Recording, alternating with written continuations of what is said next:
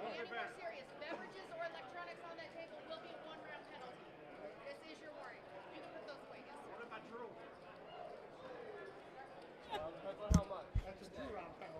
Okay, there we go. Now we're ready. Take two. In 3, 2, 1. Hello, everyone, and welcome. We are live from the Golden Nugget Ballroom here in Las Vegas, Nevada. Alaska, how you doing again? I'm doing great. Thanks, Great. Brian. Yeah. We are ready for a fun night of poker. Thanks for checking out the live stream. And this is the tag team event that we're going to be featuring here tonight. This is a very fun, very loosey-goosey, jovial group. This is, it probably of all of the events has been my favorite every year, just because it's so different. Yes, it is very different, and we even started off with a huge bang.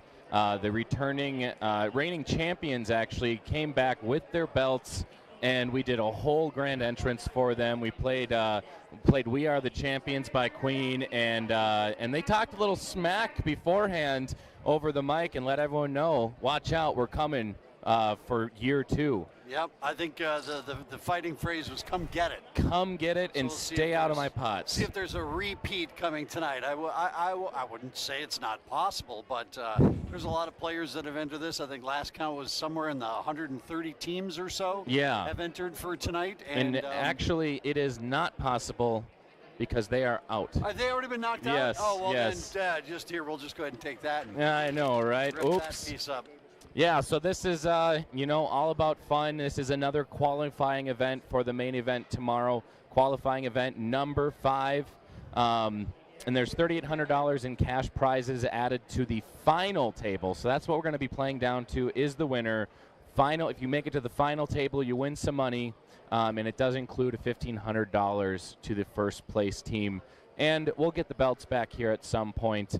But they also will get a pair of belts as well, the winners. So each player started off, or team started off with 20,000.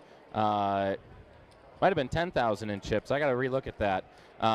But all of this, you move on to the main event tomorrow. And I think it's really cool that both players qualify for the main event. yes. So even though, that one of them, and the team dynamic is interesting because the only real rule with the team is that both players have to play at least one orbit. At least one orbit, yes. So some of the teams will have one person will play an orbit and then never sit down and play again. Yeah. We saw that a lot last year at the final table. We sure did. But you have to play at least one orbit before you would tag in and out. That's pretty much the only rules. Correct. And I know we do have some short stacks on the table. So before they go busto, let's introduce them so they can get all the TV minutes that they can. In seat 1, we have Brandon Fletcher and Henry Bell from Faribault, Minnesota. They started with 10,000 in chips. They're qualified through Don's Corner Bar. In seat 2, we'll have Wesley Smith and Lysandra Ibarra. 14,000 in chips from Denver, Colorado. They qualified through Steel Tips. And we don't have too much brewing here, luckily, so we can get through everyone before we say goodbye to anyone. Seat 4, Noah McQueen and Francisco Martinez. I skipped 3, but we'll go back to them. They're a very special group of people. They have 10,000 in chips. I didn't catch them, so I don't know where they're from or their qualifying bar, but we will find that out and make sure to shout out those special bars. Back to seat 3, Michelle Lindquist and Kenneth Hagel. Kenneth Hagel will be starting on the table. They have the most chips with 33,500 out of Oakdale, Minnesota, and they qualified through Route 47. Seat 5, John Romano and Larry Green. Larry Green will be the one we see first. They're starting with 21,000 in chips.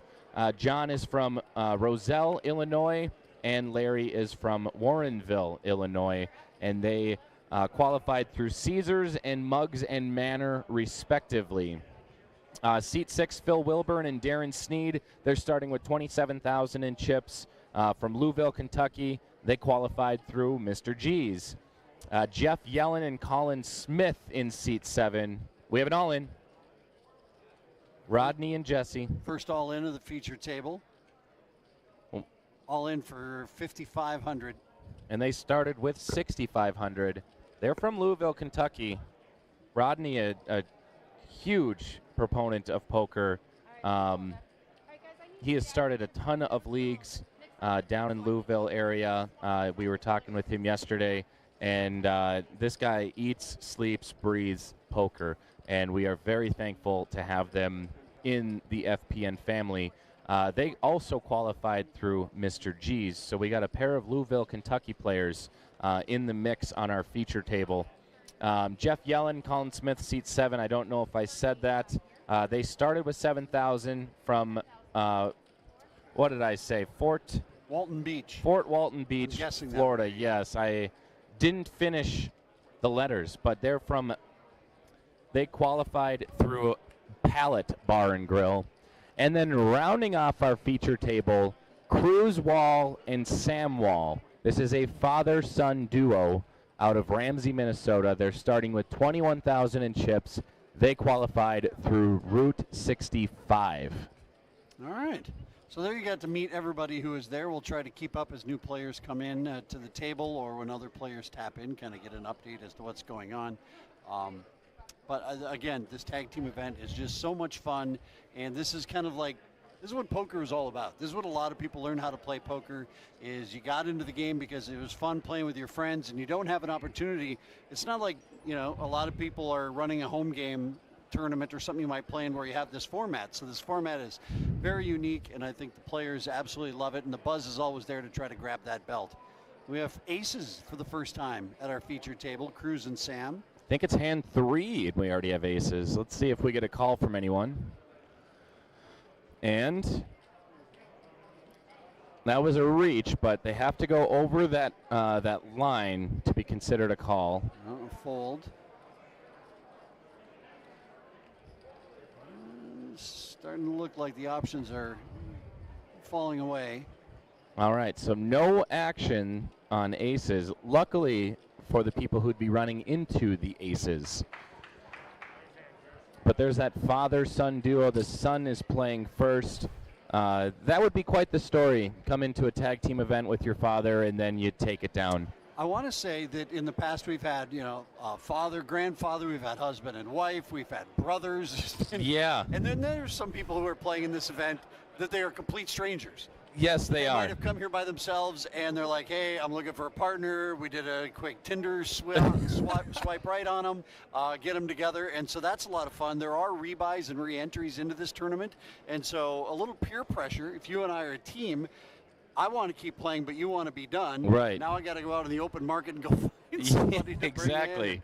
So, again, just a fun dynamic here at Golden Nugget with Free Poker Network. Yeah, and all this culminates into our main event tomorrow morning. We did actually start on Thursday this year, which is new. Usually it's just Friday, Saturday, and Sunday. But Thursday was an early bird, first qualifying event. I think top 25% moved on to qualify for Sunday. And then Friday, we had 2 tournaments as well, including the Bar Championship, which concluded last night. 2 more tournaments today, all into the main event tomorrow. And we've shattered numbers from the past. Another all in and a call. Jeff and Colin are the ones who are at risk. Phil and Darren with their pair of jacks. The board runs out with absolutely nothing that helps Jeff and Colin. And Jeff and Colin will be eliminated. Our first victim in our Tag Team World Championship. Came to the feature table with 7,000 in chips, and they're going to be the first ones to leave this feature table. And we'll get new players in and out. Always try to keep up with chip counts and keep them active. This is Free Poker Network. When you think about how many players across the country, because all these teams are from all over the country, is that there are over 10,000 players who participate in Free Poker Network all across the country. That is actually quite wild. 10,000, and they're all playing for free. And with the main event tomorrow, first place is $25,000 in cash. You come from your local bar, hanging out with your friends, qualify, get here, and it could be a true Cinderella story. Yeah, it's in theory, you could free roll your way to the $25,000. And That's this a is good return on your investment. very You good. didn't put any money in, and you got 25,000 out. Exactly. I don't think that there's much better you can hope for than that. Yeah, these players have been slaving away at the felts at their local bars for months and months to qualify for the main event. A lot of them already have qualified. A number of people also just came to Vegas to see if they could make it into qualify through one of our 5 qualifying events. Many have, some haven't. You got an all-in from Brenda and Henry, and then an all-in from Noah and Francisco for 10K, and now 6,500 more back to Phil and Darren with pocket queens. I have a feeling they're going to call. Yeah, I would think so. All right. 2-way all-in and a call. Sizable pot, 30.5K. That's going to definitely put you in a good position considering how deep the field is right now.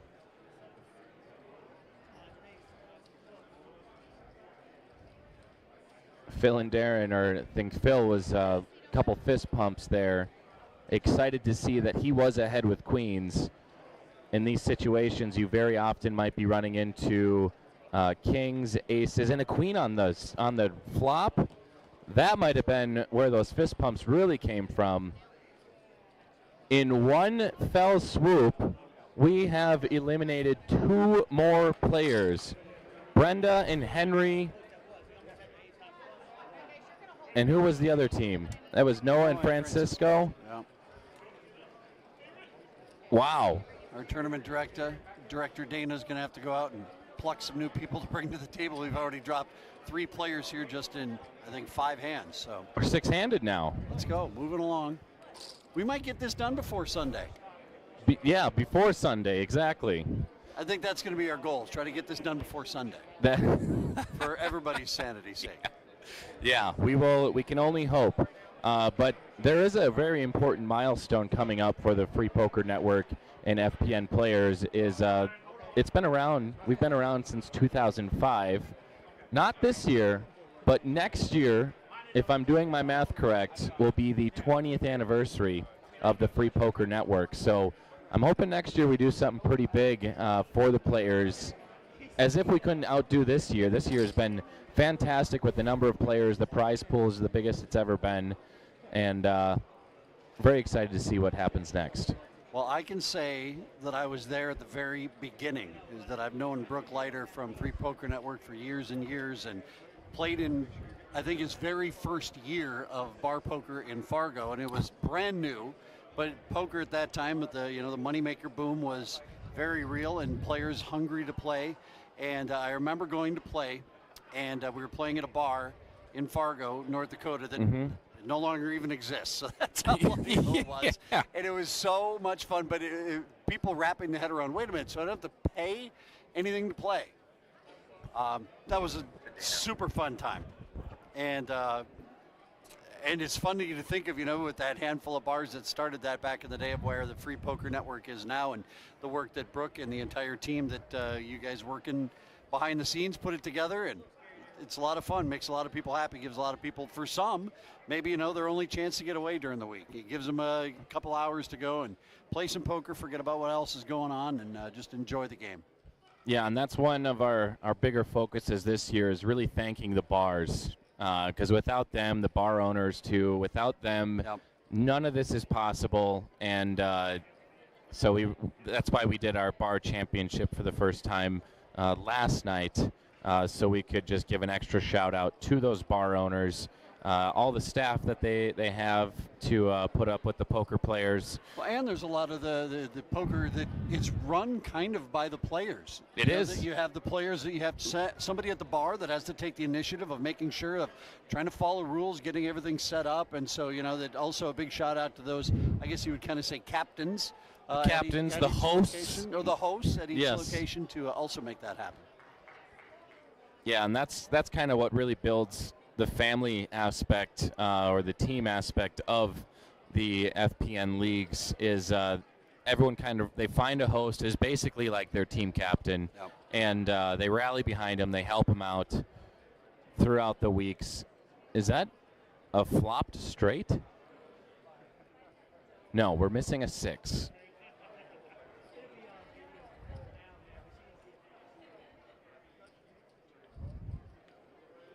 We got 1,500 in on the flop. 7 on the turn gives Kenneth and Michelle a pair.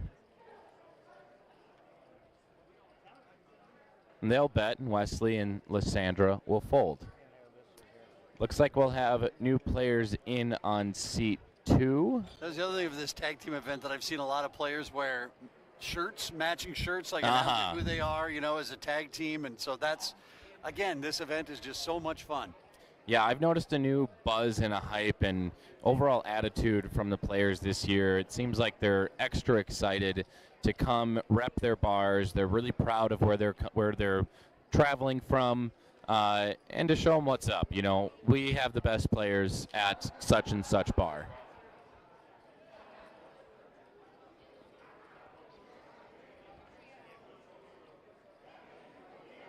Looks like this new team will be from, it looks like father-son FPN tag team.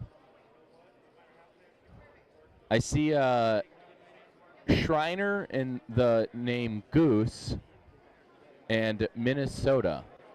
Well, your eyes are much better than I am. Steve Shriner, I'm the son, Minnesota.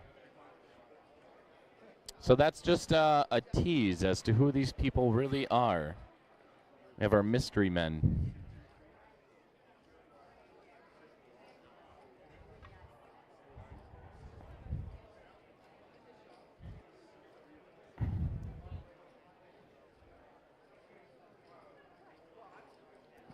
Kenneth and Michelle will raise to 4,000 with King Jack suited.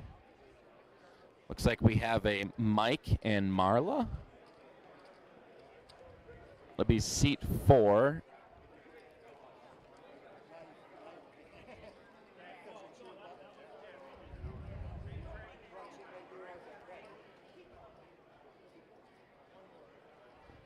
Yeah, I can imagine when you drop 3 players extremely quick, it's going to cause a little bit of confusion with everyone. But it looks like we'll have Lysandra's tagging in on Team Wesley and Lysandra. And seat 2 there, yep. And then seat 3 looks like Michelle is tagging in.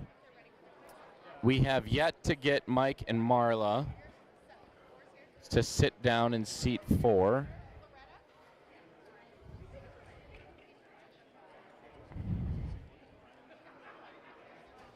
Looks like Mike will be sitting down in seat 4. And that's the tough part about commentating this is it's a gong show. we are not so familiar. It's nice when it's a guy-girl partnership because then you can pretty well guess who's on the table. But sometimes you don't notice someone tagged out, and now you're like, wait, who is that? But I do think John tagged in seat 5, and it looks like Cruz tapped in his father Sam in seat 9. Seat 8, Rodney tapped Jesse in, and we have yet to find out who our no player is on seat 7. Darren might have tapped in for Phil. Just pure chaos. We have 3 new players coming in, 3 new teams, and everyone's tagging in their partner. Am I seeing that right? Steve and Bob with their chip stack? That does look like 210,000. I don't know if that's right or not. That would be... It might be 21,000.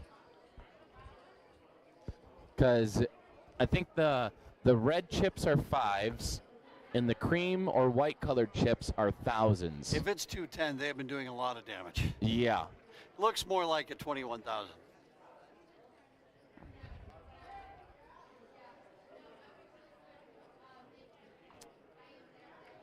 All right, looks like we are going to finally see some more cards on the table. It does take a coordinated effort to get that much information from the table. We also would like to get where they're from, the bars, and then send it back to the control booth, entering in chip stacks, the names, and all that information. So just a shout out to all the people involved in making sure our information is as accurate as possible.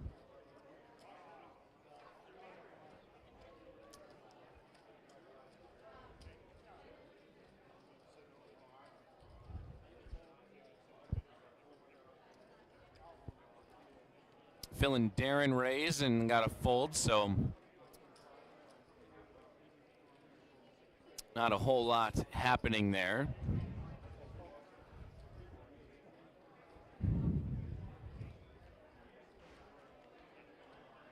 If I remember correctly, last year, I believe it was last year, there was a pair of older gentlemen, and their names are escaping me, but it could have been like a Bob, but they were absolutely killing it on the felts, and just two quirky individuals, and they might have like sucked out on a bunch of hands or something. I know there was a bunch of buzz around them, but I think they came down to the final two teams. I'm going to have to look up and see if I can find out who those players were, because we did have a lot of fun with them.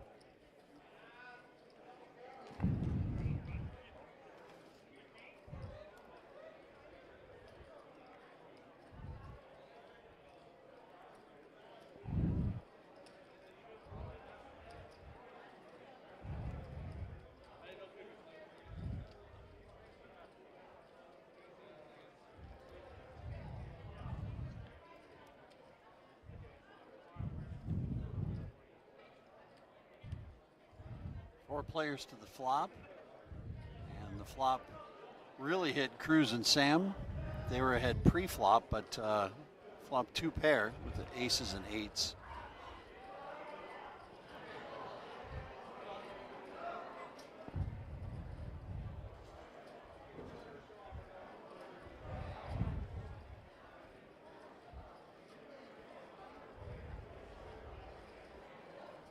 I don't think you're going to get any action with that bet.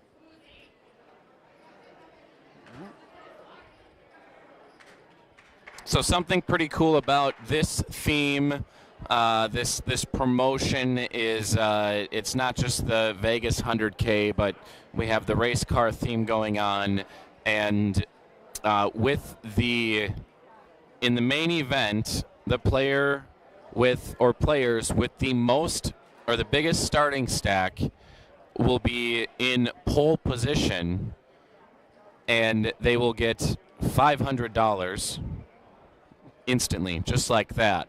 So currently right now, Sahil Mullick from Nebraska, he is currently in pole position with 80K in chips for Sunday's main event. I want to say the max chip stack was 140,000 that someone could attain through qualifying in the leagues and then adding on their chip stack with the qualifying events this weekend. So far 20K just for walking in the door. Yeah. But then as you keep playing qualifiers, you can accumulate even more chips, and so you take all of those to the tournament tomorrow.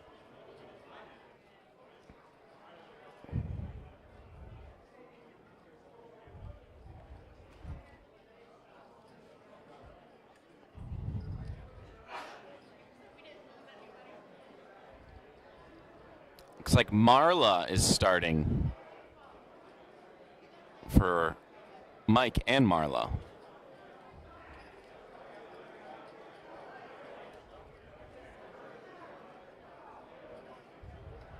Rodney and Jesse are all in seat 8. If that's who is still there. No, Rodney and Jesse have been eliminated. So there's a new player in seat 8. New team, I should say. Were they? We lost another?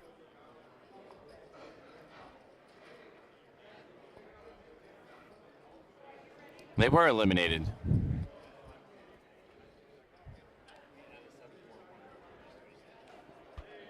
Rodney and Jesse. I mean, their name is still coming up, so they must still be there. I don't know. This could be the Jesse of Jesse. Oh, but they have no chip stack. You know, like I said, it's Wild West back here. Brian. There's a lot of moving parts for a tag team tournament. It's not so easy. Another two-way all-in and a call. And it looks like there very well might be two more players eliminated from our featured table. Oh, Queen on the River saves Mike and Marla.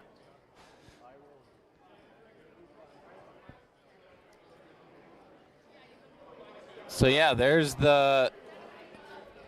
So this is Bob of the father-son duo in seat 1. Okay.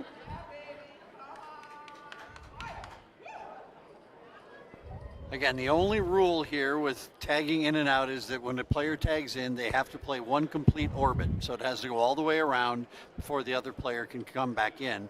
You don't see a lot of players in the field who are doing round by round. I think it's usually blind level by blind level maybe is how they're operating. But as we said earlier, sometimes one player will come in, play an orbit, and then leave. Yeah. and just go ahead and you take it from here.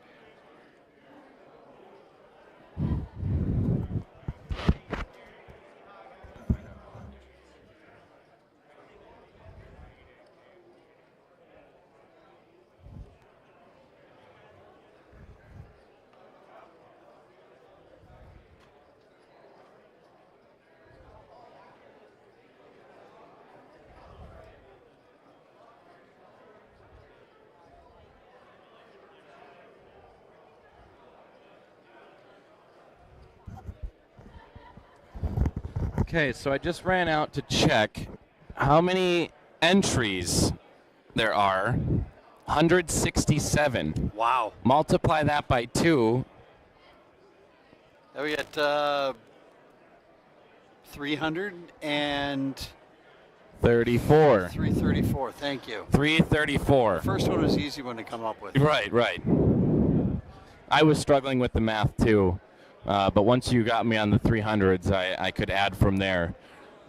Now keep in mind also that what you are seeing here on the whichever platform you're watching, however you're watching this, you are watching it at a half-hour delay as to what is happening live. We always get questions about that of people wondering, are they giving information and can you watch it while you're... It's a half-hour delay. And we also are at the feature table are doing a no electronics. It's a little choppy to watch if you're watching someone play poker and you're watching a stream and people are just focusing on their phone and not interacting. And most players are cool with it. Yeah, and we actually, starting today, Poker News has come out to cover our tag team event, and they'll be back tomorrow for the main event.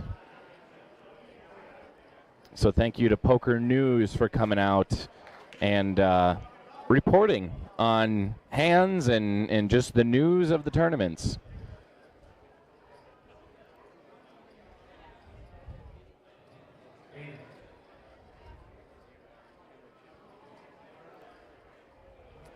So tonight, once we get down to the final table, there will be $3,800 worth of cash prizes that will be added to that final table, including $1,500 to the first place team.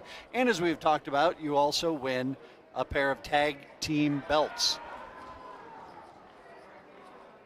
I'd love to make this, see this really evolve into this crazy, all the tag team champions from the past keep bringing their belts. Yeah. And soon enough, we'll have like 10, 12 belts floating around. The guys that won last year that brought their belts this year said that they were getting questions of if they took them off of the table because the champion of the belts from this year's event were sitting at the registration table. Right. And somebody had accused them. What did you steal the belts? Dude, put them back.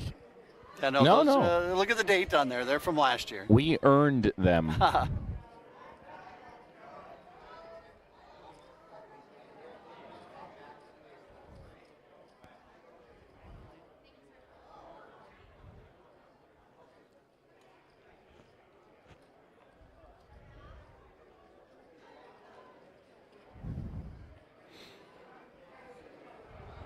Oh, so we have kings here. Loretta and Carol just jumping on the final feature table. They're all in for 3,000. Phil and Darren, I think that was after a raise to 4,000. So Loretta and Carol called for less. Loretta and Carol, big fans of Baby Yoda. That's their chip protector. Ace 5-10 on the flop. Loretta and Carol are looking good. Unless they get 3 outed. Ace on the turn. 4 on the river. Loretta and Carol will double up. And that's the team you probably want to double up through is the chip leader. Start chipping away at their stack. Try to even out the chips on the table. So it very well might be that Steve and Bob in seat 1 do, in fact, have a chip stack of 206,000. Wow. Well, a lot of sitting around to be done there. If that is true. If you're at that point right now and you've, at this point of this event, yeah, you're going to wait it out for quite some time. You're going to wait for premium spots. Especially seeing how many teams we've knocked out on this feature table alone. Right, with 2 more players or 2 more teams just barely scraping by. I think blinds are also now up to 1 in 2,000 with the 2,000 Annie. The big blind Annie, The big blind Annie, yeah, okay. And yeah, we now officially are past our half-hour run date, so we are now live. As I'm taking a peek over here at the YouTube channel. Feel free to flame. We're always here for the haters. The know-it-alls, the better-than-yous. Feel free. Yeah. Hop in. Let us have it. So Milton and Jerry is a new team in seat 8 with 36,000 in chips. It's been a very hot seat, as in everyone who sits down gets flamed. Bye-bye. And we have an all-in. Had 2 players go by. All in for Wesley and Lysandra. And they will call. So 10-7 offsuit versus Queen-Jack offsuit. Wesley and Lysandra are at risk here. Ace-6-3, all spades. 9 outs, though. Spade draw. A spade on the turn. That's the way you stay alive.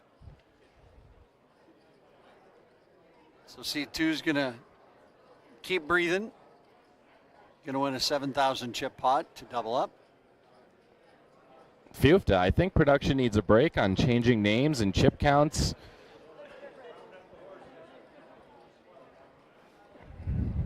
It looks like Bob is tagging out. Oh, that's awesome. Straight flush Bob. And Steve Schreiner is the Snow Goose. So there's the matching shirts that you were talking about. On those T-shirts there of names, and so he is Snow Goose's nickname, I'm guessing. It's his nickname. Yeah, okay. Snow Goose, got it.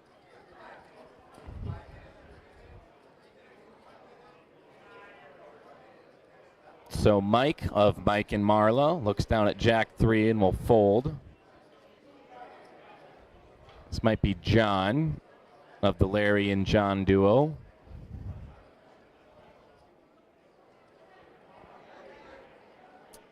I think this is Darren. I don't recognize him as the first person I talked to of that team. We'll fold around to our other father-son duo, Milton and Jerry, or Cruz and Sam, and that was Sam that folded. Phil and Darren raised to 5K. And Michelle will call.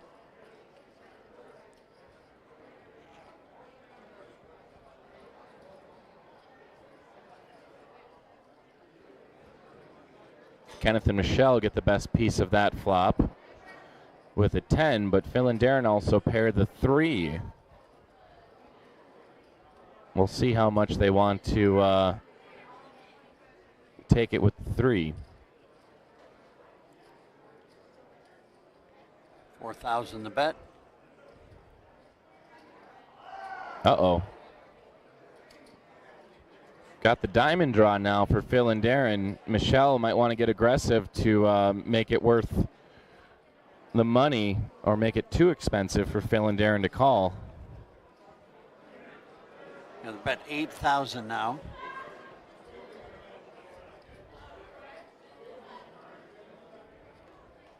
Phil and Darren started this hand with 46,000 in chips. Make the call. We got a big pot brewing here. 37K going to the river. And that is a good card for Kenneth and Michelle, but also not because the spade draw gets there now. So she'll check. Team Phil and Darren will make a sizable bet here of 11K. Don't do it, Michelle. Trust. I think maybe if Michelle would have put out a bet there on the river, she might have been able to chase him away. Yeah. But the problem is with the bet like that of, what was it, 37,000 was the pot going to the river. You're going to have to bet 10, 12,000, and that's a big part of your chip stack if you're going to try to bluff somebody off it. Right. Poker's all about spots. It's all about spots, and I always like to think the more spots I can stay out of and put my opponent in, the better off it is for me. Yeah. Like, make somebody else make all the decisions. I don't want to have to make too many decisions. Just because numbers' sake say the decisions you make, the more decisions you're asked to make, the more mistakes you're going to make or wrong decisions you're going to have in those opportunities. Right. Unless, of course, you're Phil Hellmuth, because then, you know, without bad luck, he would win every hand.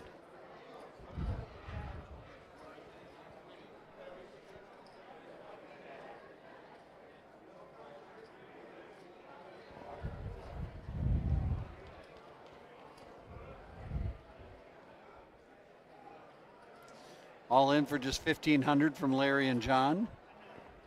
We know for sure they're going to go up against the blinds.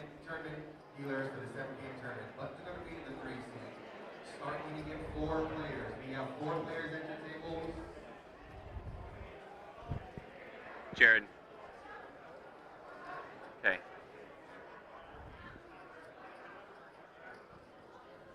Good luck, everybody. C1 chip count, is that accurate? 200,000? Okay. So yeah, C1 chip count is not accurate. That is not, probably 2 or maybe 23,000 or so. And it's probably less than that. We have the all-in call. Kenneth and Michelle call. Mike and Marla with the option. And I think that was checked. So we'll have four ways in, one all in. Jack, ace, 6 on the flop. No one really catches a pair of it, but Larry and John aren't so happy to see 3 overs. Well, Mike and Marla will pair their 6.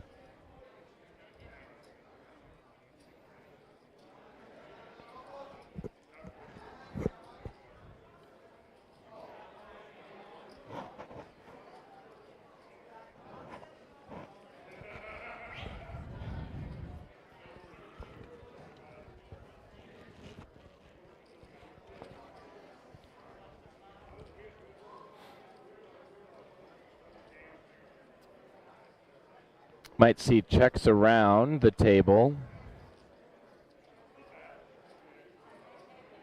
I think just 2 callers. 5 on the turn, no help to anyone. And I guess luckily for Larry and John, there's nothing to really, well, they are going to be knocked out here, I believe. Unless a 4 comes on the river. Oh, look at that. That's fun.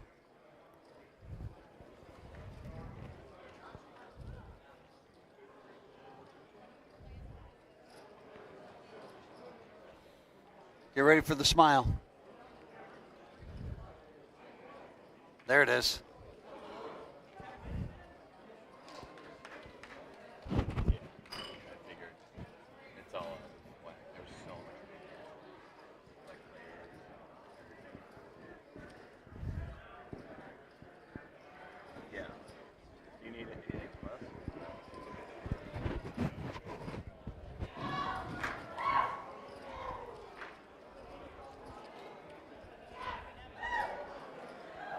All right, so FPN's current promotion is Step in the Ring.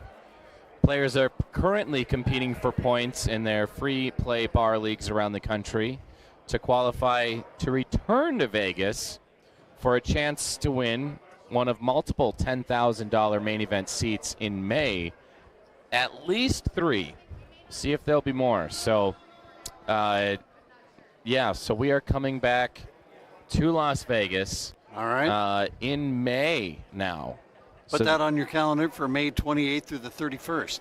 I'm Yeah. guessing that's This Memorial year. Day weekend? It very well could be. Would be my guess. So yeah, May 28th through the 31st, we'll be back in Vegas. Excited to see this group of people twice in a year now. That would be Memorial Day is Very the nice. 27th.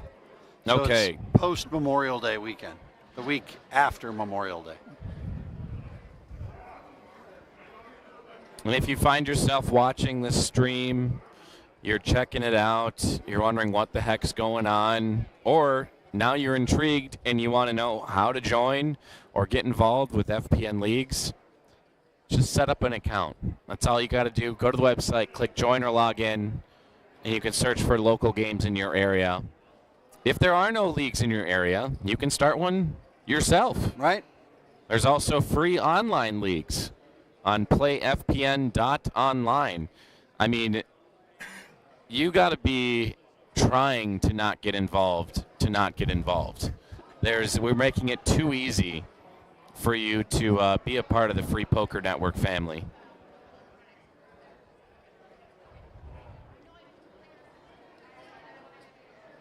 Mike and Marla pick up pocket eights in the small blind, so battle of the blinds, plus Cruz and Sam.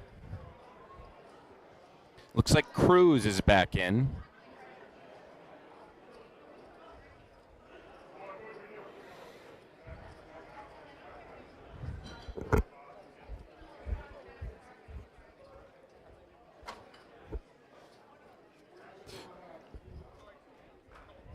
We've got a raise to 7K and a call. Flop comes 5, King, 10, Rainbow.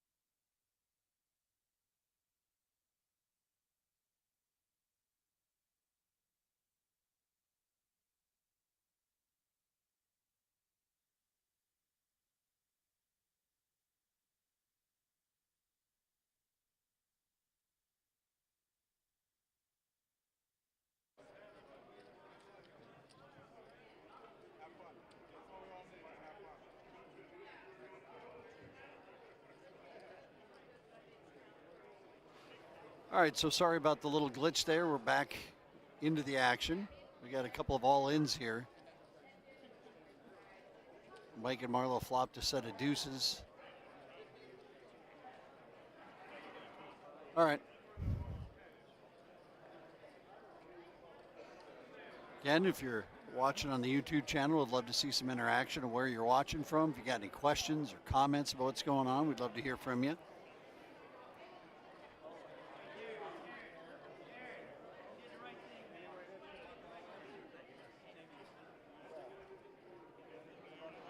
All right, here comes the turn. It's a 9. Couple more outs there for Steve and Bob. And the river is a brick, and so Steve and Bob's night at this tag team championship. Yes, Brian, I'm sorry. It is. It's sad but true. They have been eliminated. Matching T-shirts, father and son. The dream is over. How she goes. Unless they go rebuy again. I don't know how long that goes. When does that end? Let's just say till later. Later. That's a great answer. Re-entry through level 6. Okay. Yeah. And it was a technical difficulty that we just experienced, but I'm sure you already covered that. Got it. Okay, well, if you missed it, we just experienced one of those. But we're back, so don't worry. And I believe we are going to stream down to the final table. Maybe if we experience another little issue, we might just take a pause for a bit, come back after a break. And we just did all this last weekend. We streamed in Spirit Lake and Devil's Lake, North Dakota. And it's like, what changed? Why does it happen here? The interwebs. Yeah.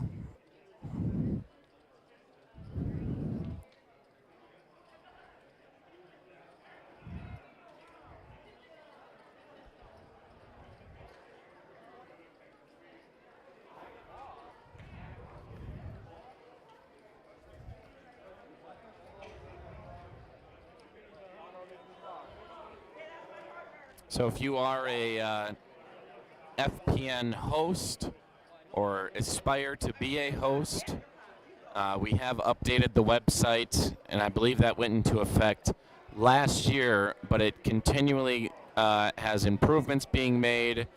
The league manager backend continues to evolve, and it really allows the league managers and hosts to run smooth games. And also being able to instantly update leaderboards in real time. So this league, nationwide league, is only getting better and more cohesive in the data that you can collect and see where you're at nationally and at your bar is just growing, and it's going to be a real smooth experience for everyone.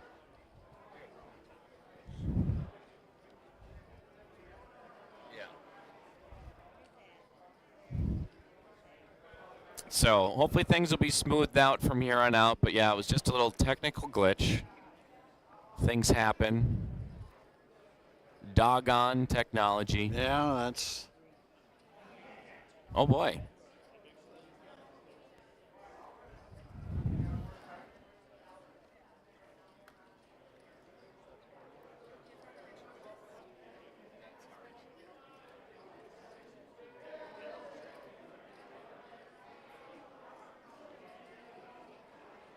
Wesley and Lysandra made a bet there on the flop and got no action.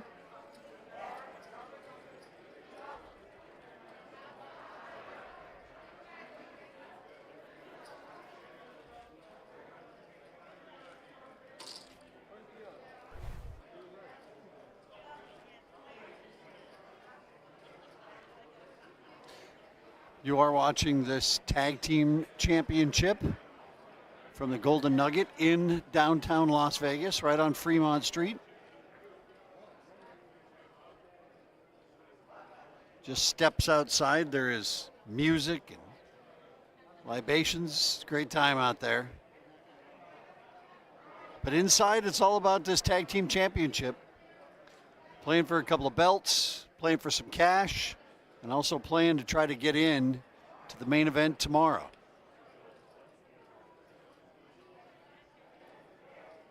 Everyone who makes the final table, this is just our feature table. There are a lot of other tables here in the room that are going on. This is just our feature table. Everybody who makes the final table, both players will make it into the main event with the 20K starting chip count tomorrow, or chip stack tomorrow.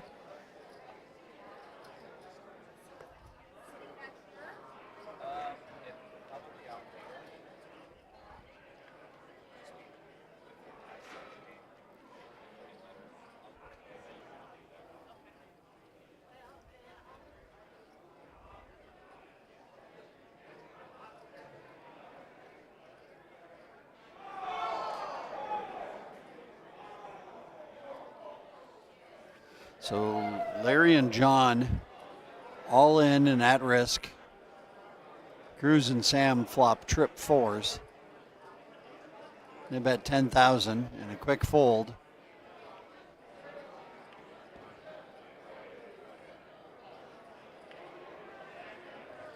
And Larry and John have been eliminated out of seat 5.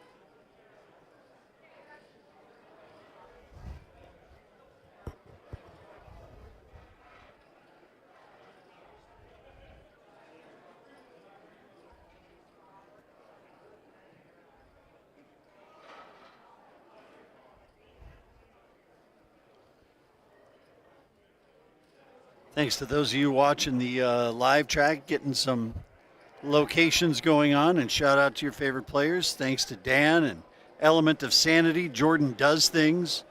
Braden, thank you very much for chiming in. You got some questions or comments on the YouTube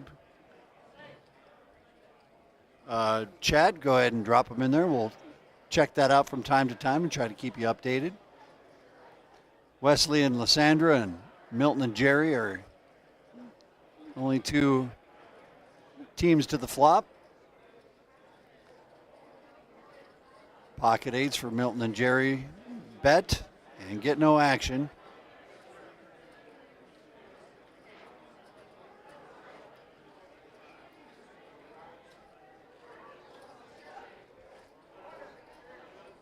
Of course, just a couple of weeks, about a month ago, or a month from now, obviously the eyes of the world will be on Las Vegas, where the Super Bowl is at Allegiant Stadium.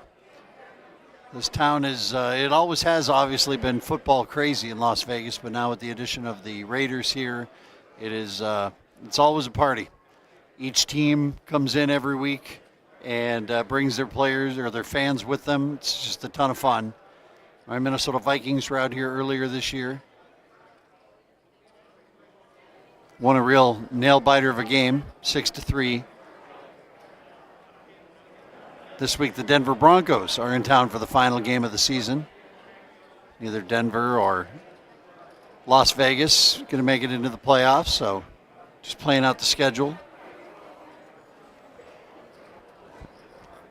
Got a raise from Phil and Darren.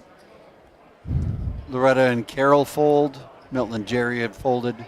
Cruz and Sam fold.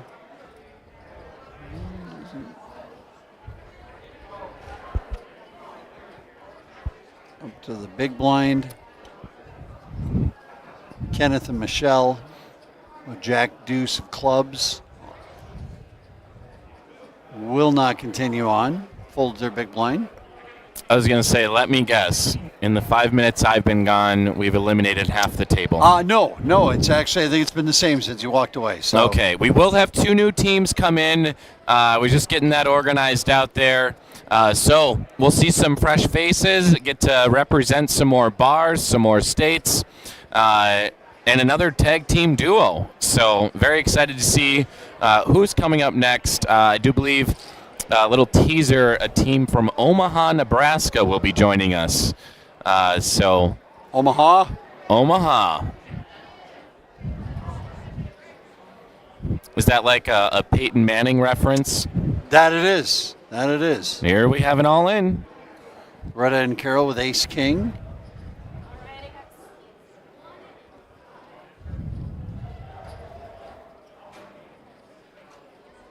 Let's see if we get a call.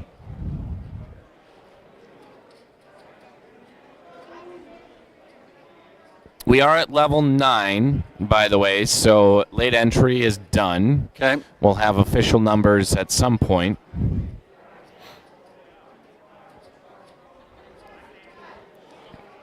Small blind folds. Now big blind, queen 3 with Mike and Marla. Not going to tangle with Loretta and Carol, so. I got to tell you, there's been a lot of action on this feature table. It really is just kind of, you just got to kind of sit back and enjoy the flow of it, because it is, players coming and going, and the biggest chip stack on the table right now, Phil and Darren have got 68,000 in chips. They're in seat 6.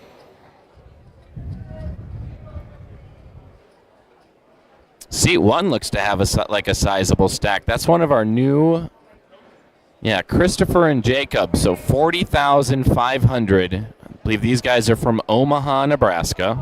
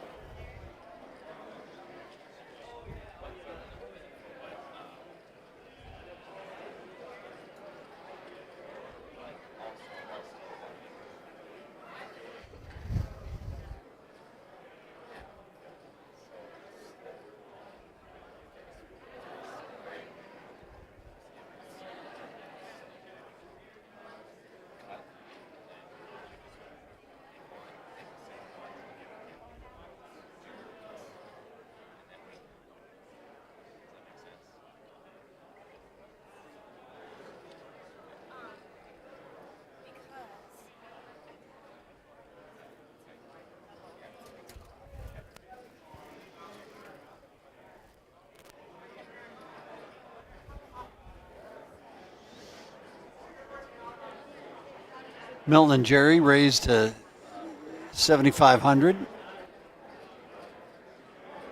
Wesley and Lysandra look down at ace jack. They let that go. Now up to the blinds. Mike and Marla with ace 10 out of the small blind. 6,500 to stay in the hand.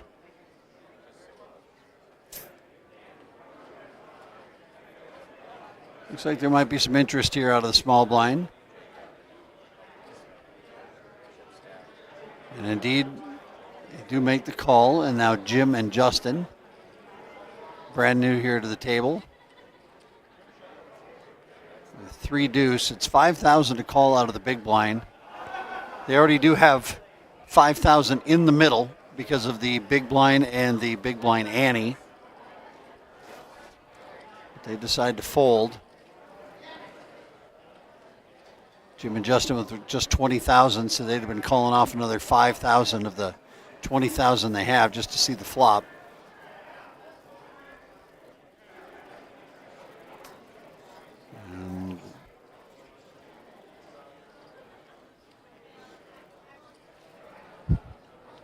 We are experiencing another little technical glitch on the graphics, so action has happened past this point. All right.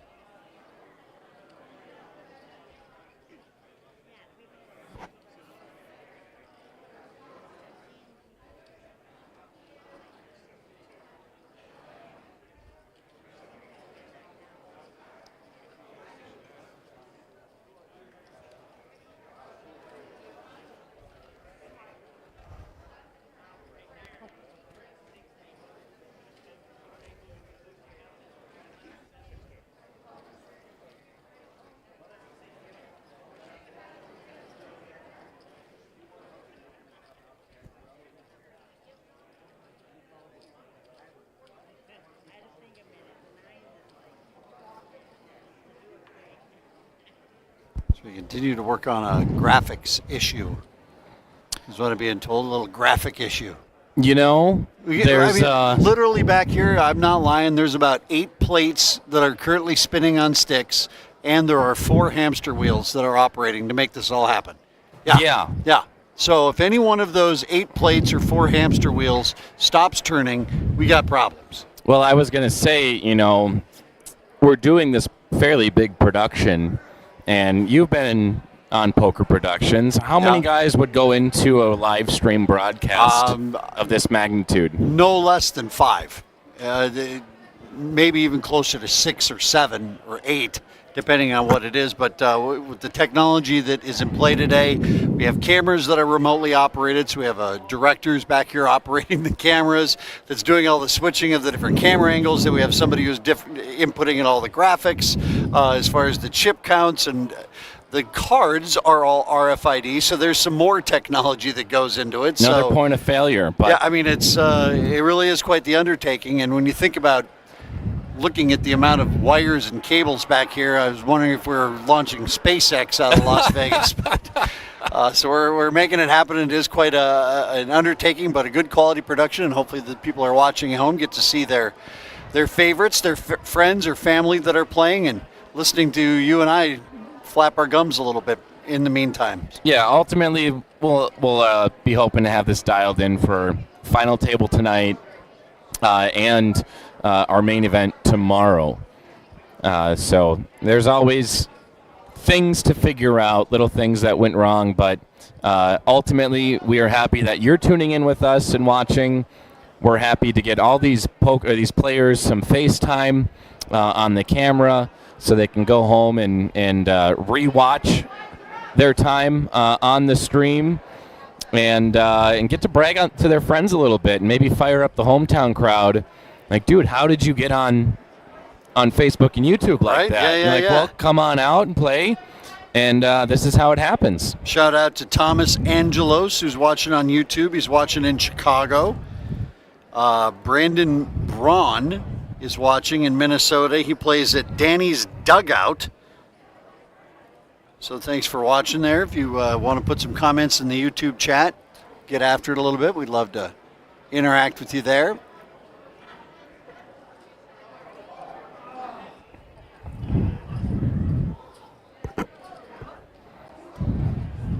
Well, we got all kinds of players involved here. Good portion of the table sees this ace-high flop together. None of them do have an ace.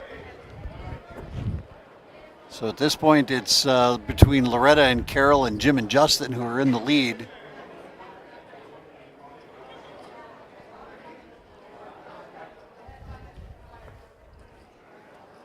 There we go. Okay, that's more accurate. Yeah, and as soon as, you know, one little thing grabs the attention of the graphics guy and you miss one little piece of action, you have to go all the way back and then correct it and to get caught up to where we are here. I don't even know what kind of AI you're talking about there, Brian. Well, it's Jared back here. He's very experienced in this position, and he's been running the graphics for this weekend, and then also at all of our other live streams for the Dakota Poker Tour and last week in Spirit Lake for our Rough Rider / DPT event. Look at that, with a bunch of players that had nothing. First one to bet took down the pot. There we go.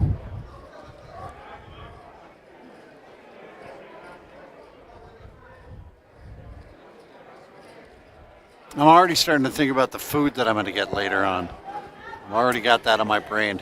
I feel like I have been eating too much food in the last 6 weeks. You're in one of the greatest culinary cities in the world. It's not possible to eat too much food. Well, we just had Christmas. We just had New Year's, and I ate a ton of food then. And now we're in a culinary capital of the world, and I can't possibly eat all the food. So I need to figure out how to moderate myself so I can try more of the things. But it doesn't help when I'm in the moment. Like, I'll take that, and that, and a side of bread. And now I'm stuffed. So I should have enough calories in me for the next 2 days. I keep waiting to hear the problem. I haven't heard any problems yet, but. All right, blinds are at 2 and 3,000 with the 3,000 big blind also in place. So the big blind's in for 6,000 every hand. And you look at a lot of these chip stacks, if they are fairly accurate, you're going from, 10 to 29,000 or so for a lot of the different players that, once that big blind comes and you got 6K going in with the big blind, 8K with the two blinds, it's going to put a lot of pressure on you. Yeah, it really chips away at those stacks quickly. Well, and this event too, because of the setup of it it's not designed to be a 10-hour grinder. We're here to have some fun. Let's get this thing done with and get to the main event for tomorrow, which is going to be a long day for a lot of people. Not saying that there isn't plenty of play or that you don't have a lot of chips, but it's designed to be a fun format. And look, our Step Into the Ring promotion is right there. So that's the current promotion running that players are qualifying for to make it back here in Vegas in May, as we were saying earlier. So multiple grand prizes. It sounds like we want a ton of people to win and have fun. But yeah, we've had 2 qualifying seasons, the fall and the winter.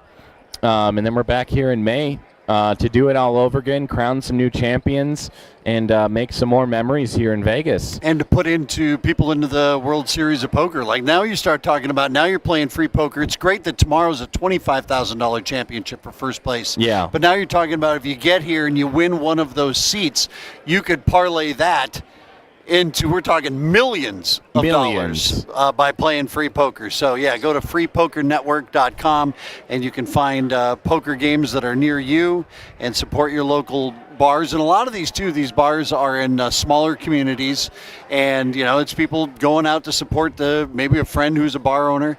And so the local grassroots of it is just fantastic. Yeah, so speaking of incredible stories, last year, we crowned our first 2-time champion in Joel Smith. He is here today. He is definitely qualified for the main event. And to talk about parlaying, the Free Poker Network World Championship into the World Series of Poker, Joel Smith cashed out over $22,500 in the World Series of Poker last year. Nice, by playing free poker. Yes. That's so awesome. So he's playing out of Billy's Corner Bar in Vegas, Minnesota. Oh, the burgers at Billy's, fantastic. Yeah, so and I know that's a name, a league that comes up quite frequently in the home office, and they're just a great community of folks that love poker, great supporter of all things FPN. I've had my fair share of Billy's burgers in my day. A lot of good ice fishing out in that neck of the woods, too, around Vegas. Yeah. Yep. I'm also seeing Joel Smith is a former tag team champ. There are belts out there that haven't been brought back. We need to, next promotion, we need to make sure you bring those belts back when you play, Yeah. All right, there is some poker that is currently going on. A couple of flush draws out there. Jack really? high and a king high flush draw.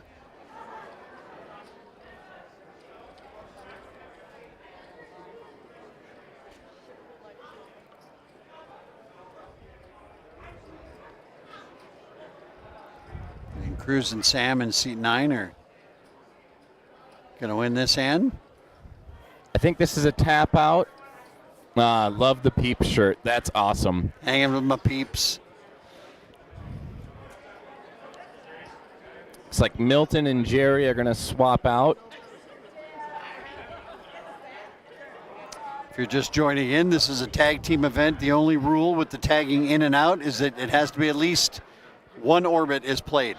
So you can play one orbit and then sit out 2, 3, 4 orbits and come back, whatever it might be. But when players tap in and out, when they take their partner's spot, they have to play at least one orbit. And another thing that also gets asked questions of is that the two players can't converse during hands. No. So they can't have the partner, over their shoulder. What do you think I should do? Now, when the player's at the table, the other one has to be away from the table so that they can't be given information or.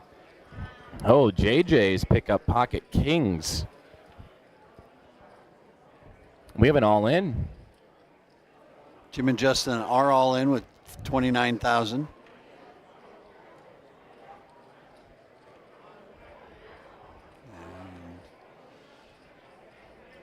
Doesn't look like there's going to be any call out of the small blind with Cruz and Sam.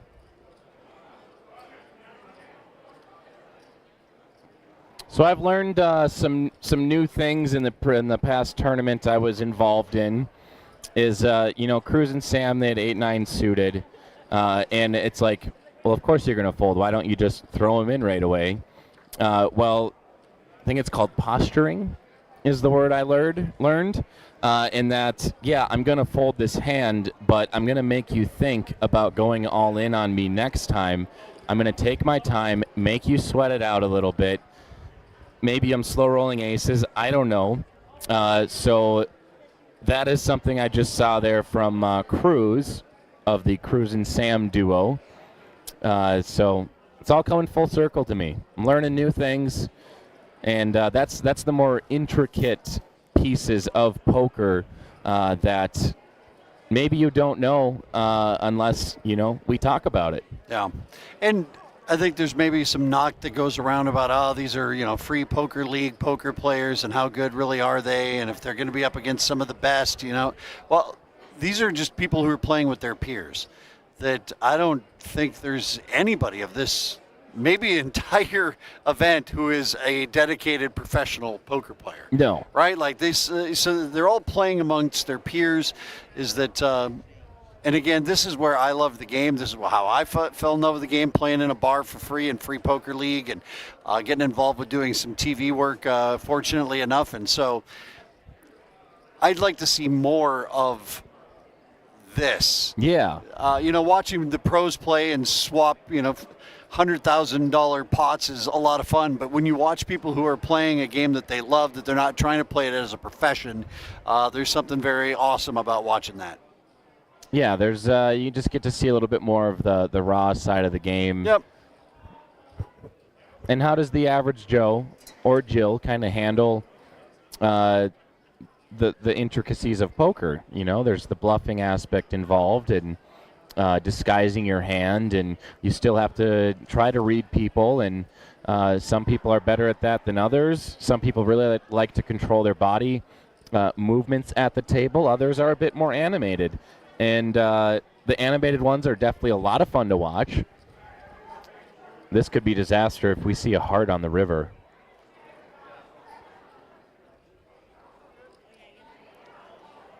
Let's see what comes.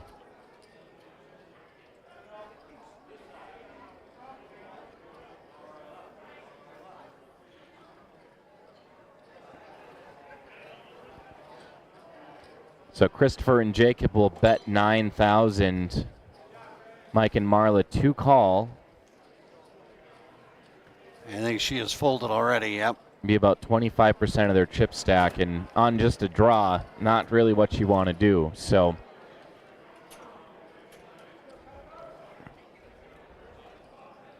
we'll see if we can kind of pick out some more of the play styles of these players and see what things they've learned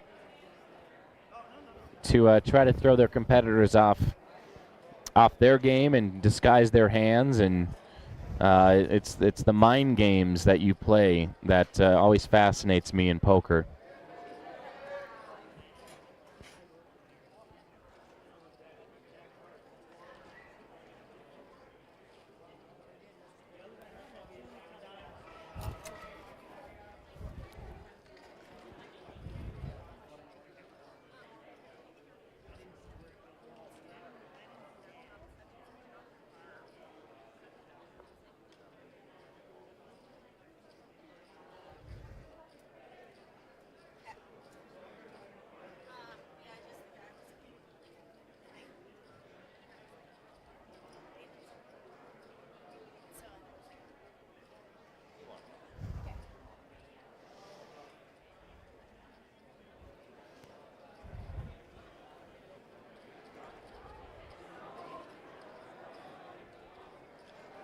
So once again, FPN over the last year has made major overhauls to the website and league managers and how the league is run, and making it very friendly for the hosts to enter scores and manage their league, because a lot of these guys are volunteers.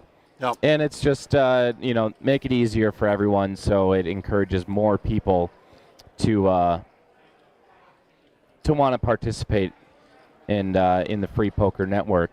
So when players place in the top 3 of any regular game, that would be any week, to place in the top 3, they receive an invite to the National Weekly Qualifier automatically by notification on the website.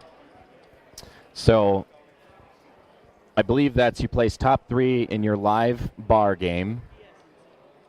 Got a little all in here. I think we'll see a fold. Oh, we saw a call?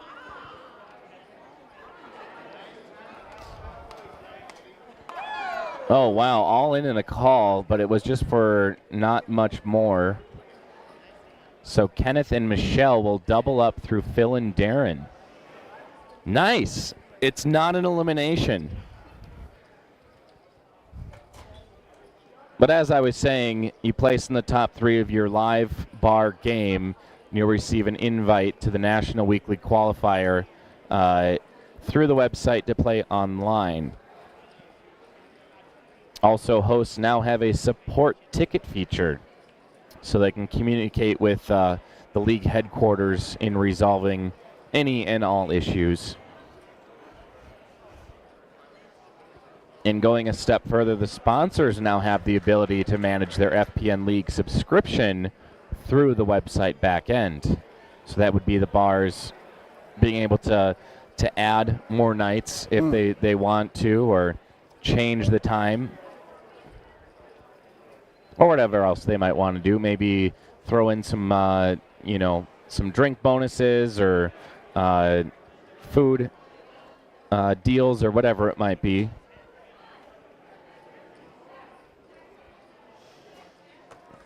So really just a lot more planned in terms of development of the website and the back end to make everything run smoother.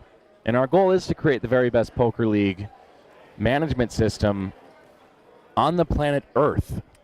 Wow. That's a huge they're doing aspiration. They're doing some pretty big things in much of the Pacific Rim with Free Poker Networks. Yes. Yeah, so you got to keep up with them.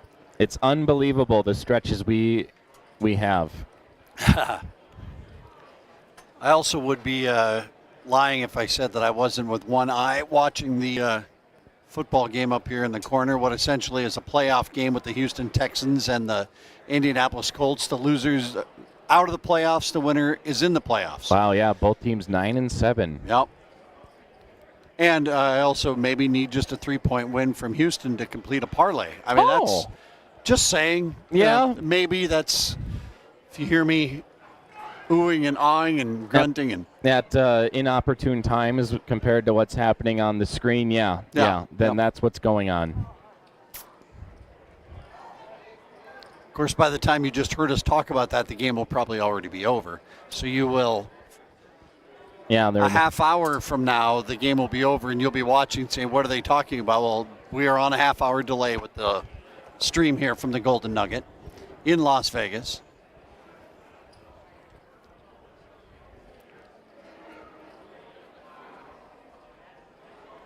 How many miles have you put on in the past 30 days, Brian? 30 days? You've been thousands? Around. Tens of thousands. Tens of thousands. Where were you at in Europe? We went to Athens, Greece for, I think, four days or 3 days. Then we flew to Crete, the island of Crete, for a couple days. Flew back to Athens, then had a layover in Amsterdam, which turned into 2 days in Amsterdam. We had a flight cancellation. So that rerouted us back to Atlanta, Chicago, Fargo. Wow. Went to Denver for Christmas weekend. Then where did we go? I think it was poker then in Devil's Lake, and now to Vegas. So nice. Probably tens of thousands of miles, yes. been all over the world.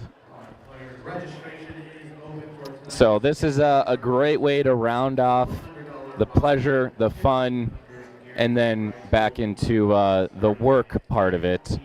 But coming back to Vegas is always a treat for sure for all of us. And it's kind of like a summer camp in the middle of winter. It is. That a lot of these players, that from all over the country, and I hear a lot of the interactions that the different players say that, they've made some really, really good friends through this event and through the Free Poker Network that they wouldn't have not met if they hadn't made this national championship. And so that's a lot of fun to see those friendships again, just going back to that pure form of poker, of people having a good time and playing a game that we all love. Yeah, I've chatted with plenty of people who love, and rightfully so, to brag that I have been with the league from the inception in my respective state. Sure, yep. And it's really cool to see and hear their stories on how the league has evolved and just the memories that they have made by coming to Vegas and doing some national championships. So Milton and Jerry raised to 6K. We have an all-in to call by Wesley and Lysandra. I think Wesley and Lysandra are already all in, and then Milton and Jerry raised over the top to try to single them out, which is a fair bit of a risky move with just suited connectors.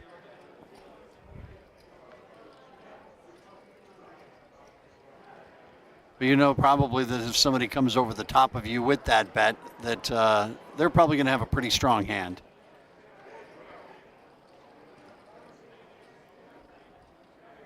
And a call with Wow. Jack 7. I suppose with 37,500 in the stack, 6K isn't too much. So this is, best case, worst case here for Wesley and Lysandra. Sometimes when you get that short stack, like, let's try to get all the chips in the middle that I can, because you're in for 2,500.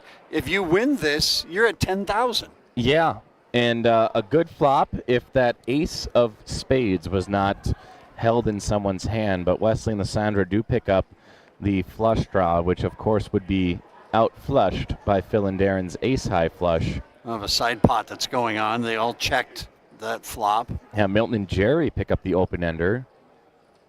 Milton and Jerry, yeah, they went all in. Wow. For 20,000. Would you want to risk all that with Jim and Justin with just a bottom pair? So Phil and Darren check, Milton and Jerry jam. If they can push Jim, Justin, and Phil and Darren out of this pot, Wesley and Lysandra in their flush draws looking a lot better. That was probably the best thing that could happen to them. Well, they're all in for 9,500. Okay. That's still enough to consider, do I want to risk that much with another team yet to act on that 9,500?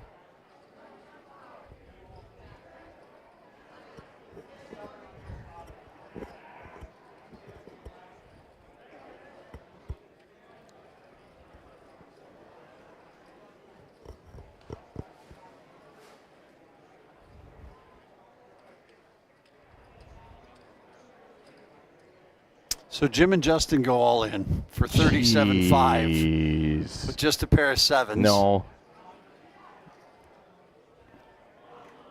It for 32. Oh my God.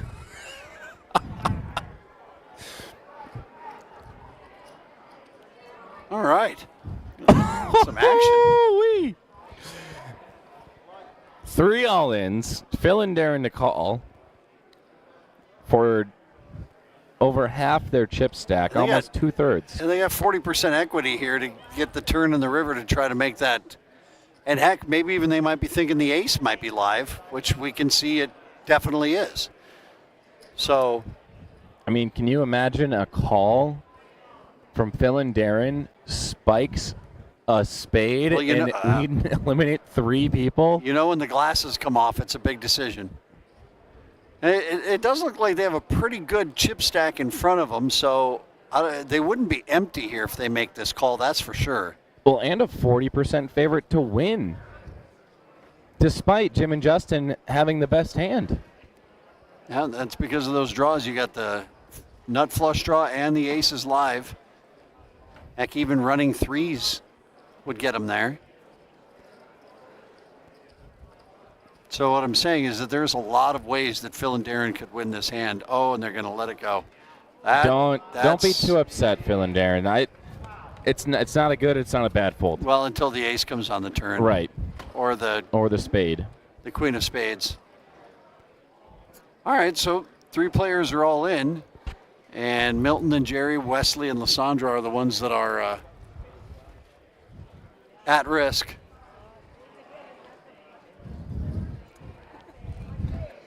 Product placement. It's got you a patch on there. Look at you. No shame.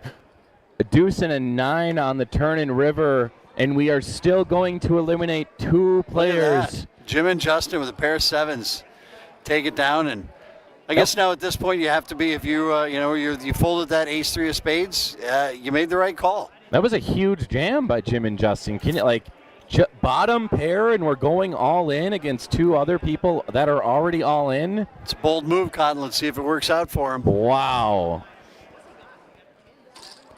Nothing but action here at the Tag Team Championship. Look at this. We got some shameless plugs here, of course. Looking good. Yeah, this is legit. That is. Huh?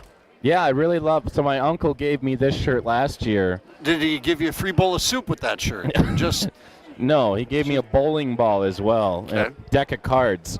But and then we have our new hats that came out this year. Nice. And they all tie together with the colors, the red, black, and white.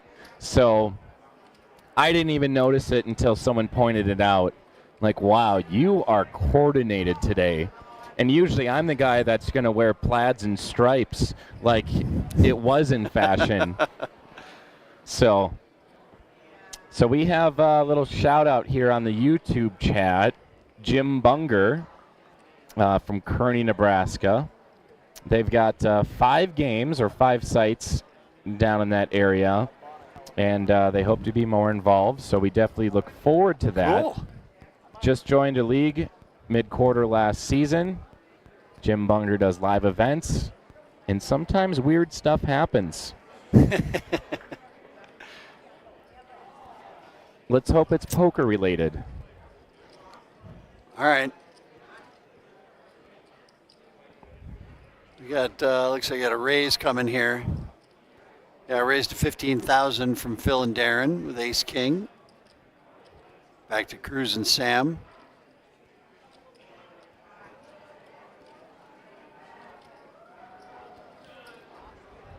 You know how certain people have looks?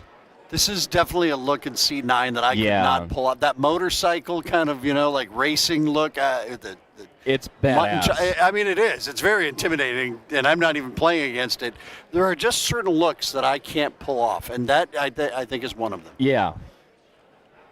Those kinds of looks, they look intimidating, but I'm sure if you meet the guy, they're always the nicest guys ever. Oh, of course, yes. Yeah, that's par for the course.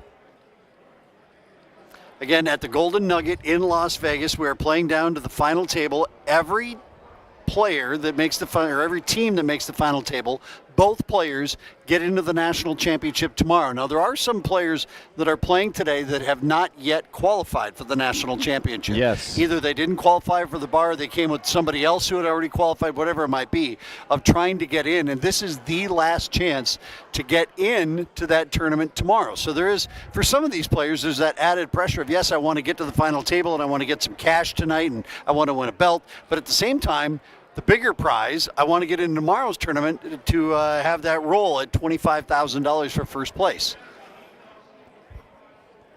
There's a lot going on. There is, Brian, that's what I'm trying to say. Of things. It's like a crazy wild card situation. As we go back to football, tied 17-17 in the fourth, but Mike and Marla pick up the Cowboys in the hijack after a raise. And they re-raise it up to $21K. Wow, I love the move.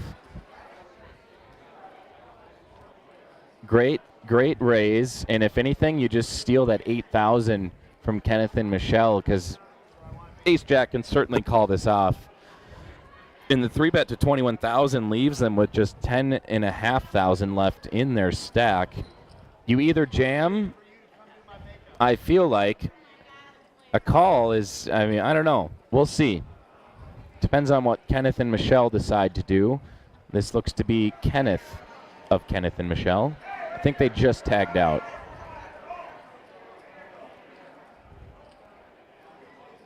So as soon as you get tagged in, you're already in a very tough decision. Right. And like, hey, assuming it's a husband-wife, like, I got us here, don't screw it up. And the other part of this is that when you do get tagged in, you know, tables have different, you pick up on things the longer you play with players, right? Like if you're paying attention to different things, of betting styles and the such, you pick up on different things.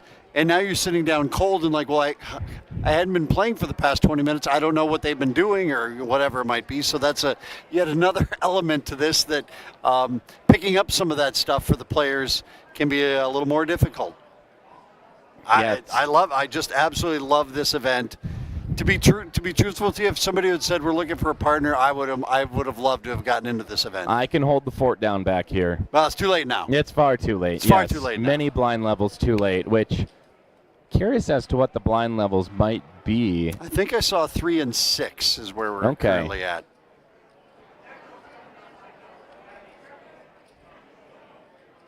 So getting very expensive to finance that orbit around the table. I was going to say we have a new player, but that is the dealer. Brand new dealer.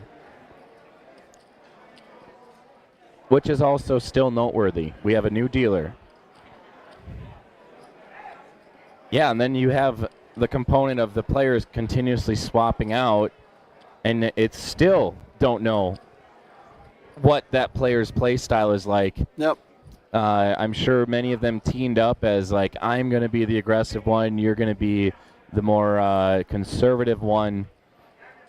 Now, while they can't communicate during the hands, no, there's nothing that's stopping them from getting up and walking away from the table, and one of the players saying to the other, okay, watch C3. C3 is very aggressive.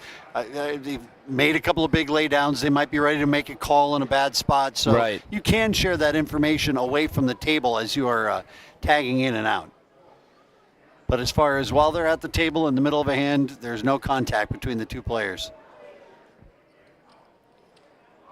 You know, I've been waiting for the epic tag out where players stands up and they just do like you would see in like WWE wrestling, hand on the table and like shaking their other hand to tap them in. I think it also is fantastic that you can see behind the players, bottom left of your screen, you can see that there actually is a roped off area to keep players back away from the table. And when the new player comes in, they do step over the ring or the rope, if you would, which is awesome to see them kind of in that, you know. I'd like to see like somebody maybe hop up on a stanchion and come flying in onto the table like Jimmy Superfly Snuka. Don't bounce off the stanchion ropes. That will not hold any weight.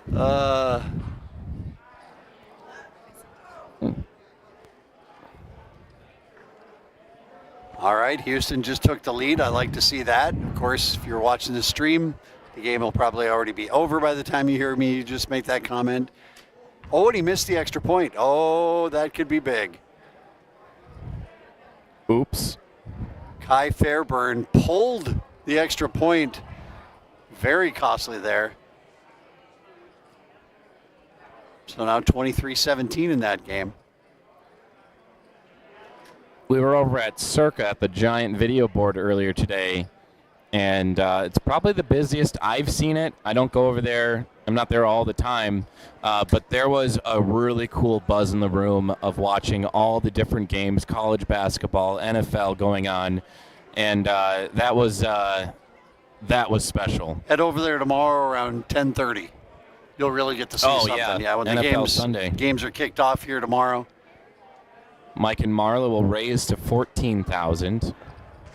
So blinds are 2 and 4,000. I spoke too soon or stretched myself a little bit earlier. Blinds are 2 and 4,000 with a 4,000 big blind. That's just the eighth of many more mistakes by yours truly to be made. I'm basically here because I'm good looking. Yeah, I don't know if you know that or not. That's but all. That's the only reason why I'm here. The poker knowledge is like the fourth reason why I'm here. Well, we appreciate all the major attributes you bring to the table. But seat 2, you see someone coming in. Looks like Amy Wozczyk. I think that might be how you pronounce that. And Christopher was husband and wife? Husband and wife. They'll come in with 34,000. They qualified through The Office in Shanahan, Illinois. Another pair from Illinois, Matt and Tom Miller. Father-son or brother duo, perhaps. It could be son-grandfather. Could be uncle-nephew. Boy, there's a lot of possibilities There is 29,500 in starting chips, and they are getting, I think, no, that's going to be in seat 8. They qualified through X's and O's, and they are from Oak Forest, Illinois, and Lamont, Illinois.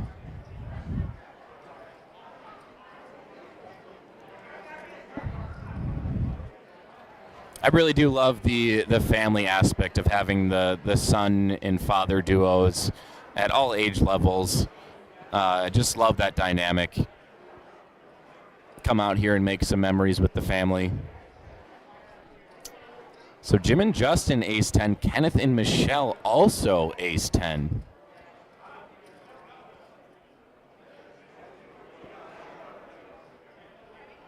The raise to 16,000. We'll see if they go all in with just 19,000 to go. And Kenneth and Michelle will live to fight another day. They in the big. I think they were in the small blind. So they'll be on the button next hand, and that might be a part of the picking your spots that you've talked about earlier.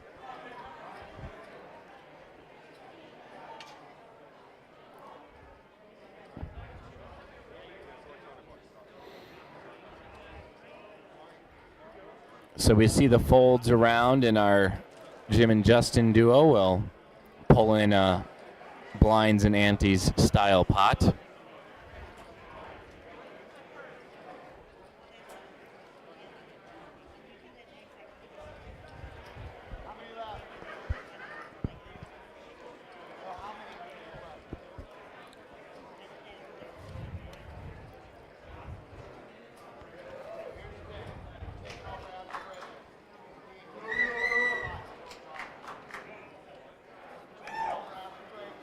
Another great thing about tomorrow's main event, top 36 places are paid.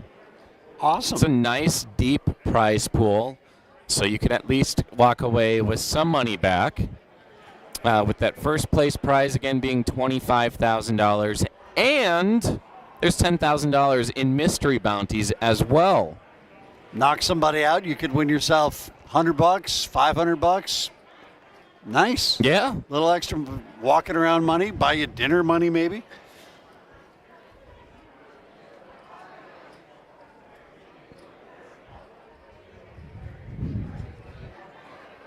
And again, once we get down to the final table here in the tag team event, everyone will get a $20,000 in extra chips for that qualifying into the main event if they haven't done so.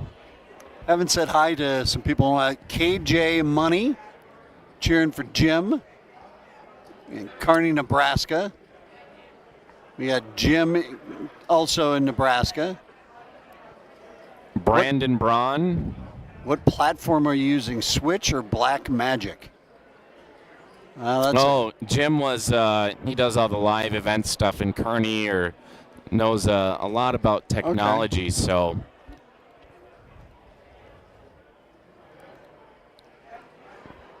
Don't report or block him. I was just trying to respond.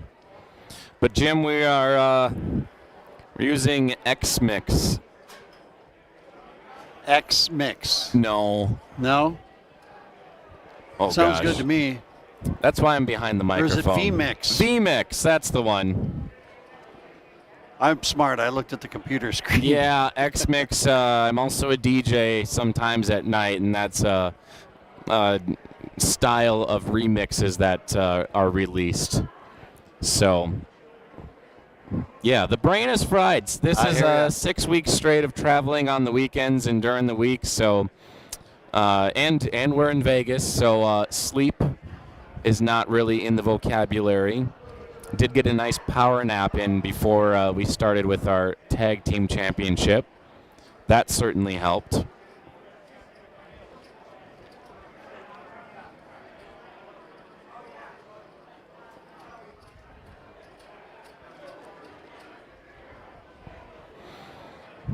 We'll do a little check-in on Facebook if we can.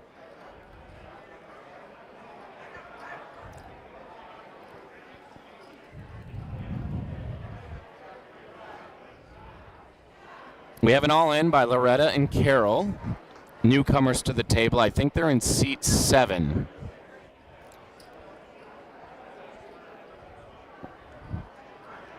We might just be live on YouTube.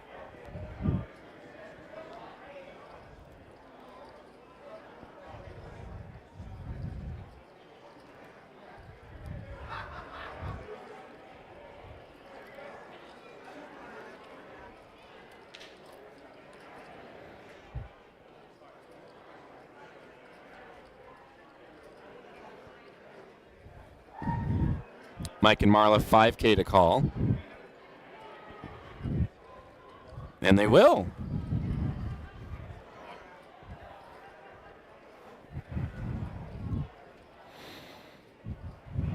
And at the conclusion of this hand, we'll do some shout outs on our Facebook feed.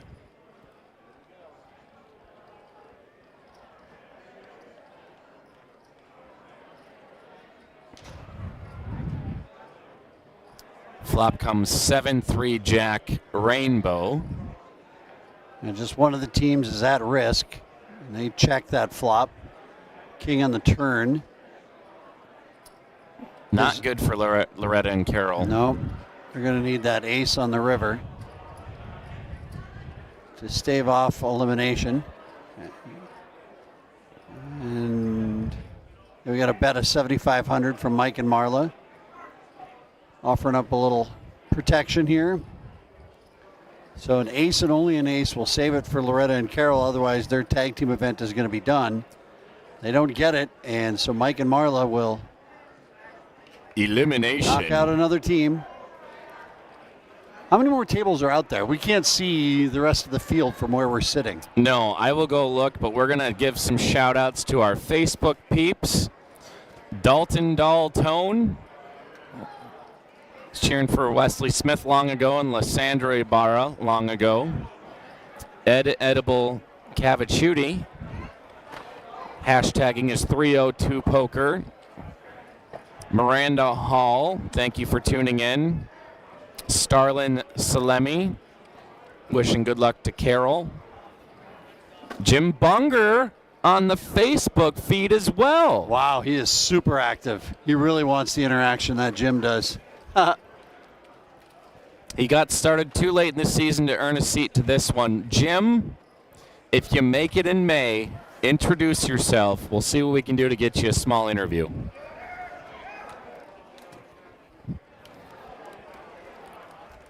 Looks like we might be on break for a color up. We're going to recount chips to make sure all those things are accurate. You are tuning in to the tag team championship live at the Golden Nugget in Las Vegas. We'll see you guys all after break.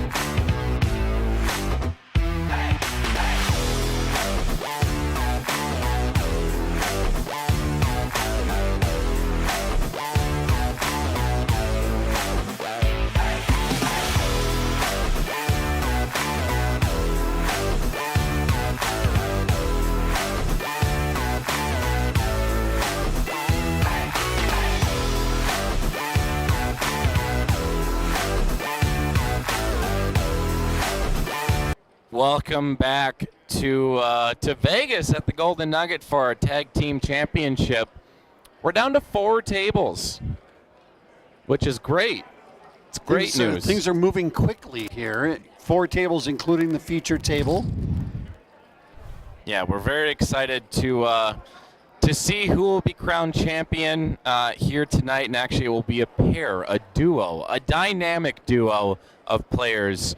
And once we get down to our final table, all those players will be qualified into our main event tomorrow if they have previously qualified, padding their chip stack with 20,000 in extra chips. So I want to thank you all for tuning in on Facebook and YouTube. And I do want to point out that we have a new kind of element into this year's theme, which is the racing theme. And the player or players with the largest chip stacks going into the main event tomorrow will be in pole position. Aha! And will get $500 on the spot. Currently, biggest chip stack, starting chip stack, is is Sahil Malik from Nebraska with 80K in chips. Mike Mejia from Illinois is not far behind with 70K. And so, yeah, there could be potentially 2 people if these guys are still in the tag team tournament with some large chip stacks. But it's always nice to go into Championship Sunday and have the most chips to begin with. And I mean, you're starting with 4 times the starting chip stack. I mean, Right. you have 80,000, and a majority of the other people are sitting down with 20,000. Now, there are a couple of people, obviously, or numerous people probably, that have 40,000 or whatever it might be. Right. So, but yeah, pretty cool that you would sit down with knowing that, I'm the chip leader as we get started in the main event. And it pays $500, which is pretty awesome. So we're just coming back from break. I think we have a couple new faces on the table, whether it's their partners or fresh teams.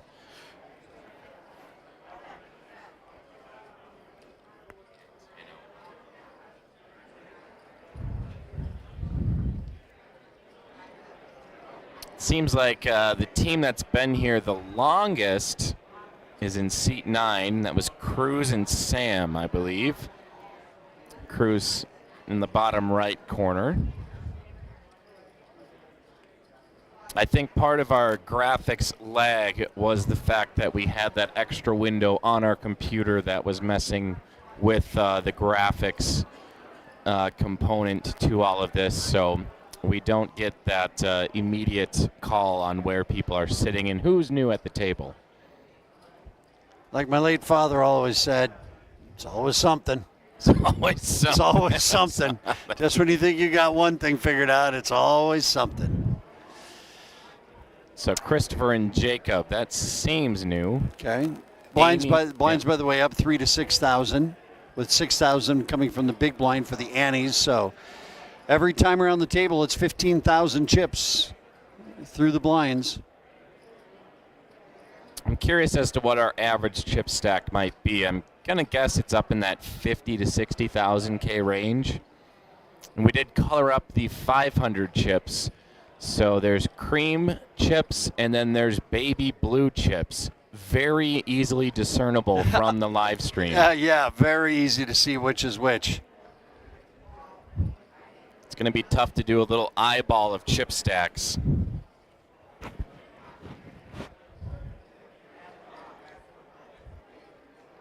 Matt and Tom, I think, are new. It feels that way. I like that they have short names, so it makes the graphic bigger for those of us who are old. Right. I appreciate Matt and Tom. Thank you guys for the short names. Matthew and Thomas. If Bill and Tom could somehow be a play, that'd be awesome. So there's our chip count. 96,000 at the top with Mike and Marla. We're going to see a lot of moves made between the bottom 3 teams for sure. Yeah, I mean, and everybody here has less than 20 big blinds. So, there's 20 big blinds is when you feel comfortable, right? Playing tournament poker. Yeah. No one at this table is in that comfort zone. I did not look at the other tables to see if there were any monster stacks out there up above that 100K range.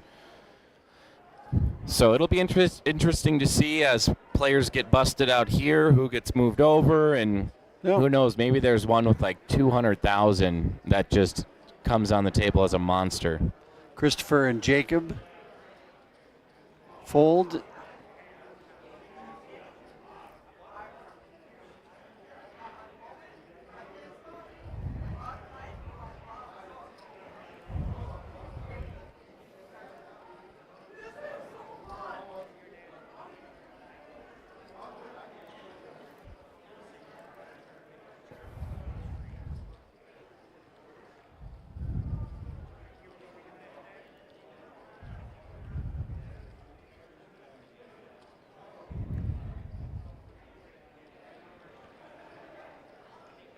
Just found another pair that should be bringing their belts. I don't know if they're here, but a couple years ago, Gerald and Gloria Freeze, another past tag team champion.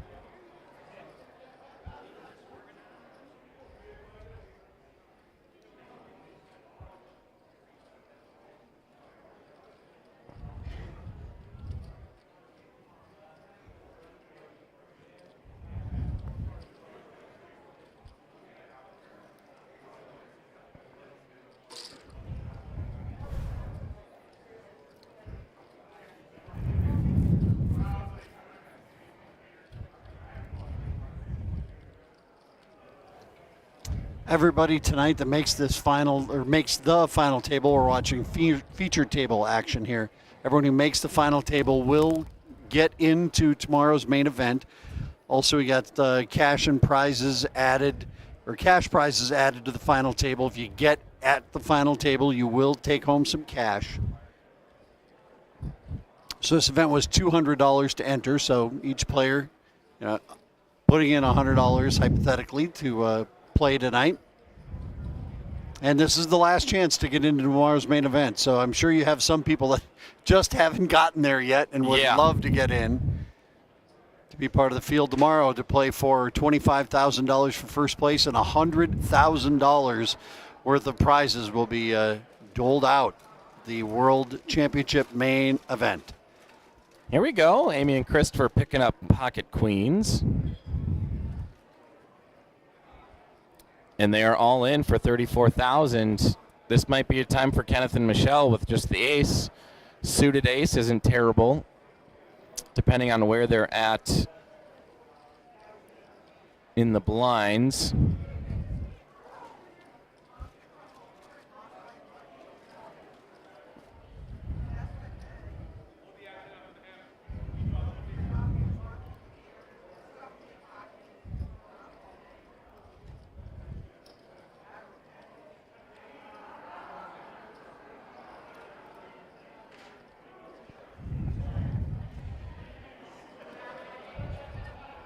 No action so far for the queens.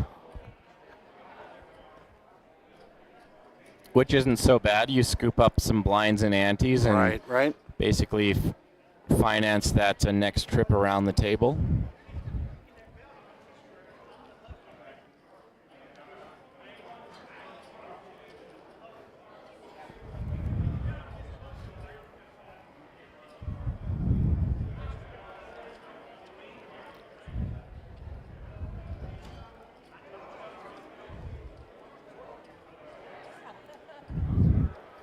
And we'll fold around, so no action there.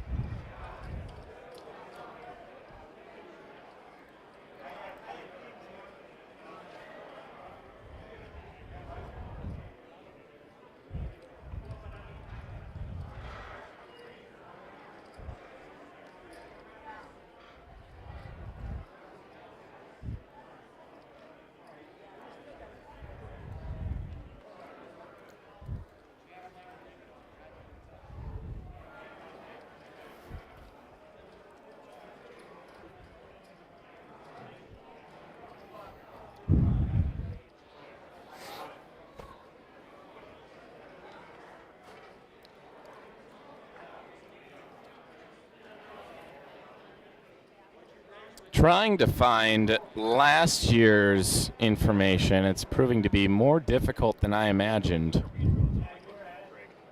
We're doing a redraw. Aha. Moving players around. Which sounds like fun to the production team. People coming in, people leaving. Wow.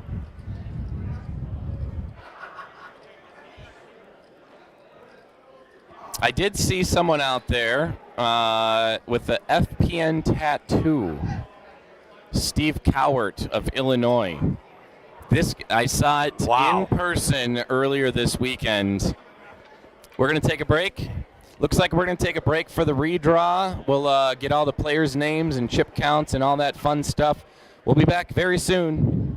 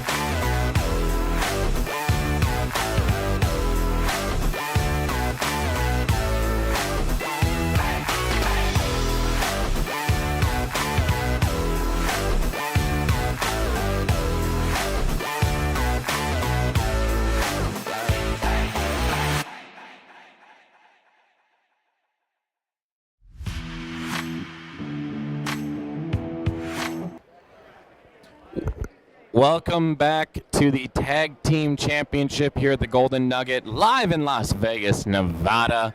My name's Brian, joined by Chris.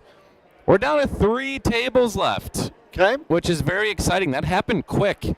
With 162 entrants total, 3 tables left, 27 teams, if you do the math right.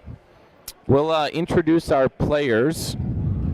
We got a whole new cast of characters here, it looks like, after the table redraw. Just did a redraw, exactly. So seat 1, Matt and Tom, they have 14,000. They're both from Illinois. They qualified through X's and O's. Seat 2, John Christensen and Scott Vance of Castleton Vets Club in North Dakota, 54,000. Seat 3, Jacob and Chris. They have 18,000 qualified through the Drinkaway Lounge. They're from Omaha, Nebraska. Seat 4, Justin Moore and Jim Obos, 57,000. They qualified through DC Cobbs and East Dundee, another Illinois team. Seat 5, Mean Becky and Jameson Smith, 146,000. They did not want to tell us where. That's a pretty big chip stack, 147,000. Yeah, seat 6, Jim Perugini and Sam Jacob qualified out of 6 poppers in Wilmington, Delaware, 47,000 in chips. Seat 7, John and Jeff, 53,000 out of Mr. G's in Louisville. I believe it was Louisville. He gave me crap because I might have said Louisville. And it's not Louisville, Kentucky? It's one or the other. But we have an all-in by Cruz and Sam, just all in for 10K. We'll introduce your next couple players. Actually, Cruz and Sam, the father-son duo, are the short stack at the table with 10K out of Route 65 in Ramsey, Minnesota. Well, that's a pretty nice-looking board here for Queen Jack. Looks like they're going to survive. Nice. And okay, 14,000. In the big blind, though, so it's not quite a double up. Hey, we're not out. We're not out, baby. We're not out. And to round off our table there, we have Michelle Lindquist and Ken Hagel. They only have 11,000, so now they will be the short stack at the table. They qualified out of Route 47 in Oakdale, Minnesota. And then just some action from the other tables to get you an idea of the other chip stacks. Our chip leader on, we'll call it table 1, is Terry Williams and Lee Cottle out of Gayville, South Dakota, 150,000. And then Darren Sneed and Phil Wilbur of Louisville, 110,000. Some more information for you to digest and get a sense of where these chip stacks are. 1.6 million chips in play. Average chip stack is 60,000. Okay.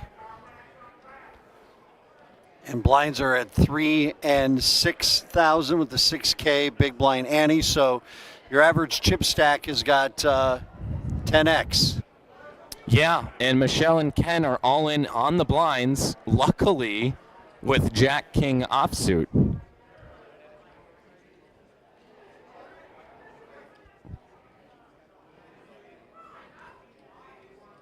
And then another all-in for 14,000 with 10-3 suited.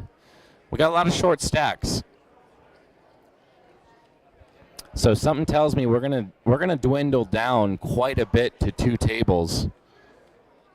And now 14,000 for Becky and Jameson with ace-9. They call. They have 132,000. They're the chip leaders here at this table. Cruz and Sam would be all in to call for a second hand in a row. This is what we had talked about a little while ago was, you know, sometimes when you get to be a short stack, you want to have an opportunity where you can get as many chips as you can, right? Like, so sometimes you want to get heads up and just try to survive it, but then sometimes it's like, well, I want to win this pot and hopefully double or triple up in order to stay alive. With so few chips, you know, you're really risking, get it in now, let the cards fall where they may. And you got a long way to go to get to that final table, to get to that qualifying position. Matt and Tom with a pair of 10s. Flop is queen high. Tens are ahead, but there's some draws that's out there. And a 10 insult to injury. Matt and Tom. Oh, a straight. Holy crap, we didn't even see that. Michelle and Ken will double up. Avoid elimination. Wow. Little side change goes to Matt and Tom. Michelle just noticed she got a straight, kind of like I did. Get it, Michelle and Ken. Like, oh no, it was another 10. Oh, wait a minute. That's what I was looking for. That is Gutter awesome. Ball City. And we do want to give a proper shout out to the reigning champs, Uzi and Terry. I don't know why their names escaped me. That's like, I think we said it last year, but that's two names that would be like the name of a radio show. Well, I listened to Uzi and Terry. Yeah, in the mornings. Yeah. 9 to noon. So Uzi and Terry eliminated early on in the tag team tournament, but they get to keep their belts. So we will see a fresh pair of team, with belts. And I was talking to one of them just before we came back in here, and he had said that they actually got knocked out in the second level. Oh, my.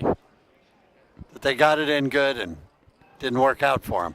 You know, I think with just how these blinds have progressed, I think they're 15 or 20-minute levels, and with how few chips are in play, considering all that, it kind of is favoring the aggressive player. You kind of just got to see if you can go all in quick, double up your chip stack so you can breathe for a level or two.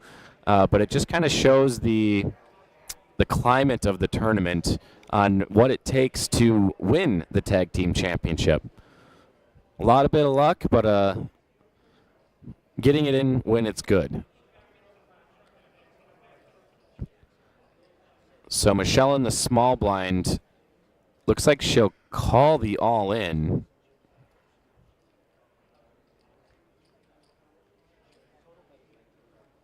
Again, our chips out there, the blues, baby blues are 5,000 and the creams are 1,000.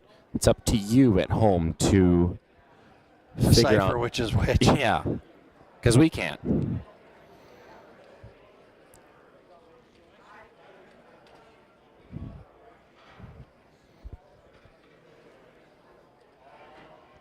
So Michelle kind of sitting in the tank here.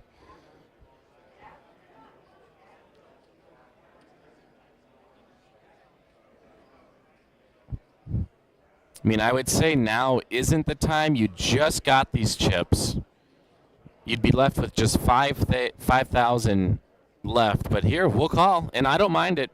Screw it. Let's get the chips in. Matt and Tom, ace, queen. Looks like they're going to go all in for 12,000. So another two-way all in and a caller.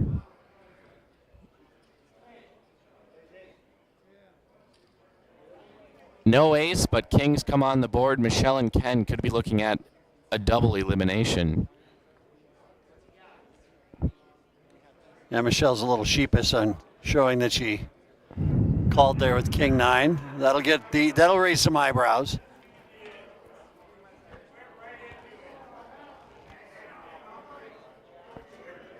Jack high flop, so ace queen is still ahead.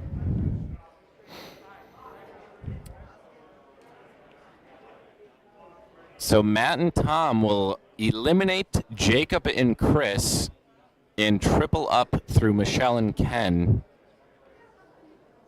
Or is it doubling? It's tripling up. Almost. And Michelle and Ken will now have just 5,000 left. The good news is that I believe they are going to be on the button now. So they will get to see some hands for free before the next level of blinds gets them, or the next blind orbit gets them. Yep, they are on the button. I guess that's just what's been fun about this tournament is just how willing players are to put their chips in and to let it gamble. We're in Vegas. Why not? Let's gamble and see. So it's been electrifying to see all these players being eliminated left and right. Yes. But it's helped this tournament progress in the way that it has. So everyone who gets to the final table gets into the main event tomorrow, or they add to the stack if they've already qualified. Mhm. That's in play. But there also is a bunch of cash that is in play. And, of course, the champion, whoever wins tonight, they get a pair of belts that would be suitable for hanging on any mantle, or I could see a belt maybe hanging off of a taxidermy deer head. Yeah. That'd look nice. You know, maybe by a fireplace. Yeah, or wear it. Or just go to work when you go back to work. Walk in with that on, people are going to know you mean business. So we've got another all-in for 14,000. Becky and Jameson call with ace-jack. Cruz and Sam could be all in to call. Yeah, just these short stacks and the blind levels is just, get it in. Cruz and Sam will be happy to know they're ahead. Let's see what Michelle and Ken have there. She'll fold. See another fold from Matt and Tom. John and Scott will fold. Is that another two-way all-in with a caller?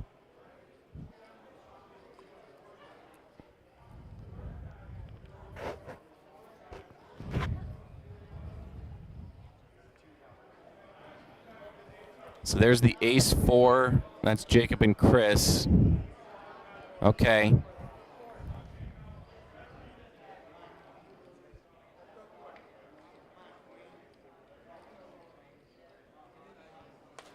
Ten deuce queen. Cruz and Sam hit their queen.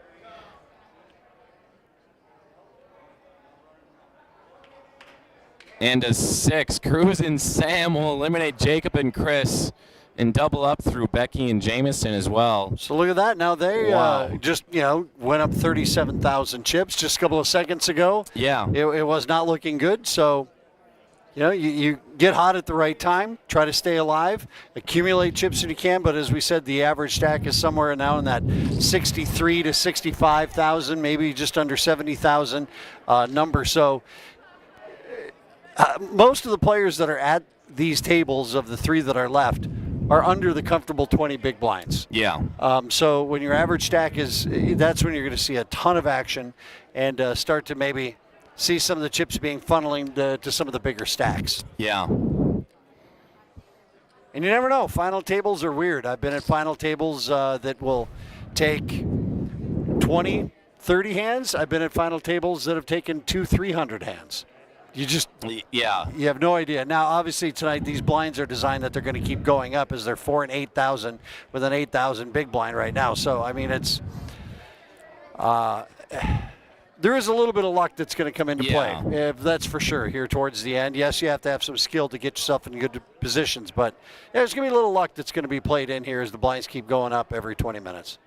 It definitely helps back here in the booth to have all these all-ins and not allow the players to get super comfortable and to really settle into any given level if they are sitting on a big chip stack, because the pressure's there that even if you're above that 20 bigs or kind of in that chip lead, you still need to accumulate more and more and more.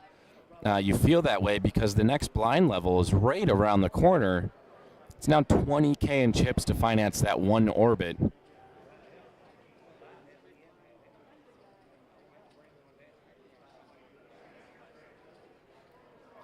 So I don't think in this specific tournament we'll be experiencing those 20 to 30 minute, 45 minute lulls of people just kind of being card dead.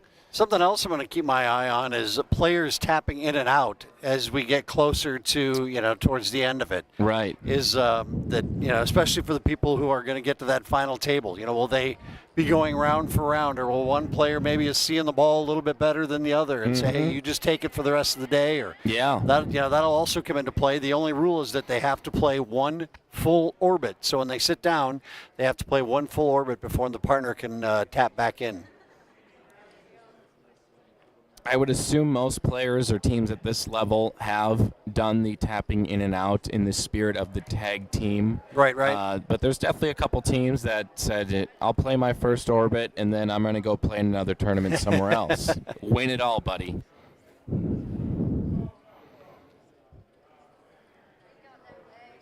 Pocket fours for Matt and Tom. We'll see an all in. Yeah, 39,000 doesn't really make sense to call 8,000 of it off.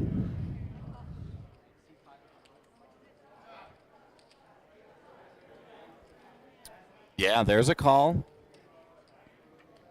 Quick call from Becky and Jameson. So we got a classic race here, 50-50.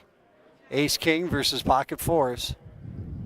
And the Pocket fours of Matt and Tom are the ones that are at risk with 90,000 chips hanging in the balance. 10-10-6.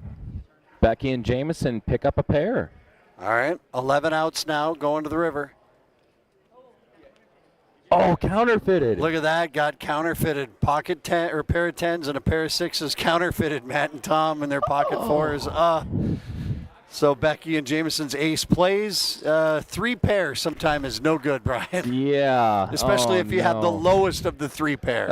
I hate to see it. That's a killer, but that's part of the run good that you need to do in order to accumulate those chips and be able to finance those orbits around the table and find yourself at the final table. As I said a couple of minutes ago, yes, skill is still involved with making decisions, but there's going to be a lot of luck that's going to be involved, much like that of, and they had a lot of outs going to the river. Yeah, There's no they doubt did. about it. But still, nice elimination there, and their chip stack now goes to 187,000 for Becky and Jameson. So they are at 40% of the chips that are in play. On the feature table. On the feature table. Yes. Yes.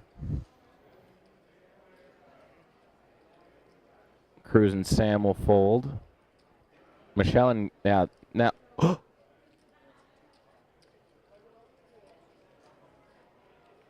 I thought she would have jammed with that King Jack suited. Yeah, the blinds are coming. I don't know what you'd be waiting for other than suited gap connectors would have looked awfully good to me in that spot, but ace 5 suited for Bruce and Dennis is a raise to 16,000. That's why. That's why she folded. She knew it. Yeah. She felt it. Great laydown. Kings for Jim and Sam. Wow. All in for 39,000. Bruce and Dennis. So we'll see if the ace 5 can crack kings. So this would be 23,000 of the 43,000 they started the hand with.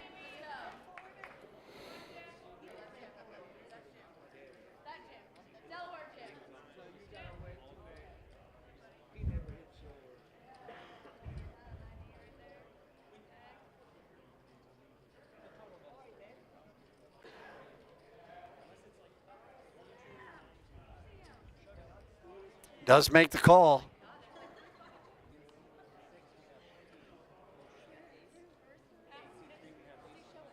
But another thing to think about is Michelle's king takes away an out from Jim and Sam, but it doesn't matter. He found that case king. There's the 4th one. Runner, ace is about it, isn't it? That is, or the and now straight. it's now a straight possibility. Oh, wow. If the queen comes, you'd have the straight 3 outs. Doesn't happen on the river. Wow, full house for Jim and Sam. They'll double up through Bruce and Dennis, now sitting at 20K. And it's just like that. You lose one of these coin flips or you lose your the call of the all-in, and it majorly damages your chip stack. You go from, well, I feel okay to, oh, no, now I'm in big trouble.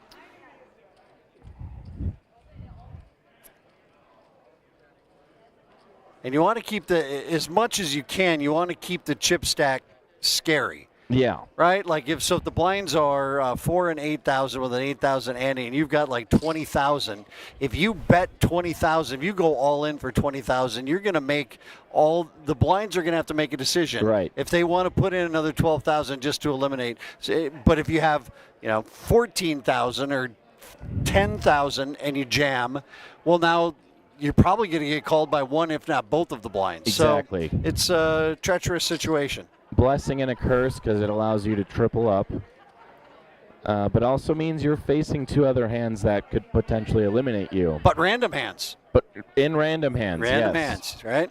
Anything that's above is a queen 7, is that's the break even of hands below and above. Poker theory. Yeah. So I think it is queen 7. So if you have a queen 8, that would be in the top half of the range. A queen 6. We have discovered the the bottom. 5th reason why you are here. I don't know. And that might even not poker that might theory. not even be right, but I'm pretty sure it is. It sounds right.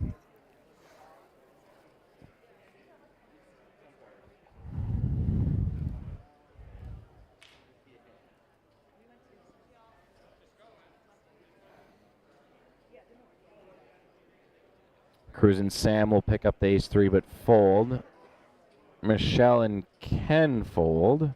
And again, another time where Michelle probably could have gone all in, but another pair of Cowboys is out there and ready to fire away at that 20,000 all in.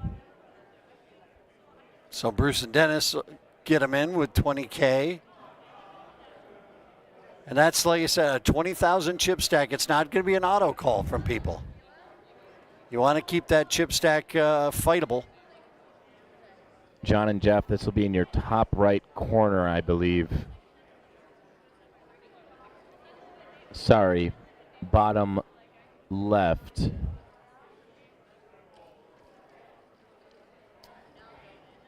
So Bruce and Dennis will pick up some much-needed blinds and antes. You'd love to double up off kings, but at the same time, well, you go from 23,000 now to 43,000, just like that. So just picking up that one blind, you want to keep that chip stack where they're going to have to make a decision for a big chunk of their chips. I think it's a cool blind structure.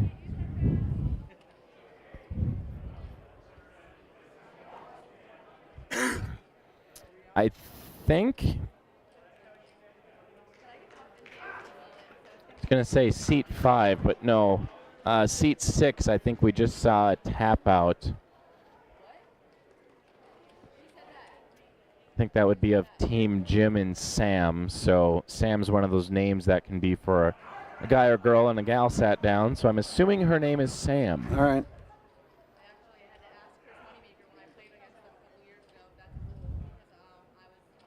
Here now, Michelle's all in for her pocket 7. She was waiting for the pocket pair to come around to her. There you go.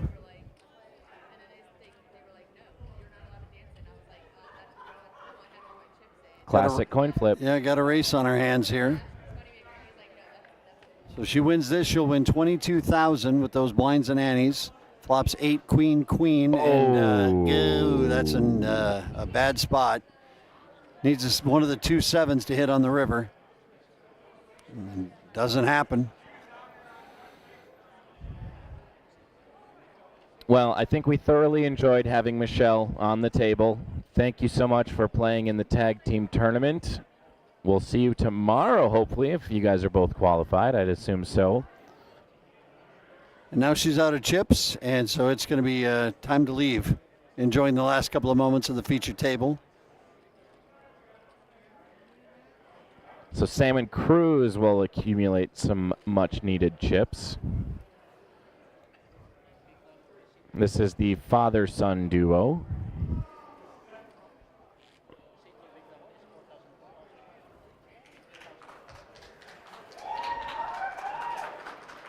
Claps might mean final table or maybe down to 2. Let me go take a quick peek in the field. You can hold down the fort for... I'll try not to take us off the air. Okay. I'll do my best. I might even be able to talk to you from out in the field, Chris. Some field reporting.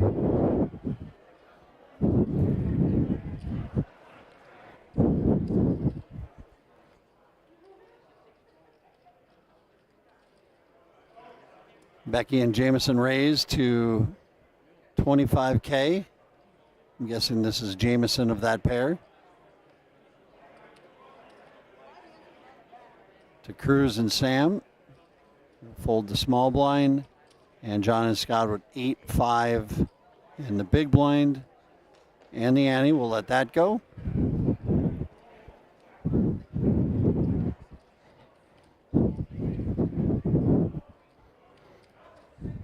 So we are down to 23 players. Okay. There's one table that still has 9. Nels Peterson is still in the field as well. Very strong force on the felts.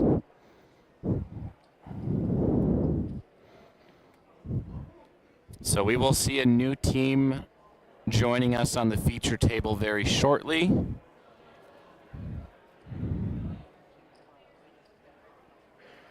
Becky and Jameson comfortable 200,000 compared to the rest of the table. Yep. Let some of these small fish eat each other up. Keep your stack where it's at. You can definitely afford to watch an orbit go by and let things kind of fall where they may. Oh, and they pick up ace queen, so they'll raise to 25,000 if they steal blinds and antes using that large chip stack, further crippling all those players. So you got to get to the final table to get some money here tonight. Everybody who makes the final table gets some cash. We've also got $1,500 goes to the first place team, and then they get the belts, and they will also get into tomorrow's national championship. Yeah, the main event. The main event tomorrow has a $25,000 first place. We'll be doing live stream again tomorrow night. So if you've liked the C plus B minus commentary, but A plus poker action, come back for more of the same tomorrow.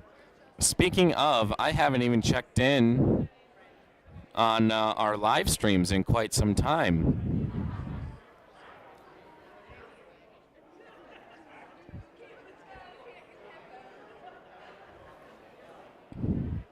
So it looks like Jim Bunger has connected with Chris the Goose Ragoose. Looks like they've been having a little bromance in the comments. Oh, they're getting all techie. What's up to Forrest and Megan? Yes, Megan and Kelly Cook, Robert D. Yeah, thank you guys very much for tuning in. We certainly appreciate it. A lot of Kentucky love. I got to Kentucky for the first time this past summer and had a fantastic time in Kentucky. Of course, we did the bourbons. Yeah. Gotta do the bourbons. Gotta do the bourbons. Favorite was the Buffalo Trace Distillery. That was fun. Also really liked the Bullet Distillery. That was fun. So Buffalo Trace also making their way into the body wash market. That's what I use. So that's is it really the only thing I know? I'd be scared that if I had. She is excited, dancing. Sam, I saw her earlier this weekend. She was all in. This is her all-in dance. This is wonderful. This is having fun no matter what. So we are going to. This is what it's all about, people. And if you're Justin and Jim, do you really want to call it all off with 4-5 offsuit? You are in the big blind, so you already got $16,000 invested into this sucker.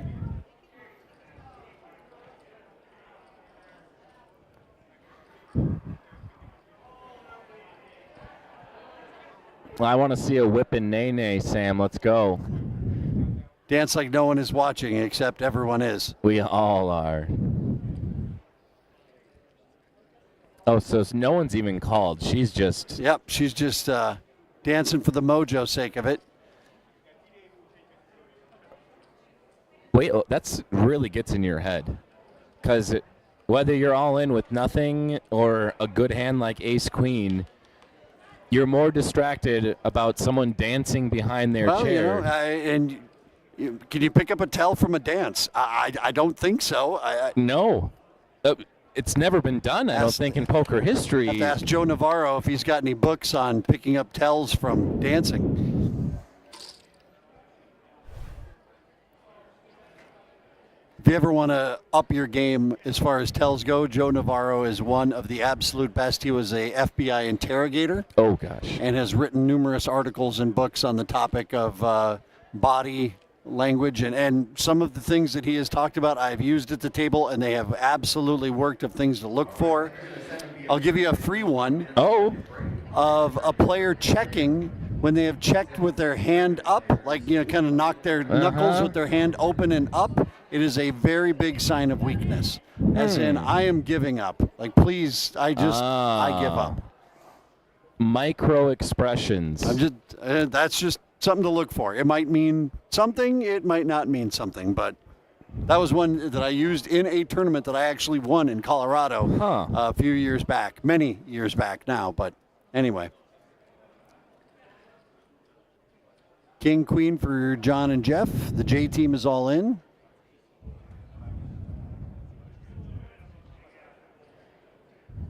And again, that I like that 29,000 chip stack.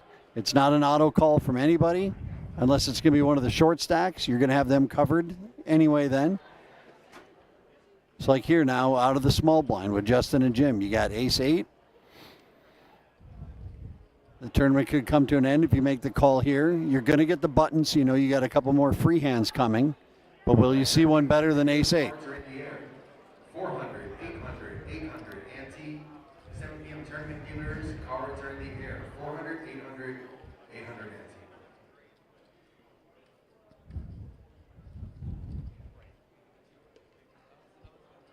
You know, you find yourself with an ace in your hand. You might not see an ace for another orbit, and It's now true. that big blind comes around to you, and you're left with 1,000 in chips left. Like it's kind of now or never, but we'll see. That's a fold. So that's the gambling aspect of these short chip stacks and this aggressive blind structure. Is do I think I can make it another orbit with a little bit better hand? So now you're 9-4 out of the big blind. Pretty easy fold from Becky and Jameson, even though they do have over 200,000 in chips. So now your 29,000 just became 49,000, just like that. Very nice.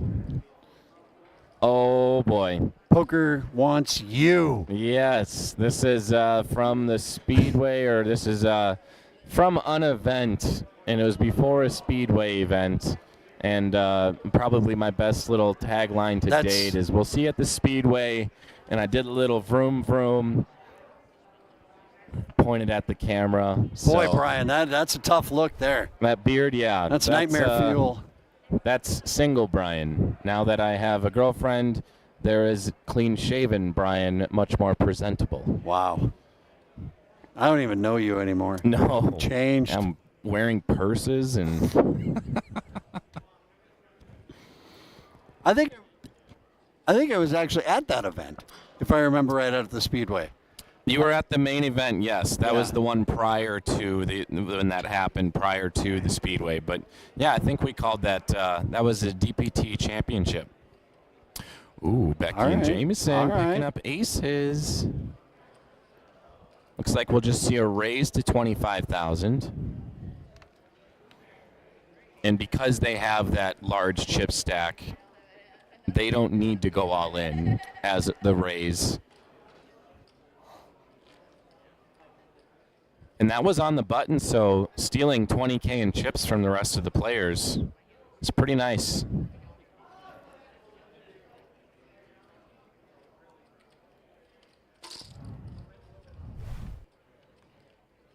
And there we are. So our current promotion, Step in the Ring, going to be coming back to Vegas in May, towards the end of May. So just as this one, you can pad your stack by playing in the FPN leagues across the nation, much like many of these players have.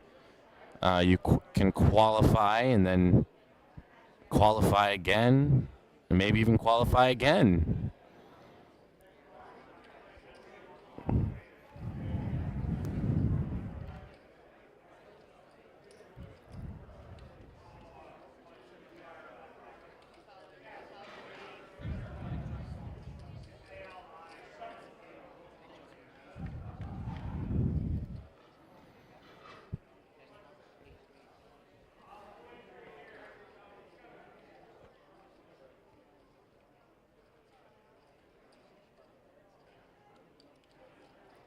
Free Poker Network, now with all of the different events that they have and locations they have across the country, over 10,000 active players. I just love that stack of 10,000 people who are coming out, playing some free poker, getting in the mix, and maybe making their way here to the national championship for the $100,000 Vegas World Championship of Free Poker Network. Big hats off to all the different bar owners and managers and bartenders and everybody. And also each spot has kind of a host, if you would, right? Yes. Or a captain who makes sure the game is running the right way and gets everything all set up. And so those people are doing a lot of the heavy lifting as well. And a lot of hands make light work. Yes, thank you to all of those people involved. Looks like our newcomers is John and Scott. And Bruce and Dennis, that might be a new one too. All in for 20K with 10-9 offsuit.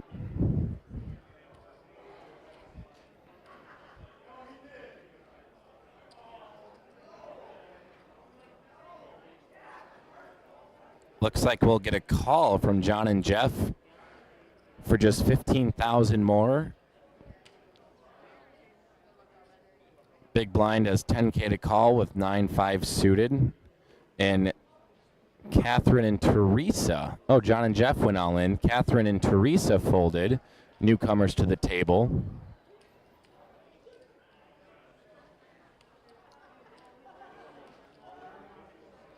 So we might be in that maybe 19 or 20 person range.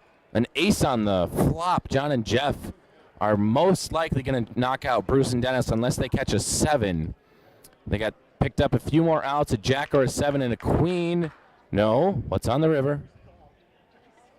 A deuce on the river will eliminate Bruce and Dennis. John and Jeff picking up some much needed chips. Some excitement out there. So just like that, another person eliminated. We're one step closer to going down to 2 tables.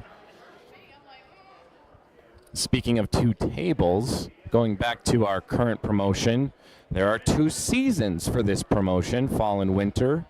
Also, some big changes is there will not be a state or region championship playoff event in the current promotion. Players will qualify directly to the national championship from their venue or league by placing in the top 10% of the season standings at each venue's league leaderboard.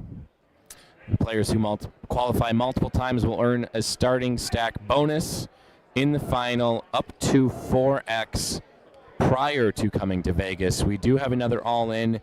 John and Scott are all in for 18,000.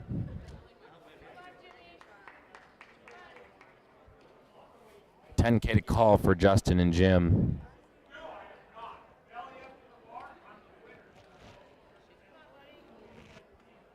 And I think they are all in to call.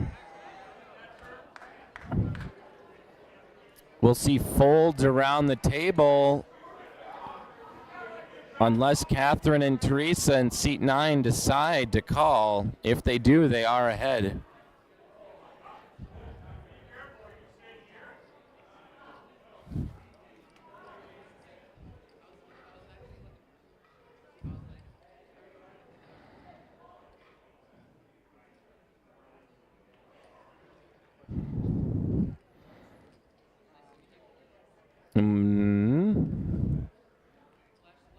I did just get word that we are down to 2 tables. Okay.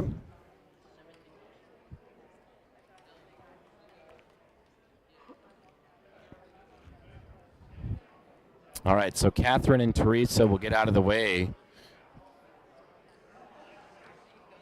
So John and Scott with the advantage over Justin and Jim, the JJ squad. Flop comes 9-7-3, all hearts. John and Scott pick up a flush draw as well. Justin and Jim going to need to see a 2, and they hit it on the turn. Come on. And a 9 on the river eliminates John and Scott. Oh. How the tides turn so quickly. You can never feel comfortable or confident until after the river card. Oh, boy. Wow. So 5 players here. We're going to have a minimum of 5 players on the second table because then we can't seat 10. So we little work to do before we get to the final table. Yeah. which it really might not be too much longer with the blinds raising and the shorter stacks that we have seen out there. So I'm hoping it's going to be soon. And that's over here. Another FPN product placement. So yeah, we're very excited to see who will be crowned our tag team championship tonight. It could be someone at this table. And we might be waiting on hand for hand. Is that maybe what's going on? Is why the dealer is holding? Yeah, that's what we're waiting on. That would make sense. That bubble's getting close to burst.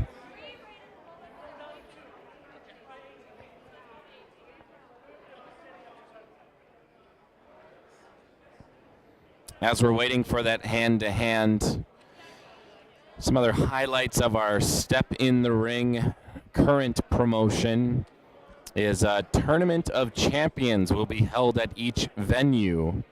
Usually it's some venues or regions will combine their TOCs, but winners earn TOC medallion, seat in the national final, plus a $200 travel voucher. All TOCs must be scheduled to run in April of 2024. That is a message to the hosts to get that TOC scheduled. And you do have to schedule that through the league office. You'll contact Steve or Michelle. League champs earn a medallion, a seat in the national final, and bonus chips.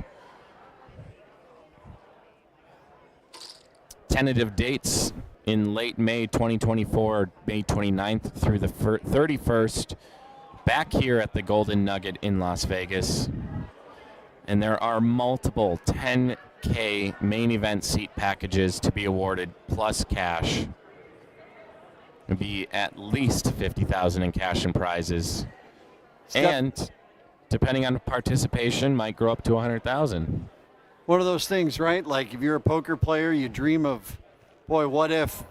How would I do? Like, could I make it through 3 days in order to cash and play in one of what pro you might sit with at your table that you've watched on TV or that you're familiar with? It is one of those things that is it's an experience. I've never done it. Know plenty of people obviously that have, but pretty darn cool thing if you can win one of those 10K packages. Yeah, absolutely. And I think we're going to take a short break. We might be on break even, but we will be back very soon for hopefully the conclusion of our tag team championship.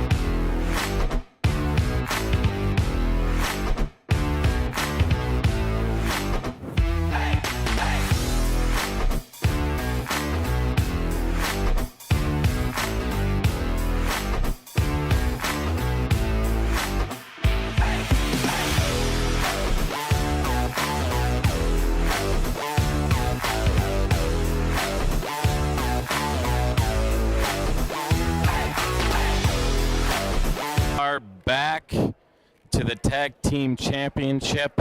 We're down to 2 tables, just a few eliminations left from moving on to a final table. Very excited to see how this final table shapes up. And Becky and Jameson pick up pocket aces. They're getting good cards. They've got a lot of chips. They're putting the pressure on. Smooth raise to 35,000. Blinds are now at 5 and 10. Jeez. I know, 25,000 every orbit coming out of your stack.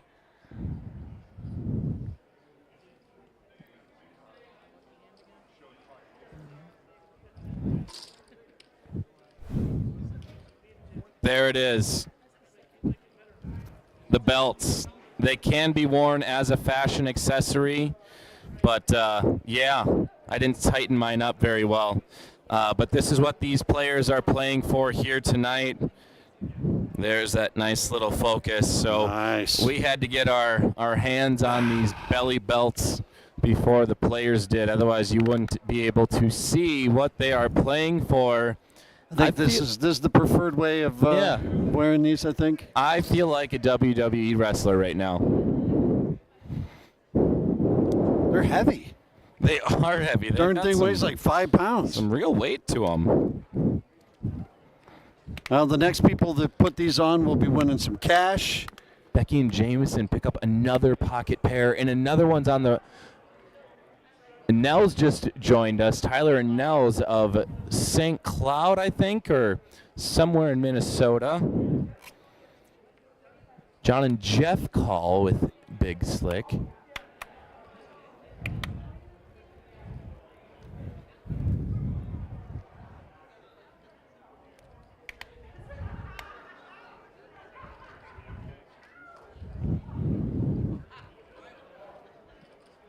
Large pot is brewing. Yeah, it is.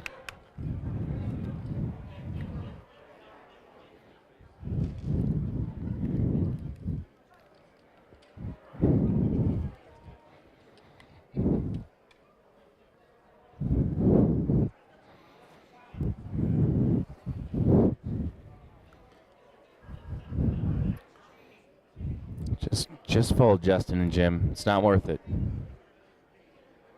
But they do have 20K left, and they just paid 20K in the big blind. I think that's what you call priced in. Yeah, there's going to be a lot of chips out there. Yeah, and just above that calling threshold with Queen 8. Well, and they obviously have 2 live cards.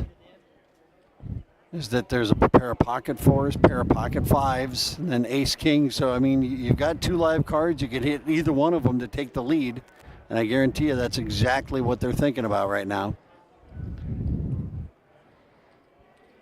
But if somebody has, pocket jacks, now they've only got 1 live card. If, someone's got pocket kings, you have no live cards. So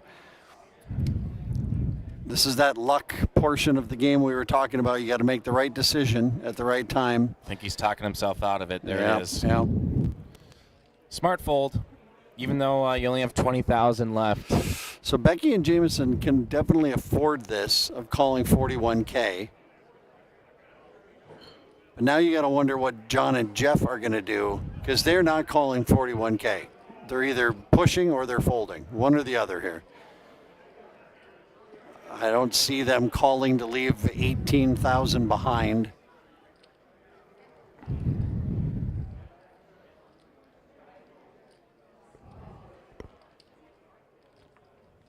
Maybe that's a little bit of a strategy by Team Becky and Becky and Jameson. Becky and Jameson is to make that decision extra tough. Well, part of me is kind of surprised maybe they didn't move all in to just be heads up against one player. Yeah. But now John and Jeff do have that decision to make. Is why is he making the raise to 41,000? No, I think something else. Okay, so Tyler and Nels were all in for way more than we thought. The 41K call. Yep. Okay. My brain is understanding what's happening. Why would they just call the 41K when you could just move all in for Becky and Jameson? Got it. So John and Jeff call as well. So 18,000 left behind for John and Jeff if there was going to be a side pot between them and Becky and Jameson. Tyler and Nels, their action is done. Now they just got to hopefully fade a bunch of cards here. And the flop is 9-3 Jack.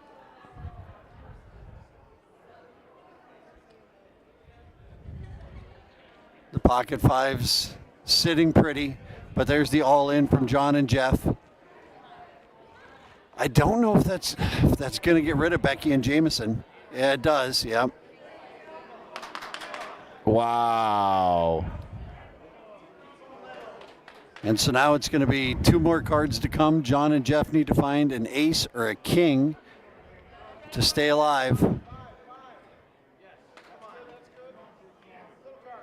Tyler Nels, another father-son Oh, duo. No! a king on the river. Eliminates Tyler and Nels. Oh, the humanity. That is 2 heartbreaks for Nels. So this is Nels' son, Tyler. His wife wanted to play in the previous tournament. Nels bought her in and busted Nels out. I think that's what you call biting the hand that feeds you, right? Yeah. Yeah, I think so. Somebody buys you in and then you knock them out. Gotta love that. Wow, so more fireworks at the feature table. We are 1 elimination closer to our final table.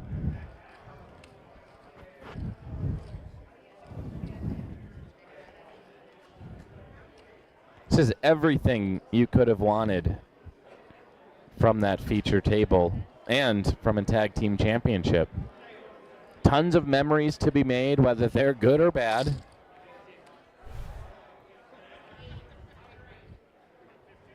And I know I said I think I've eaten too much food this weekend. I'm hungry again. See? It has set in. It's just a matter of time.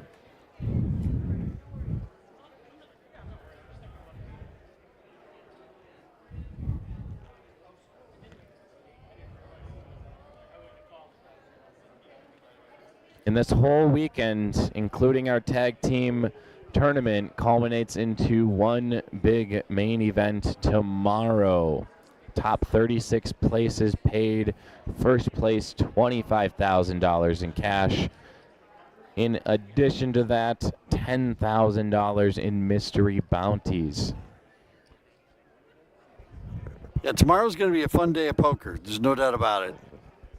A lot of play going on. Get started 11 a.m. Start tomorrow, noon tomorrow.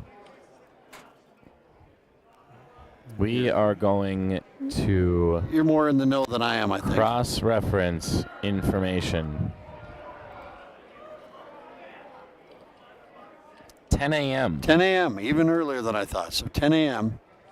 Get going with all the players. And Well, it could be a pretty big field.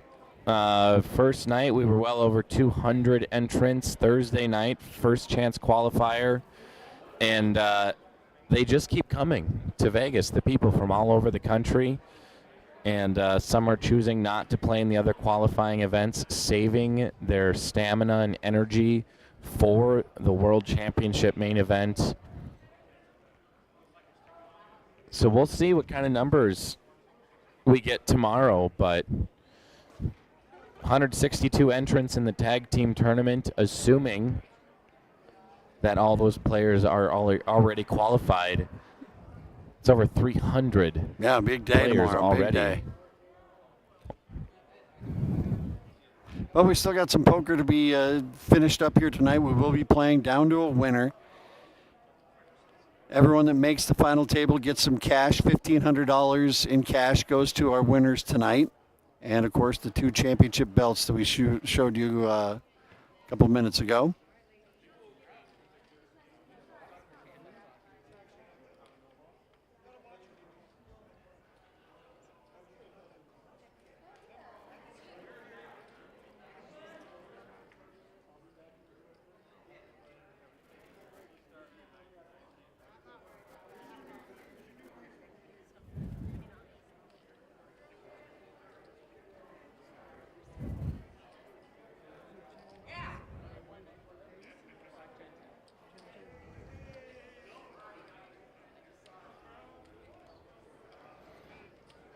Another huge shout out to all of the bars that allow the over 10,000 players to play their free poker and to accommodate and just be very pro poker, allowing all of this to happen.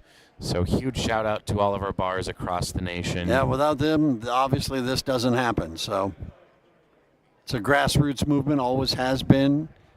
It's a way for the amateur player to get more play, against other players that maybe they're not used to, and maybe make some new friends, and maybe even go home with $25,000 in cash tomorrow night. Maybe. Or with the next step in the ring, get a main event seat and turn that into millions. Who knows? Weirder things have happened. My friend. They sure have. So we have an all-in. Phil and Darren are all in for $69,000.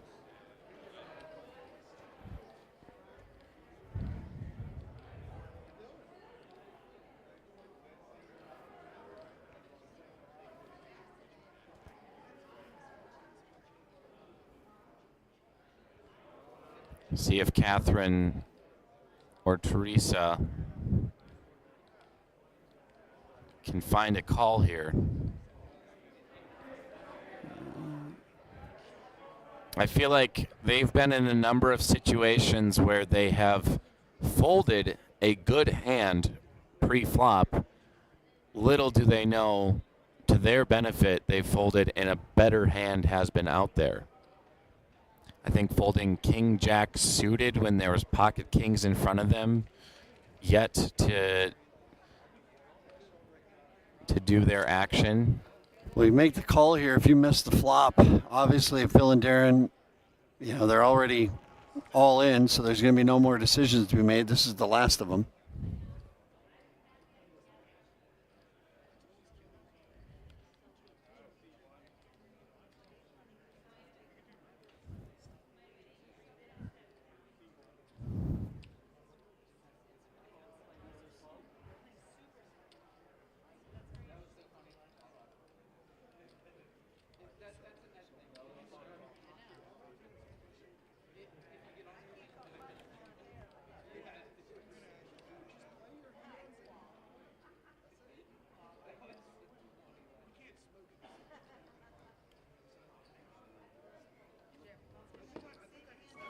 He's our tournament director.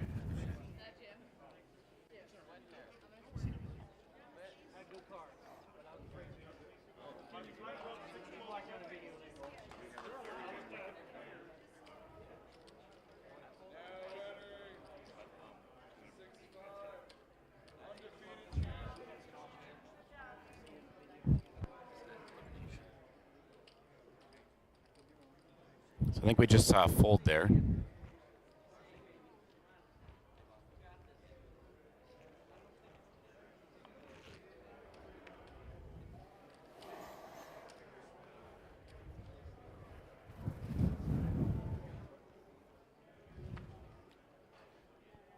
I'm surprised we saw an all-in and not a call. That's rarely happening on this table.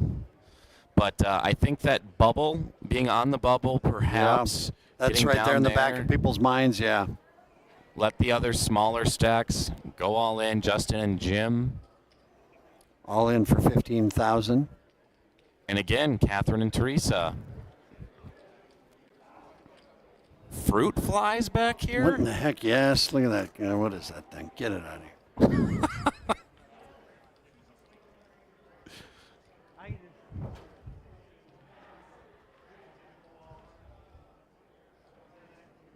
So Catherine and Teresa. They did make the call. Yeah, they made. There was only 3,000 more, so yeah, they had to make that call. And they hit a 9. 4, 5 outs left. No ace or 10, she says. Oh, my. Well, Justin and Jim double up, stay alive. Luckily to Catherine and Teresa, this is the situation that they weren't going to be even more severely crippled. Yeah, that one's, you're already in for 12,000 for the big blind. That was just 3,000 more. That's not a huge deal. But yeah, you get all the way to the river. You had them on the ropes, and then they had them on the hook, and they get off. We need to have a river counter because we've seen a ton of them tonight. Yeah, we have. Yep. Blinds are now 6,000, 12,000 with a 12,000 big blind ante. All right, players in the 11 a.m. tournament, just about a minute left on your break. You may return to your tournament tables. There's still an 11 a.m. tournament going. 1 minute left on your break. You may return. Yeah, one of the Not ours. the daily tournaments that they have here that's going on during a series at the Golden Nugget. Yep. A lot of poker being played in this grand ballroom. Downtown Las Vegas.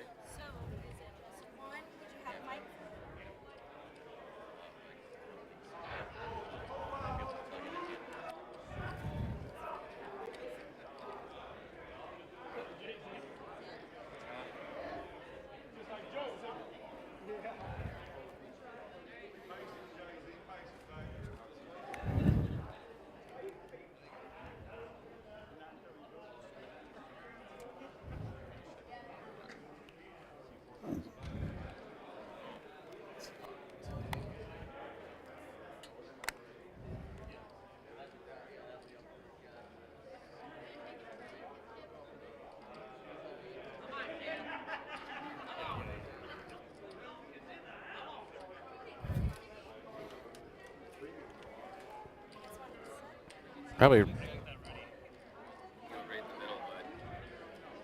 Oh, we have 2 all-ins now with some monster hands. Becky, Catherine, and Teresa are involved in another all-in. Yeah, they were the first ones that went all in for 37,000, and Norbert and John came over the top for 61,000. So now the action's on Becky and Jameson to call that 61,000. It'd be 49,000 for them to make the call. Which, 227, that's a quarter of their stack would be gone to make the call. And tripling up another stack. But you call, you win, you just eliminated two other more players. And you've got a pile of chips.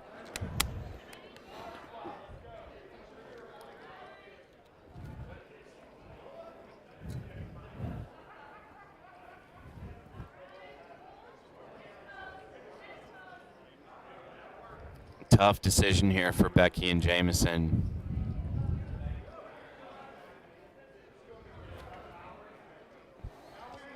And if you take some time to think, no one blames you. This is a very monumental moment in how the evening could shape up. Yeah. Great fold. You probably know you are behind, you're going to have a low pair.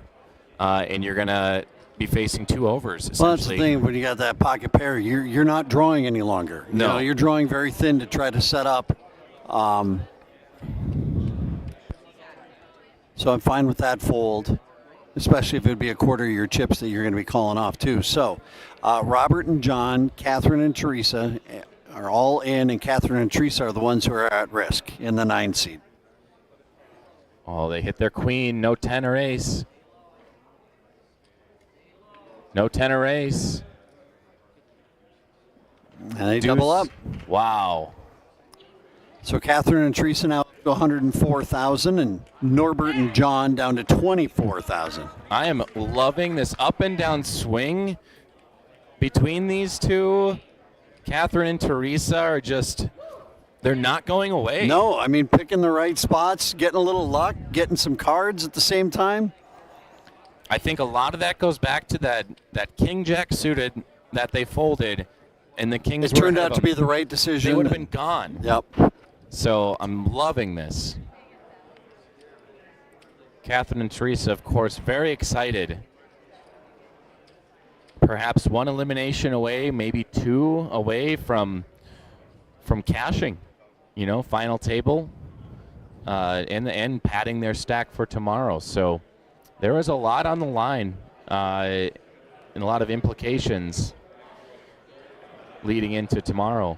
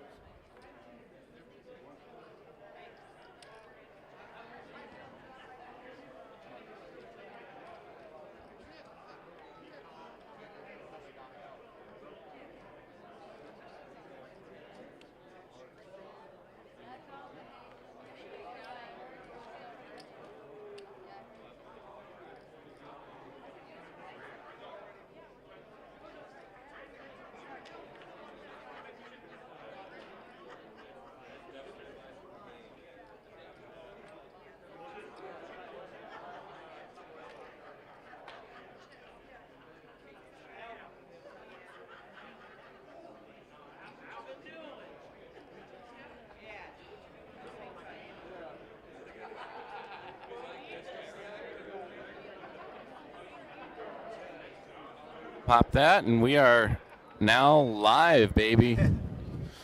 So this is cool. Yes. Yeah. Special. We found a third mic. Look at this. Who knew that was in the budget? Welcome back to the booth here. Matt Savage, WPT, Executive Director, Tournament Director. Welcome. Good to be here. Look at this. I walked in. I was here for a guy's 70th birthday, and they said there was poker going on over here. So I stopped in, and I saw this. I'm like, what the hell is going on over here? Yeah. So this is obviously Free Poker Network. You got these players from all over the country playing in bar leagues, winning their way in, playing tonight to get to a final table, get a qualifier into tomorrow. They got some money tonight, but then tomorrow's champion wins $25,000. Amazing. I love this kind of thing. I mean, this is what we need for poker in general, but especially the WPT. So I'm going to try and work something out. So as soon as I meet Brooke, I'm going to try and figure out a way to get you guys some seats to like maybe a WPT event. Absolutely. We would love that. That would really invigorate all of our poker players to make it on a larger stage. Yeah. And theoretically, a player could play for free in the bar, free roll their way, win the main event here, and free roll their way to a bigger tournament. Yeah, we would love that. Just the journey that a player could take, is just incredible. So, and we've had a lot of great stories in the past. We had a Joel Smith last year, two-time winner. Ended up cashing in the World Series of Poker. Awesome. So we'd love to have that story with the WPT. These things are what is most important to me. Mm-hmm. Satellite winners, recreational players, people that aren't, professional players, winning their way and, making a big story. Those are the stories we love on the World Poker Tour too. So yeah. No, it's cool. It's it's exciting. I mean, everybody's out there having a great time. And that's what poker's supposed to be about. Exactly. I've been saying that all night long, is that this isn't your polished pro. This is players that play because they love the game, and they find themselves now playing for more money than they ever have in their life. Yeah. And we all started like this, right? Like everybody who's in poker was at this point. I don't care how good you are. Exactly. Everybody started this way. I'm probably still at this point.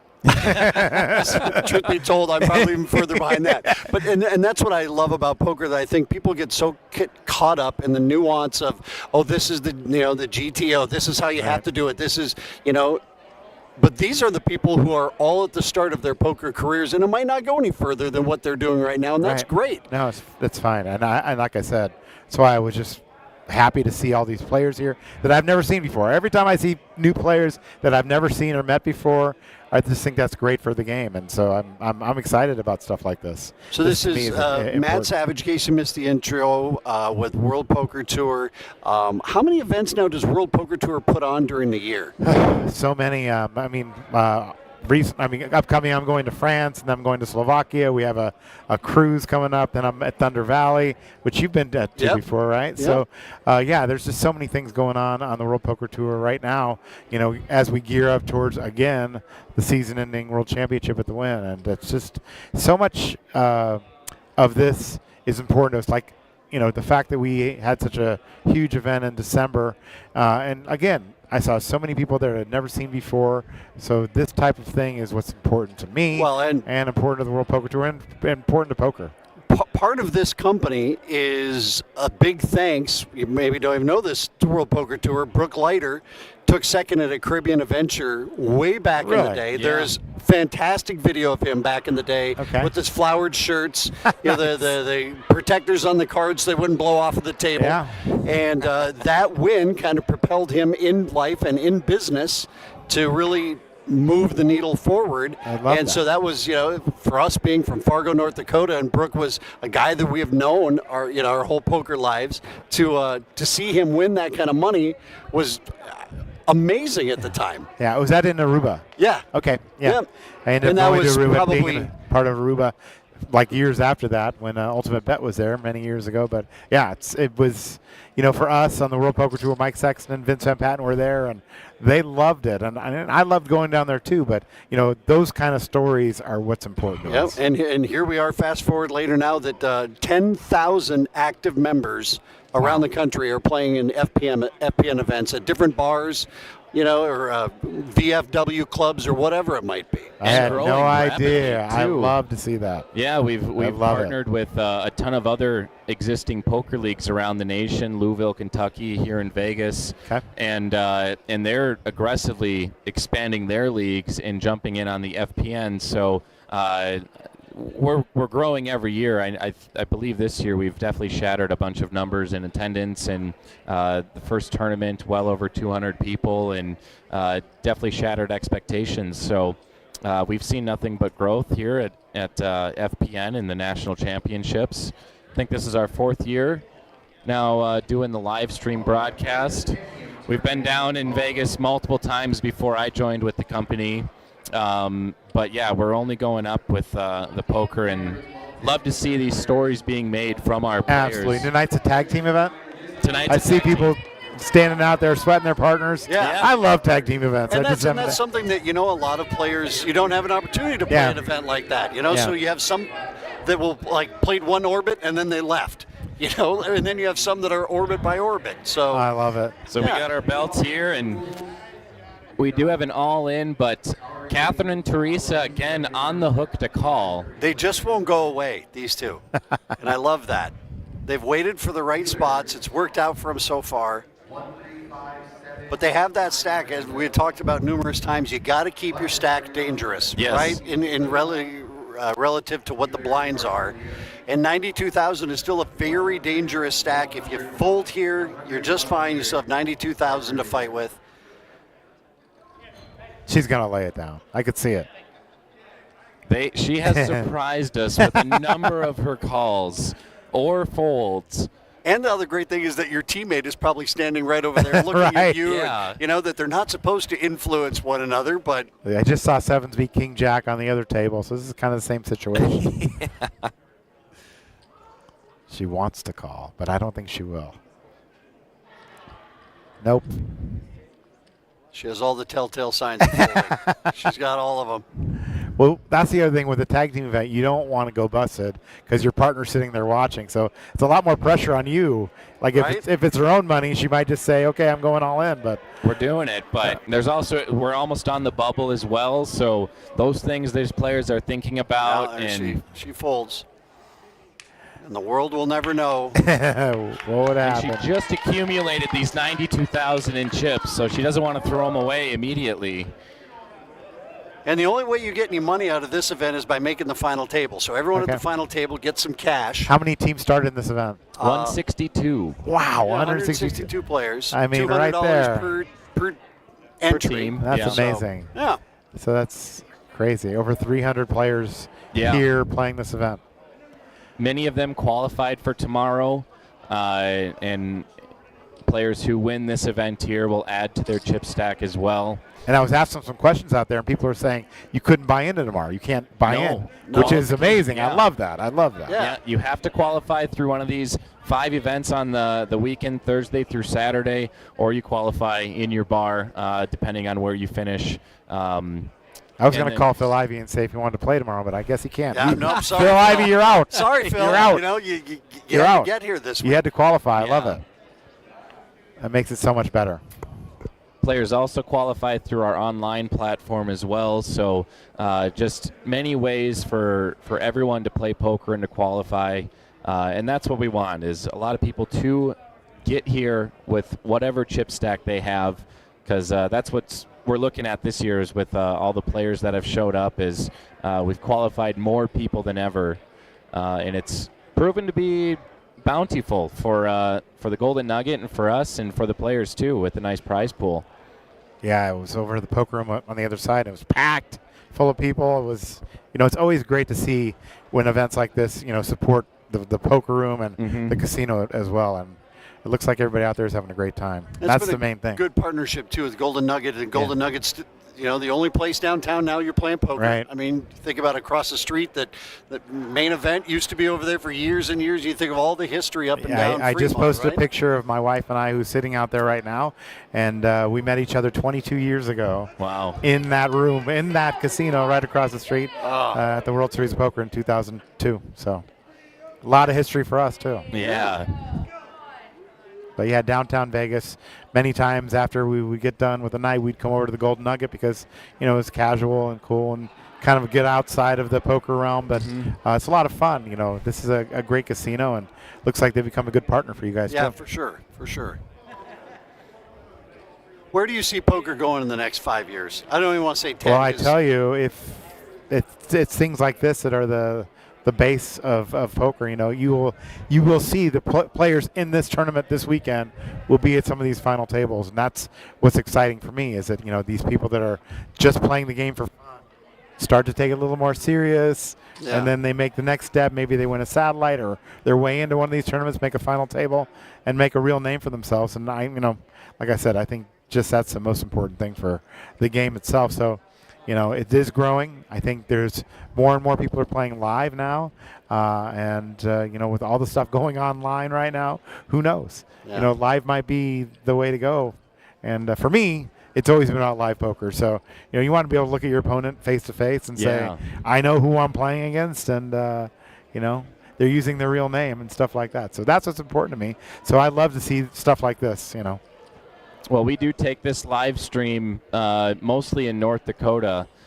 We have our Dakota Poker Tour, which is a statewide tour for charities, and we'll do some live stream broadcasts for them. We've also partnered up with another tour, the Rough Rider Poker Tour, big in western North Dakota, Montana, South Dakota, and we just got done broadcasting the largest poker tournament in North Dakota history, over $200,000 prize pool. Amazing. And so we're making some waves up there, and our two guys in the control booth, they took off Monday evening, got here Wednesday afternoon, and started setting up. So it's a very long stretch of poker, and then next weekend we got another stream in Harvey in North Dakota as well. Awesome. For another one of our charities. So I tell you, I love it. I think it's getting cold down here, but I'm sure it's cold for you up there. That's for sure. It's actually been a pretty darn nice winter. It has been amazing here. It's been 65 degrees every day. I played golf today. It got a little cold at the end, but where are we at today? Playing over at Southern Highlands Golf Course. Yeah, okay. It's a nice one. So it's to see this many, like I said, see this many people that I've never seen before, and hearing even tours and associations I've never heard of before. I mean, I feel like I'm pretty well connected to the industry, and to see that many people coming in from things I've never heard before, I love it. I love it. Well, that's good to know, because now there's more things on your radar. Yeah, absolutely. Potentially in I the know about the future. bar leagues. We have a big bar league that comes to the WPT World Championship from Australia. So I know that they're out there, and I know there's big ones in Florida as well. I don't know if they're connected here or how you do that, but there's some real competition. Like they take their tour very serious. A lot of pride. Exactly. A lot of pride. I love it. For sure. I do love it. So a two-way all-in, and guess who has a decision to make? Catherine and Teresa again, Yeah. just yet over here. Now this one would that's a little easier. Yes. New players Norbert and John. We'll see if we get a third set of players into this flop or in this hand. No action. So we will see someone eliminated potentially on this hand. Ace-8 versus Queen-10. Justin and Jim are at risk, but ahead. Oh, and there's a queen right in the window there. Oh, man. You got to hate it when you get your money in good. There's a straight draw now. 7 would be a straight for the ace-8. And it comes And 4. they miss. Yep. I wouldn't be surprised to see the river there to be that one of those outs. We've seen so many rivers throughout this tournament. And Justin and Jim, the JJs, are sent packing. No applause? Where's all the applause? What happened? Yeah, I figured we got to be getting down to the final table Yeah, it's very close. soon. Very, very close. Once we see hand for hand, we'll know we're on the bubble. You guys go to the final table at 10 or is it 9? 9. Okay. 9 in the final You guys table, use yeah. TDA rules? I believe so. All right. Well, that's important for me. You know. Yeah, I was going to say. Since I started the TDA, I mean, rule I hope guy. you're using the TDA rules up there, please. Yeah, if you haven't had a chance to look at those, it's pokertda.com. But that's, you know, I always say it's important for these kind of events to, you know, you want to train these players to at least follow the rules that they're following on, you know, the biggest tours, the WPTs, Right. the WSOPs. So when they make that next step, you know, they're not behind the 8 ball. They know what's going on. So, What would be distinguishing in the TDA rules that sets it apart? Well, one of the things that we just talked about is going to the final table at 9. We decided that we would not do the 10-handed final tables anymore because of what happens there is if it's 6 and 5, it's a little unfair. So we play 5 and 5, lose one more and combine for the final table on 9. Okay. That's one of the things that TDA standardized a couple years ago. It used to always be 10, but if you're doing 5 and 5 going to 9, that is something that we do on the TDA. So Yep. not sure if they're using the TDA rules here, but I know that they do at the Golden Nugget. So I don't know who's actually running the event, the tournament director out there, but if they are, oh, there's a good hand there, ace-king. That hand's going to be playing this one. So they raised to 32,000. Norbert and John perhaps sizing a call. Well, they're in the big blind. You love those Just- suited connectors. Yeah, 6-5 suited connectors there. Daniel Negreanu has made a career out of suited Yes. connectors. Absolutely. And just 16,000 more to call. They're already in for 32,000 in the big blind, but decided not to see a flop. Probably a smart move. Yeah, it looks like blinds have gone up to 8, 16, 16. 40,000 in chips to finance one orbit around the table. And short-handed as we are, those blinds come around real quick. So a lot of chips are going to be exchanged in the next few hands. The big blind ante, is that Yes, a that was TDA? another thing, yeah, that it really came up. The one thing that is like the big hot topic for the big blind ante is what goes first, the big blind or the ante. Yes. And we couldn't come up with an agreement. We actually had it in there that it was recommended that the ante would go first because technically it is correct, the correct way to do it. But so many people around the country and around the world felt that, you know, it was more player friendly to do the big blind first. So I don't even know what you're doing here, but Yeah. we removed it from the TDA rules because we couldn't get agreement. Enough people wanted to keep it as ante first, and enough people wanted to change it to big blind first. So we basically removed it. And the way the TDA works is we have a group of people that if we can get an agreement by the entire room, we will go and make that a new rule. So if it's like 80 or 90%, we'll try and push that 10 or 20% over to agree and to make that a rule. And so we feel it's important that, you know, the rules are the same, even if you don't agree with them. If you can live with it and you can make it a standard, it's better for the players, Yeah. you know, so that they know what to expect when they go from place to place when they're playing. And we just saw an elimination. Becky and Jamison eliminate Phil and Darren with a straight. We're hearing a bit more cheers. Yeah, Becky and Jamison really just been growing that stack. They came to the feature table here. I think they had somewhere like 175 or 200,000, and now they're up over 350,000. And I think one of the other things too with the big blind or the ante situation was how many fights did you see over, I put mine out there, no, I put mine out there. Absolutely. It just slowed everything. It slowed everything down. The dealers had to keep asking. Exactly. There was problems. Like how many They say, I know I put it in there, and then we got to check the camera, how and many you're times like, Forrest oh. had to get it's just ridiculous. Yeah, Like, I think it is a fair way to do it. Absolutely. Yes, if you're short stack, it sucks. I get it. But it's no different than if you were bleeding out every single hand. Absolutely, and there's some benefits to it if you're short stack too, because you win the entire ante without putting up an ante. That's so true. Yeah, you can actually multiply your stack quite big by being out of the blinds and doing that. So do you get to play much poker I anymore? don't, but I actually played a little cash last night. After going to dinner, I played a little cash down at the South Point and won a little bit. So that was a nice little weekend treat for me. Yeah. No, are you a no limit? I'm actually Omaha? not. I love mixed games. That's my mixed games are my things that I love. I haven't played that often, but when I do, I like to play mixed games. But I just happened to be there last night, and so jumped in the no limit and won a little money. So it's good. Very nice.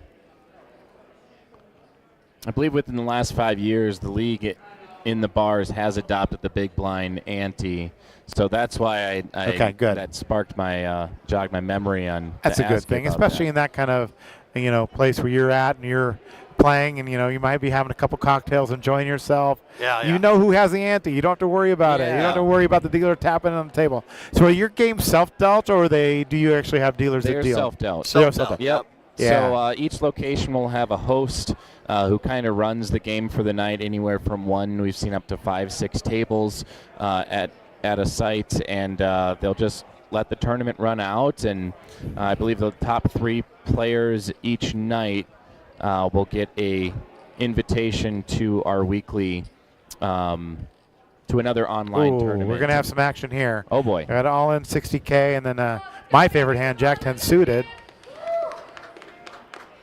Jim and Sam are all in. Come on, baby. Come on, baby. You got the ace king there, and the Jack 10 does fold. Wow. It was Jack 10 of diamonds, so it's going to be even tougher for 2 more diamonds Norbert to make the diamonds, and there was a king of diamonds there as well. So. Oh, look at that. Oh, there we go.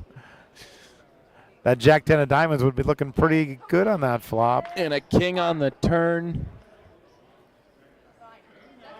Queen on the river. Jim and Sam eliminate Norbert and John. 4 people on this. We got to be down to a final table. I believe you do. Wow. I mean, it just has to be with the math. So are they playing it all out tonight? Yep, we'll play it all the way out tonight. Tonight's winner will win $1,500 for the team, and then they also get the championship belts, right? I which love are that. The highly belts. collectible. Let's go. There's 2 of them. But there'll be cash for everybody who makes the final table, and then they qualified to come and play tomorrow. So some of them might have qualified, and they just pad their stack, right? Because you bring every qualifying stack over to the main event. So, yeah, a lot to play for here yet tonight. Looks like they got to be holding up. Maybe they're moving them over. Earlier we had, when we started this tournament, the reigning champs brought their belts from last year. And so we did a whole entrance. I announced them in, played some music. That stuff's so cool. Yeah, this year's time down in Vegas has been a different atmosphere. It's really been a little bit more energized. The players are a lot more excited. Definitely with the 100K guarantee prize pool. Yeah. The tournament structures just... there's a nice new buzz in the air, it feels like. So when you do the bars, you come in there and you pay a fee to play? Is that how it works? Yeah, so the bars will pay the sponsorship. And then they will be able to host. So that includes the whole startup, your chips, some tables, seat cards, a timer, dealer buttons, everything you need to start up your game. And then also you have access to our online leaderboard, which has recently got a whole new website, been revamped, and continually being improved. So the players pay nothing to play in the game? The players Absolutely pay nothing. nothing. That's amazing. It's the bars who pay us, and it's the bars we thank immensely. No, amazing. for And so they allowing us. actually put up the 100K guarantee as well? Or does that come from the sponsorships? Yeah, through all the sponsorships, Okay. and probably a little bit of us just wanting to make a big promotion, the company itself. But And then the qualifier entries. Yes, that's a big part of it going too. on here as well. That all that goes into for the prize pool. Well, I love it. And you know, for these people, I mean, I don't want to have anyone take it too lightly. Like, this might be their biggest shot, the biggest thing that they get to do in poker, right? Absolutely. So it's very reminiscent of eons ago when was part of the start of Heartland Poker Tour. Was, you know, we went to these small towns that weren't being served, that they didn't have a WPT event coming by or whatever it was, but yet there were people who wanted to play poker. And so we would go to all these different casinos in the upper Midwest, and that was, for a lot of them, the tagline was always, it was real people, unreal money. Yeah. That you had a teacher who was trying to win $100,000. They maybe never would have that opportunity again in their life to come play on a weekend, have it be a fun event to go to at a casino near them, and you know, just kind of grew from there. This is the exact same thing. Is that for a lot of these people, this might be the biggest thing they get to do in their poker career. For sure. And you're watching it, and you're seeing it, you know, unfold in front of your eyes. Yeah. And that's so cool Absolutely. to see. And I mean, the Heartland Poker Tour reached out and ended up coming down to Commerce. We were down there in Commerce Casino and Thunder Valley, like I said, which is a part of the World Poker Tour now. And, you know, it made an impact. It made an impact for me. It made an impact for poker players. And, you know, it's guys like you that are doing these things for the bar leagues that keep it alive, you know, in places where it might not be. So we're very thankful for that as well. So it looks like Is Ben still around there? Ben is still there. God dang. I just talked to him today. Yeah, he's doing quite well. So they did go combine to the final table. Yeah, is this? No, we got a couple seats open. Looks like we're 6-handed now, so we really eliminated people. Yeah, that other table.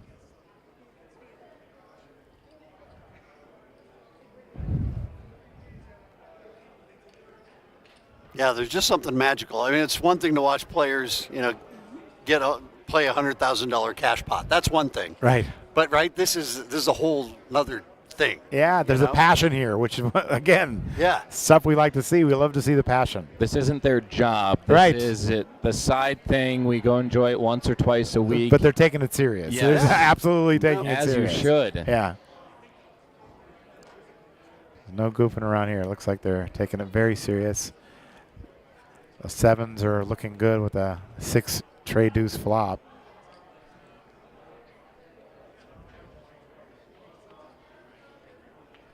Ooh, is that a 10 on the river?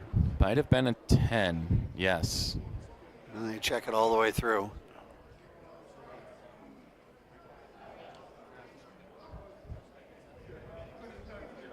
I think it was a 10. Somebody just had to move those chips over. It must not. Yeah, I guess Becky and Jameson. Oh, yeah. That's it them, was a 10. So. Okay.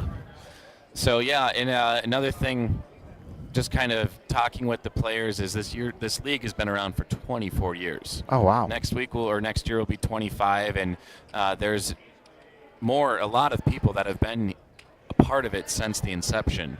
Sure. So you've got 24 years of history, and we've been bringing the live stream for 4 years, but we've been coming to Vegas and traveling around for these national championships for that many years. So there's tons of memories that these guys have of the good old days, and it's great to hear those stories and how excited they are and very proud to be part of something that's been running for so long. I see the 302 group's pretty big out there. I don't know where are they from? 302? We'll have to find out. There's a lot of them out there. Is it Louisville, Delaware? So there's a group from Delaware here. Yes. Oh, wow. Awesome. So Look at me. I'm in Delaware. I mean, this might be all the people that live in Delaware actually in the building, because there was a lot of them out there.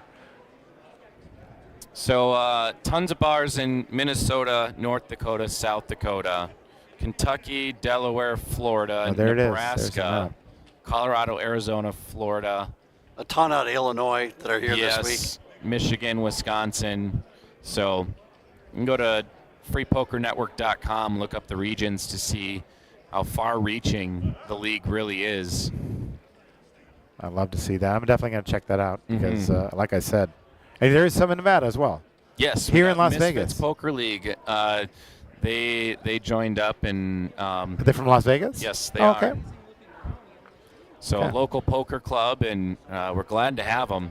Yeah. It just makes sense. We have these national championships. Misfits are what they call the Golden Knights fans. They're called the Okay. original Golden Knights were the Misfits. So Okay. maybe that has something to do with that. But love to see that. Mm-hmm. Oh my gosh, this is crazy. Even some of them are people's houses. It looks like Yeah. Kelly Logan's house. It says That up was in Delaware. Yeah, I have heard of a couple league nights hosted at people's garages man, that that's they've awesome. decked out as a poker and game room. I love it. And so you can see the number of players in each state, over 1,500 in Illinois alone. Wow. Louisville Poker Tour brought on 640 plus people, and they're growing like crazy. Maverick Poker League. There's the Misfits. How many in North Dakota? North Dakota, 1,400 or Wow, so, amazing. over 31 venues, bunch of leagues, 32 leagues. So Love it.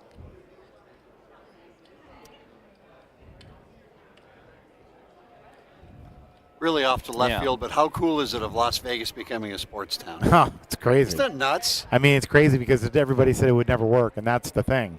It's worked great, and the players just have really gravitated, love being in Las Vegas because they love being here. They, the fans have been incredible, and we also get all the visitors from other Yep. parts coming in and watching, especially with the hockey team. You know, the football team is really our own, I feel. But it's kind of Homegrown. grown. It's not homegrown like the Vegas Golden Knights. We call them Vegas born. Yeah. And it's been really good. interestingly enough, when the Vegas Knights were formed, one of the players that got selected or drafted, whatever it is, Nate Schmidt, from my hometown. Oh, really? Yeah, so it was really cool to see him. We miss him. We wish he was here. He is such a Yeah, personality. he's a great personality. I Good played dude. baseball with him since we were young Oh, kids. really? He's a grade below me, and yeah, it's great to see him make it that far Yeah. and just be awesome out there on his skates. It's up in Winnipeg now. Yes, he is, which is not far from Fargo. Just a Is it? short 4-hour drive. Is that all straight this? north. Oh, I didn't know that. I thought it was farther. So we're going to all in by guess who? Catherine and Teresa, pocket sevens against Jim and Sam's sixes. And one of the sixes has been eaten by a hand. No 10 for a chop or 6.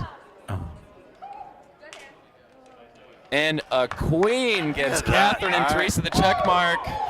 They're not going away They won't. anytime soon. That's awesome. Yeah. All right, I better step out before my wife walks out the building. But really Great to great, see you, man. and I would love for us to do something with the WPT and get Yeah. you guys something, prizes, whatever you guys have, and I look forward to meeting Brooke out there. Let's get a picture here. Yeah, quick. let's do it. Beautiful. Thank you so much, guys. I do appreciate it. You guys are awesome. Mm-hmm. Yeah. Yes. Sounds good. Awesome. Yeah, Love hook up with Brooke up there, and yeah, good to see you again too. Yeah, for sure.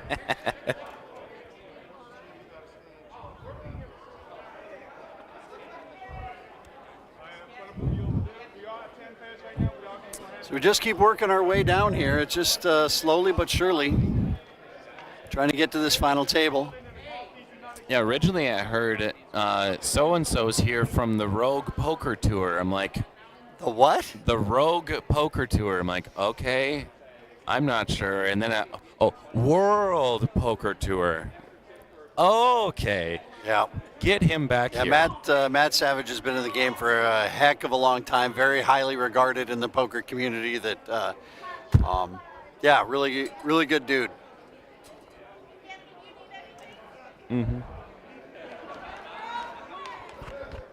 Well, what a freaking cool appearance. A little drop in. Look at that.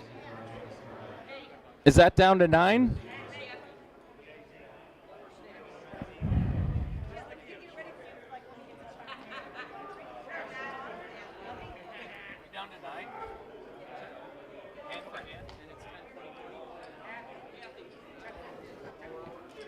I think we're hand for hand. We're on the bubble. So we're going to see some extended pauses.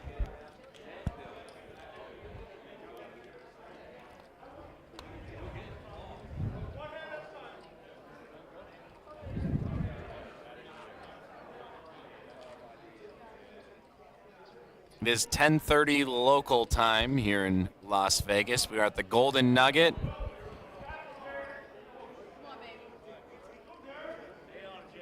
And we're going to go ahead with our next hand.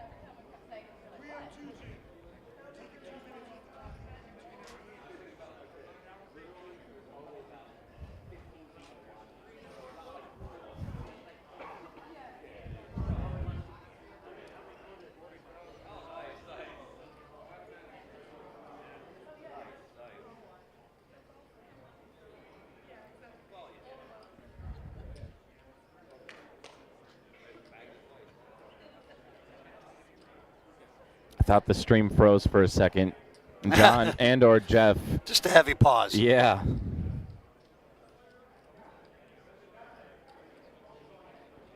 There's got to be an element, too, where you may take a little bit longer to make your action to try to give the other table some time for some action to happen and potentially learn that you're on the bubble or the bubble has popped.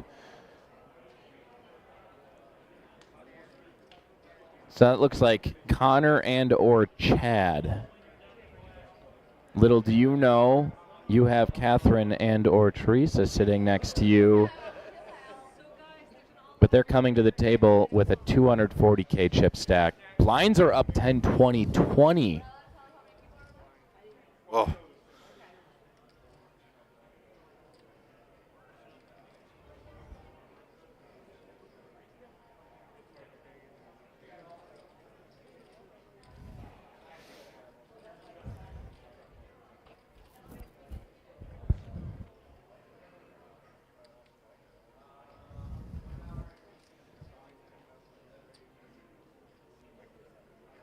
They are in the small blind, Catherine and Teresa. And they'll make the fold.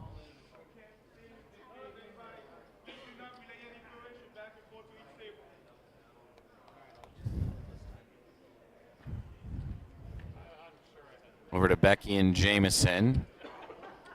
Oof. All right.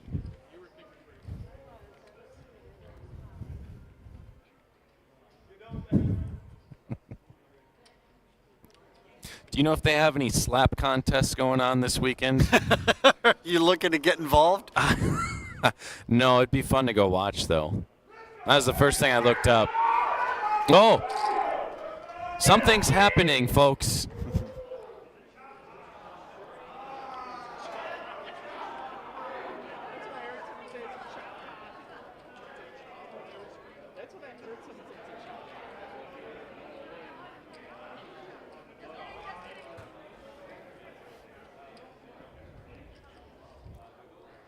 So we're going to be waiting for the other table to conclude.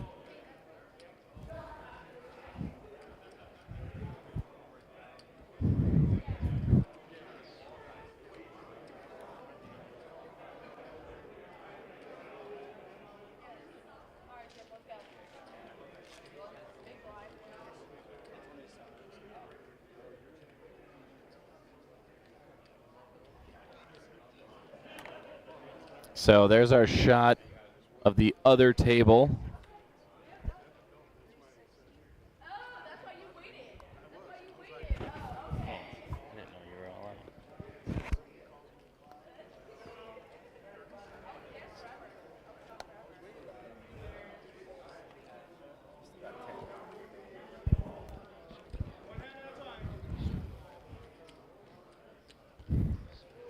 I think we are still hand for hand, but there's a shot at our other table.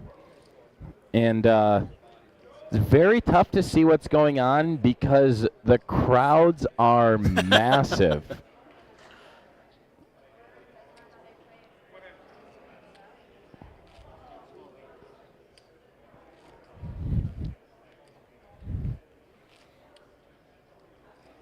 Give a big shout out to other event staff all the way at the top. Brooke Leiter for doing this year after year. We got Steve Priest in the home office answering all your questions day in all and of the all. Yeah, and all then of them.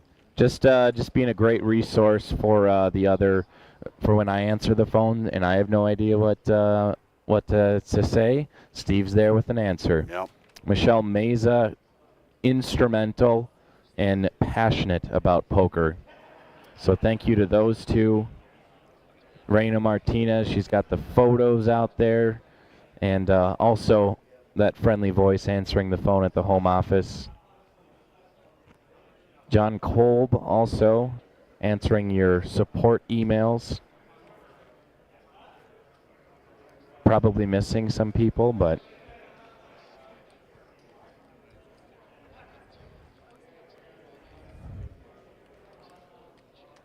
Chris Hansen for coming to Las Vegas to sit here next to you for hours on end, which is terrible for you. I mean, it's not so bad. I'm comfortable with already being me. Yeah. But having to put up with me it's no small task, ask my wife. We have fun back here. I look forward to it every year. So, a tale of twos. All right. I bet a $45,000 from Becky and Jameson, and that gets a fold.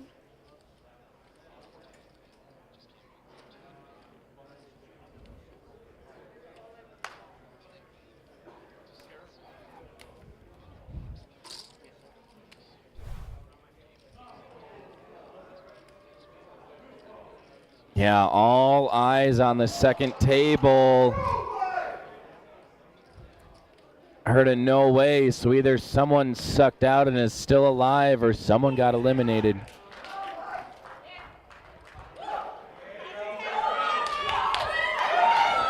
Folks, we are final table.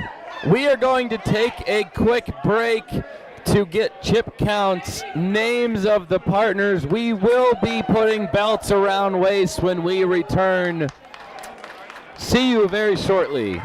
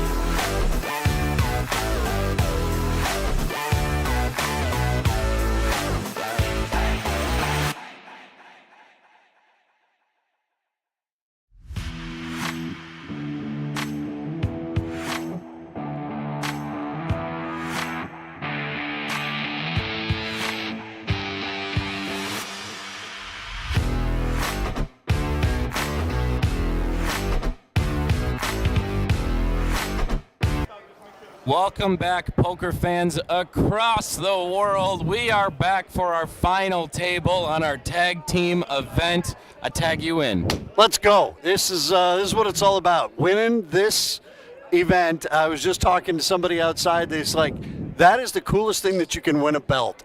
Like, just to have that always. The money will come and go. Yeah. But this will stick around. Forever. Right? So Forever. Excited to see this final table get taken care of here tonight. And all of our players have earned their share of a $3,800 cash prizes. First place still $1,500 and the belt. In seat 1, we will start introducing our players with $101,000 in chips from 6 poppers in Delaware, Sam, Jacob, and Jim Pirugini. I screwed that last name up. That's good. Seat 2, Mike Yoder and Marla Smith from Florida playing out of Pallet Bar and Grill, $233,000. Seat 3 from Nebraska playing at Across the Tracks Bar and Grill in Adams, $57,000. Russ Neal and Al Burr. Seat 4, pair of brothers playing out of Woody's in South Dakota, are chip leaders at the table, $367,000. Eugene and Boyd Bransrud. Seat 5, fan favorites, they won't go away, Catherine Stewart and Teresa Carlson playing out of Stillin's Bar in Illinois, $78,000. In seat 6, Mean, Becky O'Grodney and Jamie San Smith playing out of Muggs and Manor in DC Cobb's Bar in Illinois, $306,000.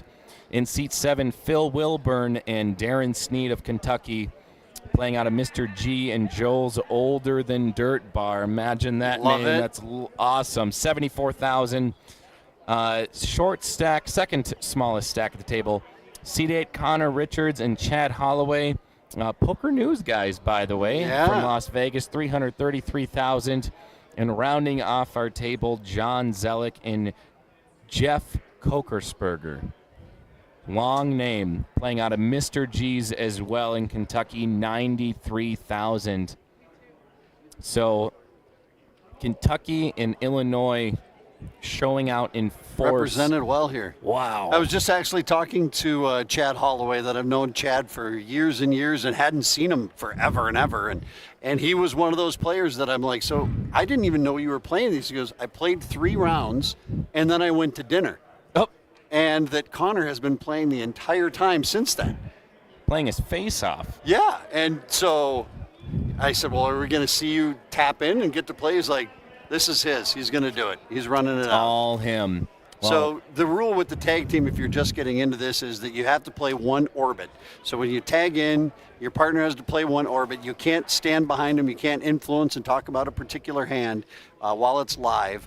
But after that orbit plays, then the player could come back in. It's kind of how it is before we get to the final table. So if one of these teams hadn't tapped in their partner yet, they are immediately disqualified, which hasn't happened, so we're good. Okay, good. All the regulations have been checked out. Yes, That's good they have. So, and we've had just an electrifying feature table.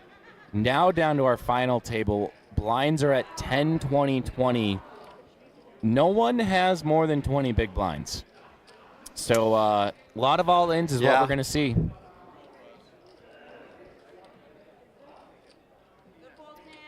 The excitement in the room is definitely ramping up. There are a lot of fans that are on the rail who are cheering on their favorites or favorite from their, maybe even a person that they don't know that they have met here this weekend, or somebody from their bar league, that is now at this final table. Pretty cool that all of these players are in tomorrow. They know that they have a seat waiting for them tomorrow, some of them padding stacks for tomorrow, and going for that $25,000 first place prize tomorrow in the 100,000 or 100K World Championship for Free Poker Network.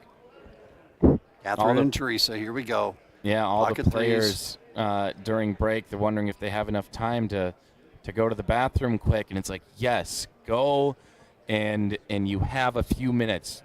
But they are so excited they can't even wait. But Catherine, this is Catherine, her partner Teresa, but Catherine seemed like she is exhausted because it's been such a grind on this table. The heart rate has been pounding, and she can finally breathe because they've made it to step 1, and that is make it to the final table. So John and Jeff here with pocket queens, raised to 60K.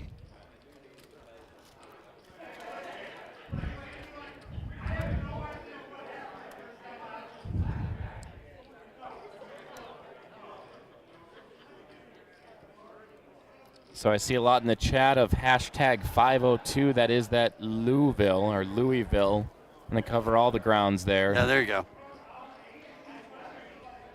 So a raise to 60K from John and Jeff leads us over to Mike and Marla looking down at King Queen.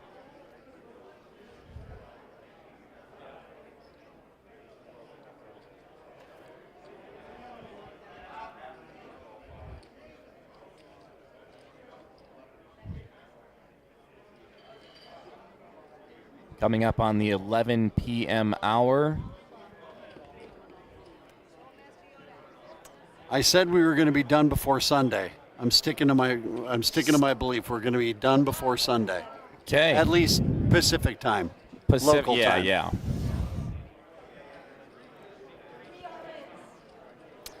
Well, the all-in from Russ and Al, and so now it's back to John and Jeff. Mike and Marla, excuse me, all in. Russ and Al are all in too. All in to call. We're going to see a three-way. As has been the case all tournament long on this feature table. Tons of 2, 3-way all-ins. These players started at 4 p.m. today. Maybe even played in our 10 a.m. qualifier. 25% moved on and 20K chip bonus.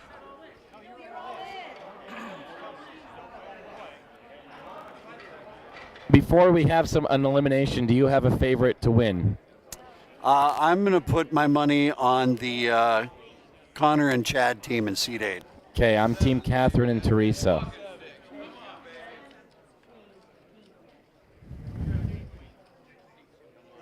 And surprisingly, they are not in this all-in. They seem to find themselves in that position a lot.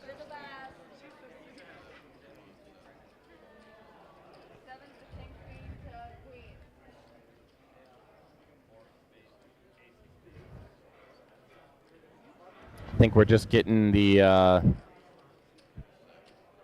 flop going. Flop comes 2 4s and an ace. 8 on the turn.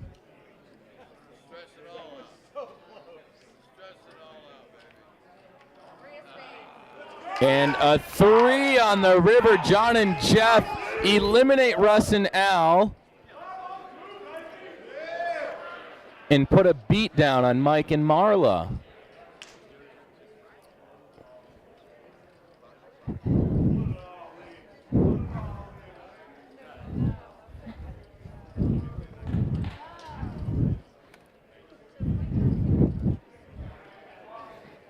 So first hand, and we see, or second hand maybe, and we see an elimination right off the bat. With the blind level so high, there's plenty more of that to come.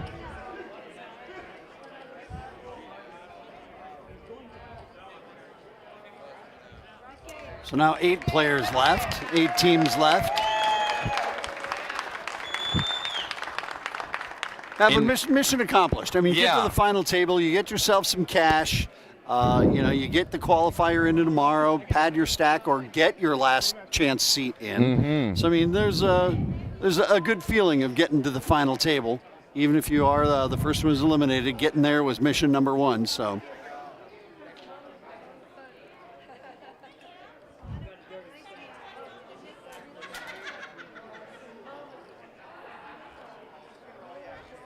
And the player with the largest starting chip stack going into Championship Sunday, currently Sahil Mullick from Nebraska, earns pole position. Sticking with that race car theme, it's going to start tomorrow with $80K in chips and a $500 bonus. So there's your chip counts Phil, Darren, Catherine, Teresa, Sam, and Jim on the line next. Eugene and Boyd commanding chip lead.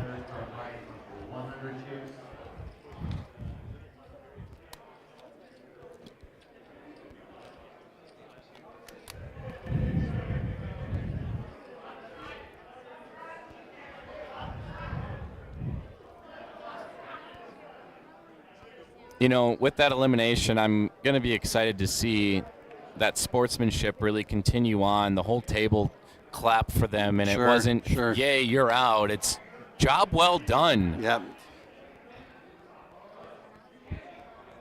We don't know the extent of the history or the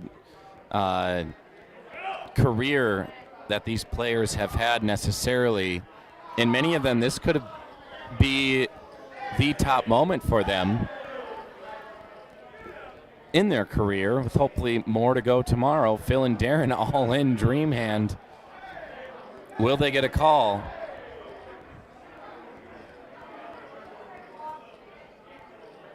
Now, this is a situation when you got those pocket aces that I would have maybe thought about just putting in a min raise to try to induce some play out of somebody. You know, when you have 74,000, it gives the look, right? It gives the appearance that if you have just made a raise to like 45,000, it gives the look of I'm confident, but yet I'm not that confident. Yeah, I'm not putting them all in. So then maybe you'd have, you know, like an ace jack or a pair of tens or something like that that might come over the top of you, and you get what you want, which is the action. Because as of right now, everyone is folding around, and there it is saying, yeah, see, I had the aces and I wasted it. But at the same time, your aces didn't get cracked. So yes. I will not fault it at all for jamming there. I believe he was on the button, so picks up $50K in chips from the blinds and annies. That's huge for any chip stack right now.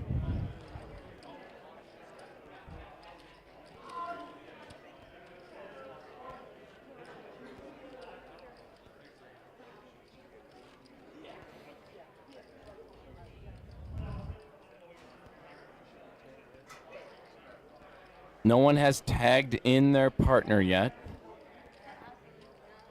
Be interesting to see once we get past that first orbit here if we do get anybody who comes in.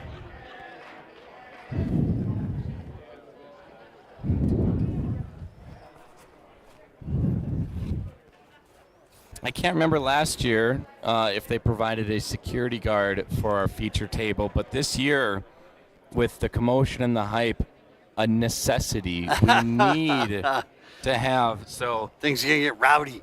We really do thank the staff here at the Golden Nugget in providing that security, that extra layer of protection to our players, and making sure that you know, the spectators don't get a little too close. All right, so here we go. John and Jeff with pocket queens. I'm guessing they're going to bet about 45,000. 60,000 is the raise, so 3 times the big blind. Sam and Jim fold their pocket fives.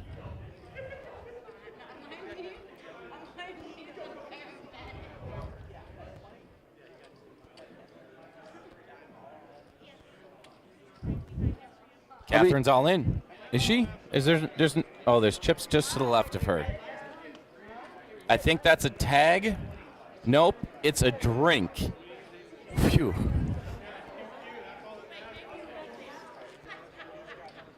Yeah, no liquids allowed on the table other than the sweat from your palms. A lot of expensive equipment underneath that that insert.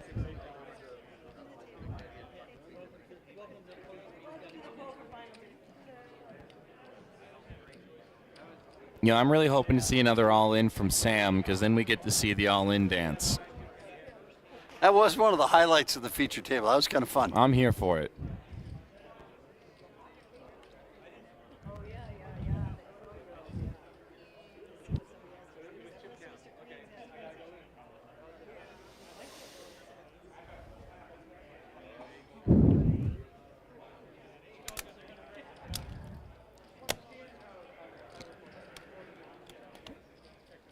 So we'll see how this final table ebbs and flows, if it's going to be a lot of immediate all-ins. We've already seen one in elimination. I think we are going to have a couple tags. Let the security guard open up. There we go. Don't step over the stanchion ropes. Unhook and walk through. So Sam is going to tap out to her partner, Jim. Connor taps out to Chad is what it looked like. Is Chad going to get some action? Mike will bring Marla in. Well, you know, it is, so it's the final table. It is kind of cool that you would let the other person come in and kind of get some of the fun and the experience of being there. Catherine and Teresa are all in with Ace King.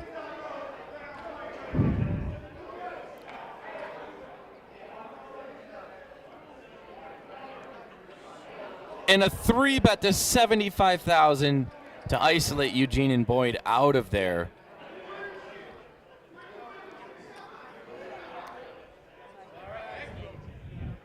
Eugene and Boyd will fold, so my favorites, Catherine and Teresa, on the line, but they are the favorite in this hand.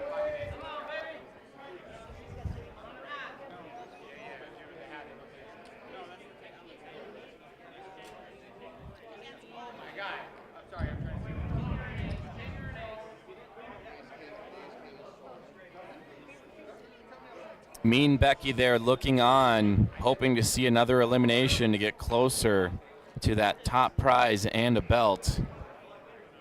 So we'll see a flop here as the dealer counts out those 3 cards. 9-3 Jack. Ace King still ahead. Queens and 10s are the outs for the King Queen.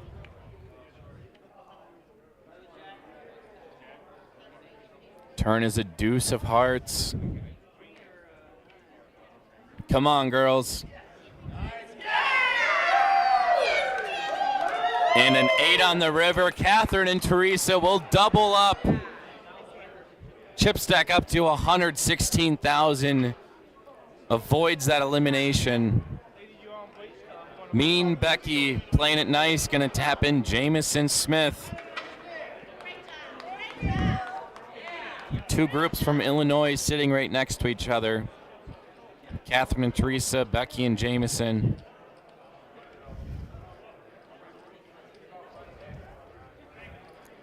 And it looks like we are on a scheduled break.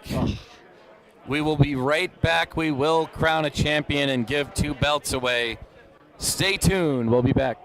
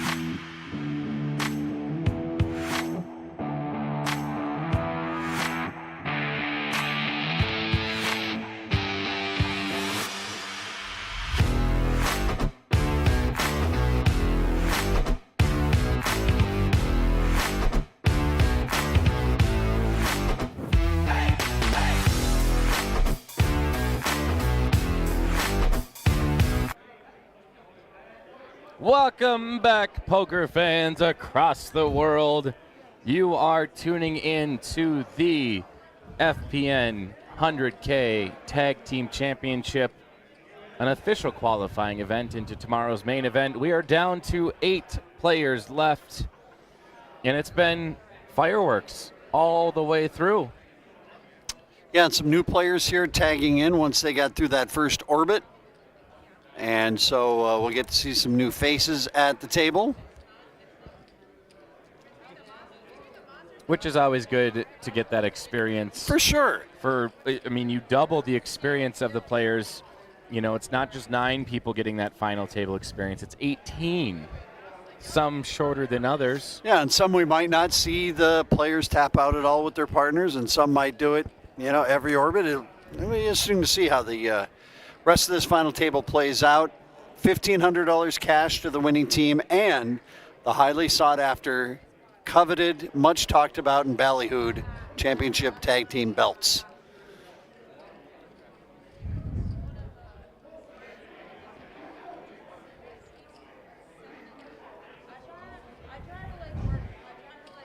So Becky, the chips out there, by the way, the red chips are $25,000, and the baby blue chips are $5,000.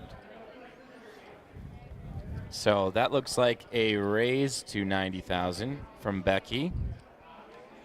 Phil and Darren would be all in to call. Yeah, the Phil and Darren with a very sad-looking couple of chips that are just sitting there. They came to this table with just 74,000 chips.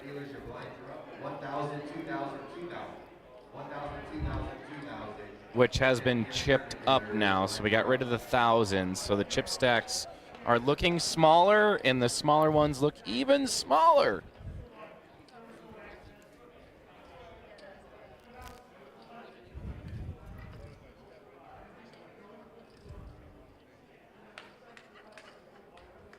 Yeah, that's a frustrating fold. Having to fold the big blind there. You wish you just had a little bit more. So now in the small blind, there goes another $25K. And he's down to, I think that's his chip protector. So he might be just down to $25,000. I would have liked to have seen him just get it in there. It's a random hand that just raised you. You have no idea what it is. You probably still are going to have 2 live cards.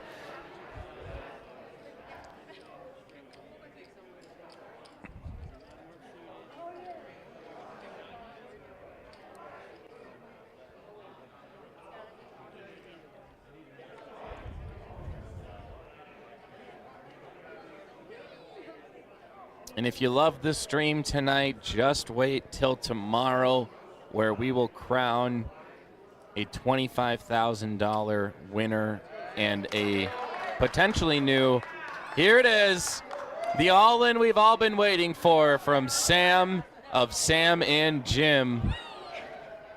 Let's see if we get a call. Sam and Jim going all in with ace-9. Boy, I'm glad they made it to the final table. Get some energy and excitement. Well, no action so far.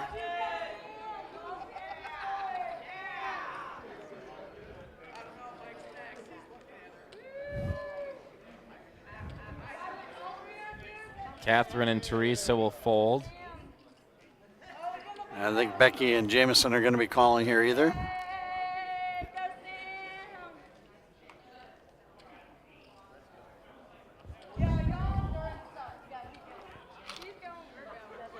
Folding around to Connor and Chad.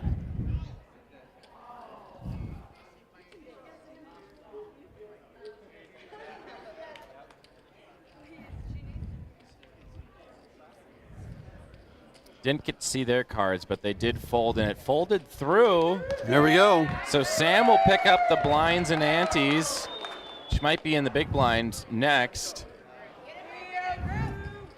Representing that Louisville.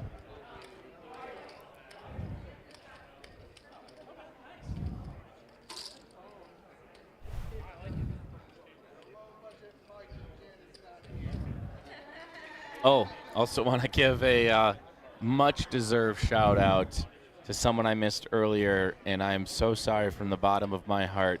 Dana Castaneda, bracelet winner, World Series of Poker bracelet winner, has been our tournament director, been helping to run the tournament and communicating with players and the tournament staff and making some calls on when the blind levels raise. Couldn't do this without you, Dana. Thank you so much.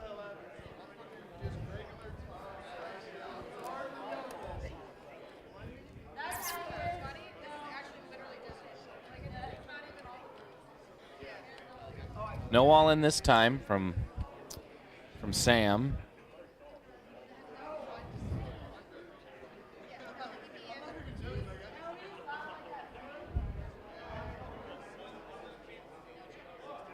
I think this has been a tag out, so this is probably Boyd.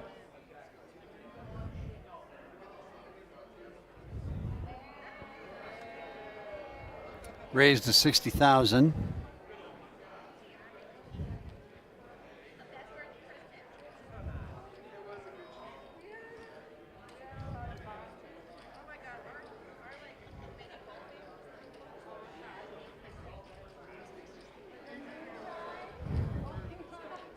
I think action's on John Zellick.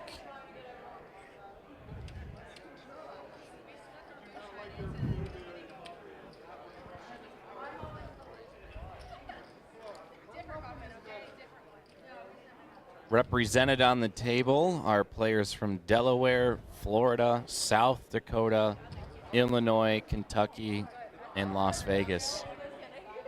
Nebraska has been eliminated in 9th place.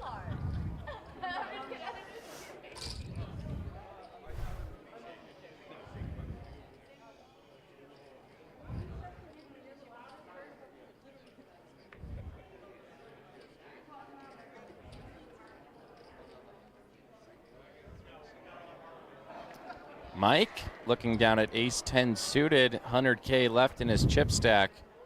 It might be time. There they go. Yeah. Only way to win is to put them all in. Nice little rhyme just cooked up there. See if ace-10 gets any action, potentially from Jameson. Of Becky and Jameson, so another tap out. Again, that 100,000 chip stack is a nice stack to ward off a lot of the bigger stacks, because now Becky and Jameson are looking at calling off a third of their stack to make the call, which they do. Phil and Darren folded pocket threes.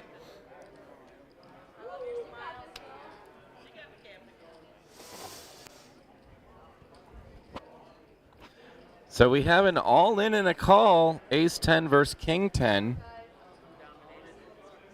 Ace-10 is the favorite. And is at risk to be eliminated. Mike perhaps getting up to dance himself. Nope. I'd love to see that. Whoa, an ace must have come on the flop. Yes. All spades. Gonna need runner, runner, king, or another spade for a chop. Another spade would chop it. Some chopportunities, as they say. Nope. A 9, and Mike and Marla survive. Double up through Becky and Jameson. They now have a larger chip stack than them. 275,000.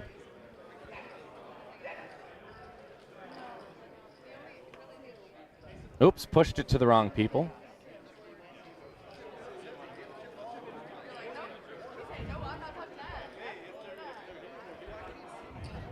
Mike was a little, those are mine. I'm pretty sure I won that hand.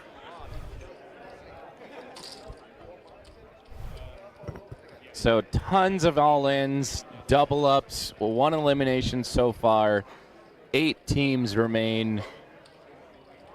$1,500 to the winning team tonight and those championship belts. There's also cash for everybody else who is at the final table. I believe $200 was to 9th, 200 to 8th, all the way up to that 1,500 for first.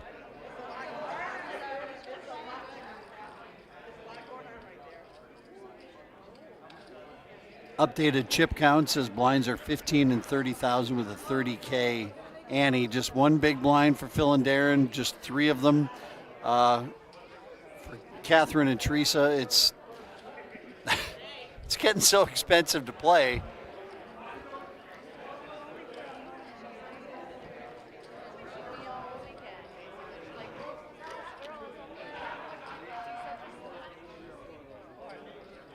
Looks like we did have a quick little dealer change.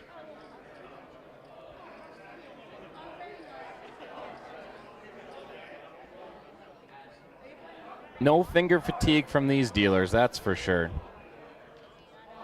No, downtown Las Vegas, the only place you can still play poker, downtown Las Vegas, that was the home of poker for many, many years, is right here at the Golden Nugget. They've stayed true to it. Very busy poker room. And regular tournaments that they run here, and still great option if you're looking to play poker in Las Vegas, and you don't want the massive rooms and all kinds of people. It's just a nice old school feel to it when you play poker in the poker room here, and then the grand ballroom, obviously great spot to host tournaments, and it's fun to be in Las Vegas. Obviously, it's a destination that a lot of people, and some people I've talked to, like, they had never been here before. Much less to the FPN. They had never been to Las Vegas before. So that's kind of cool to give people that first experience again here. Yeah.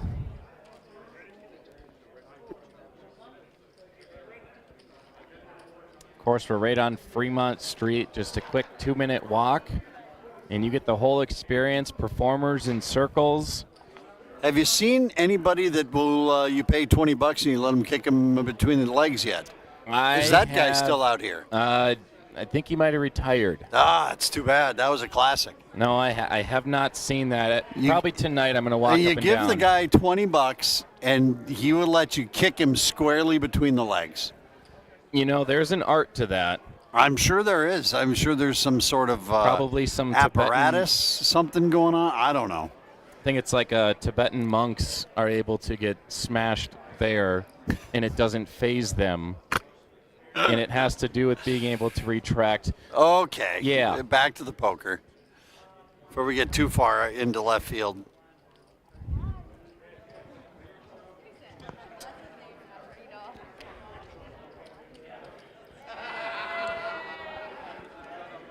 We're going to see a flop without an all-in. Eugene and Boyd and John and Jeff will see this flop together.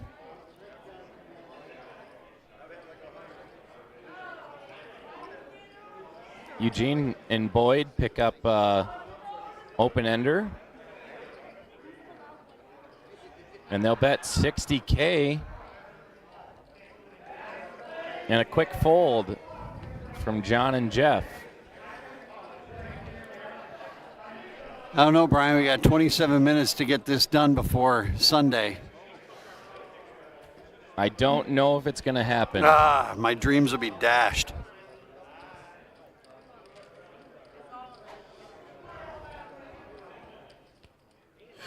This event started at 4 o'clock today, so the players are now getting to that 8 hours worth of play. But because of the tag team dynamic, maybe some of them haven't been playing the whole time. Maybe they've been splitting it up, between the two players. So it does allow you to perhaps not have that fatigue, that mental fatigue of sitting at the table for a full day's work with more poker to go.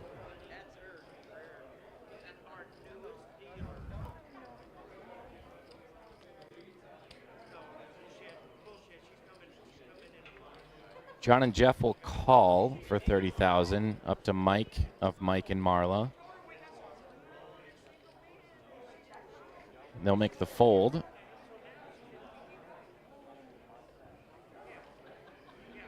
Catherine will check.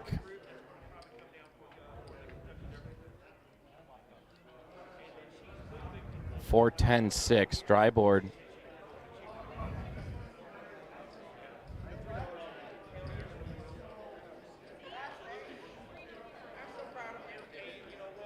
check and a bet from John and Jeff.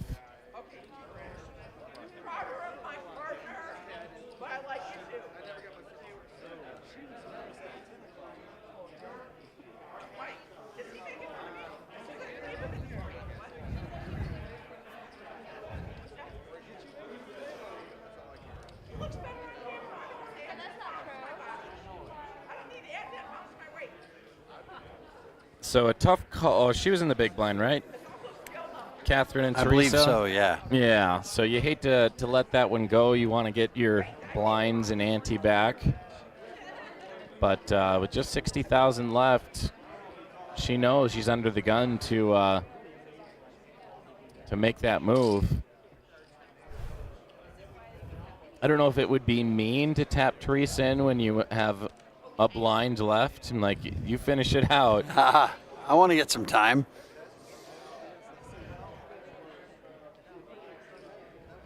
Yeah, Phil and Darren are going to go all in for just 35,000.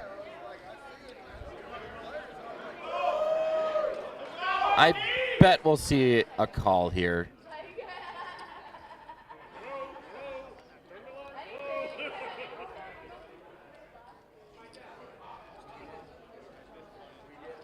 Maybe not from Mark, but only 35,000 to call.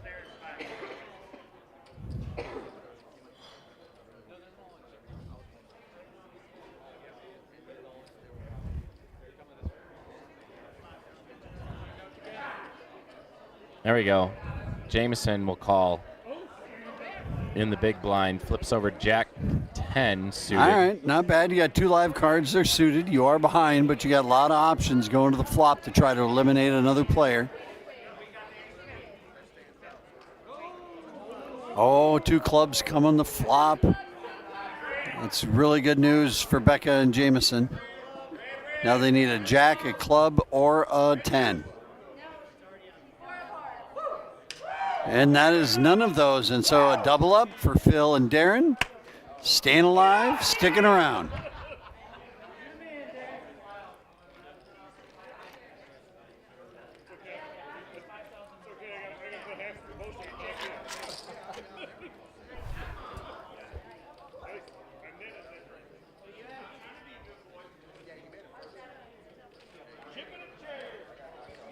There again is our chip count. And our payouts, so 200 all the way up to 4, 300, 800 for second, and 1,500 top prize and the belts. Once we get down to heads up, we will surely put the belts on the table.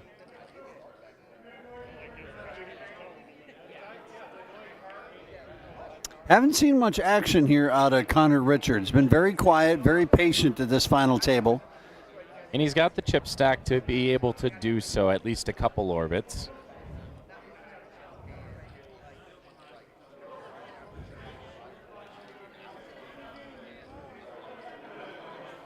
Mike and Marla with Queen Jack of clubs. And a fresh large chip stack.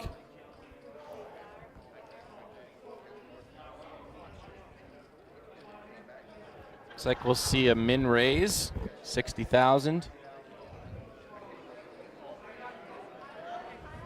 Trying to push some action on the table instead of making someone call an all in.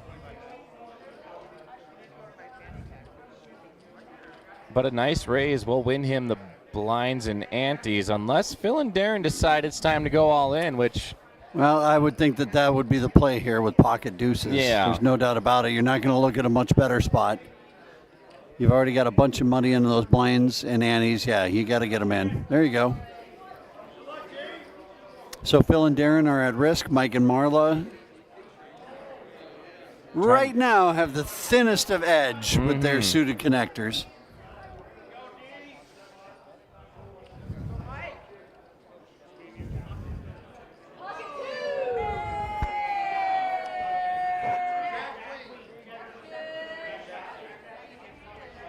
It's kind of a classic poker story, down to a horse race.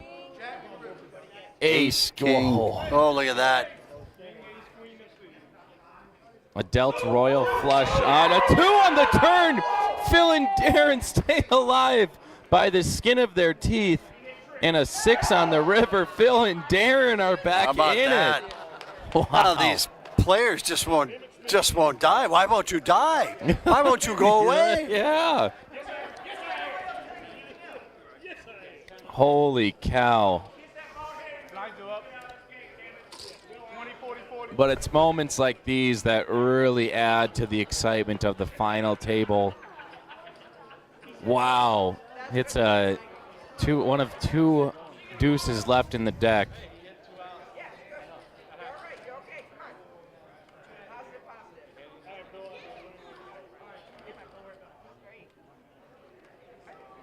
So one of the 2 teams playing out of Mr. G's and Joe's Older Than Dirt Bar survive. I bet you have great chicken wings at Joe's Older Than Dirt Bar. You better. That sounds like a place where I'd go for some chicken wings. Yeah. And all we serve is blue cheese, none of that ranch crap with our wings.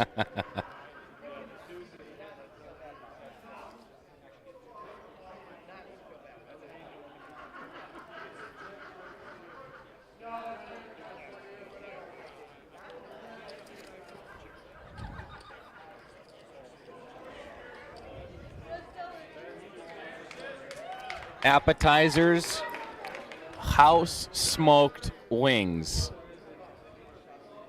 Yum. Ah, they serve blue cheese and ranch. Boo. Down with ranch.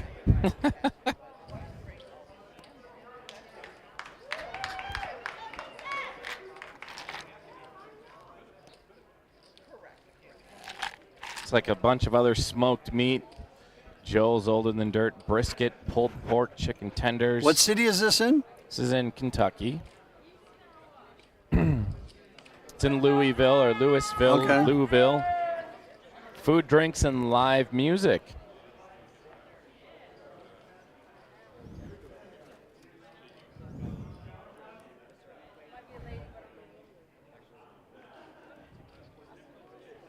I wonder if do they have a hot brown on the menu? We have an all-in and a call. Sam is all in, and we're getting the dance, ladies and gentlemen.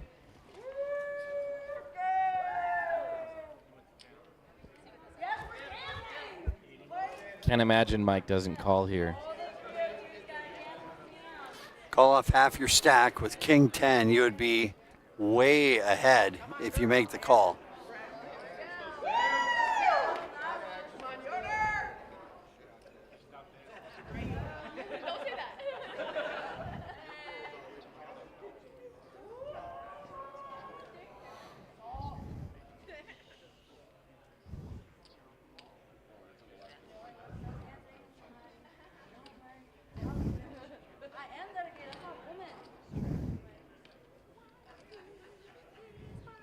It probably helps to get that blood pumping through the body. You sit down for so long playing poker. Kind of like the strategy by Sam. I wonder what song is playing in her head while she's doing that dancing. You make me feel like dancing, wanna dance the night away. Might be something like that.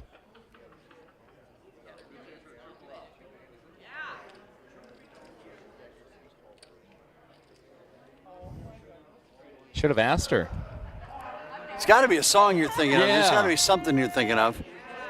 He made the call. Look at this. Oh, Here we no. go. King 10 versus King 9. They need a 9 in a bad way, Let's do it. or else Dancing Sam and Jim will be eliminated. Let's hear it for the boys. Yeah. Deuce Queen 10. A jack, though, would give her the straight. An 8. 3 outer. Needs the jack. Doesn't come, and Sam man. and Jim eliminated in 8th place. Round of applause from the gallery and the players at the table.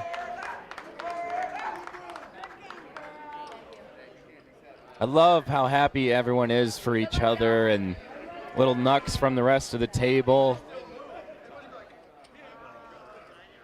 All right, so 7 players left. So 6 poppers out of Delaware is eliminated.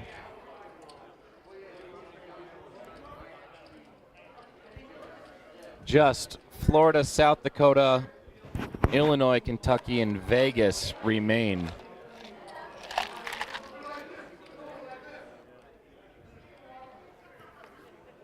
So for our Kentucky friends who are watching, the hot brown is like the official sandwich or the official dish of Louisville.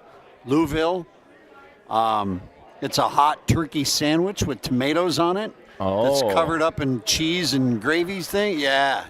Oh, it was.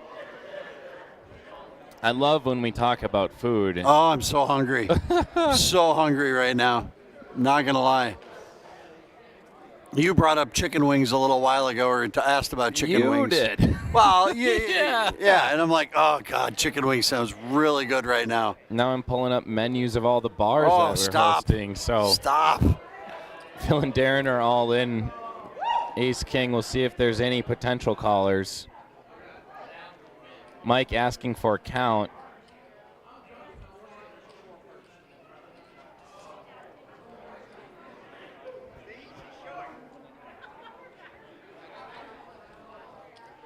Mike is sizing up a call here.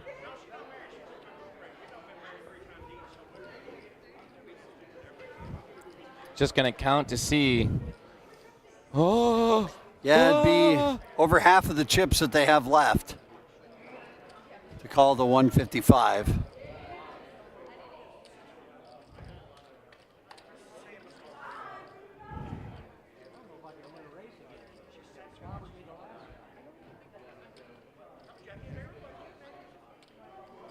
Take your time, Mike.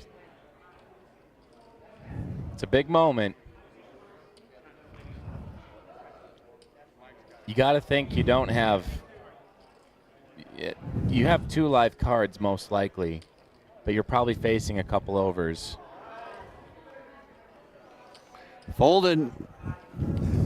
And if you're in the Louisville area, specifically heading down to Mr. G's Lounge, they got a bunch of live music in January. Looks like every Friday and Saturday they have some live music from some local artists. Again, this doesn't happen if there aren't great bar and organizations that host these events for free poker. Over 10,000 people across the country participate in Free Poker Network's events, and for the majority of them, a lion's share of them, all from local bars, small town bars that are looking to bring people in, and the FPN is a great opportunity for them to sure is. Get some people in the door. It's a big win for the bars, and especially when you can be repped out here in Vegas on the live stream. John and Jeff will shove all in.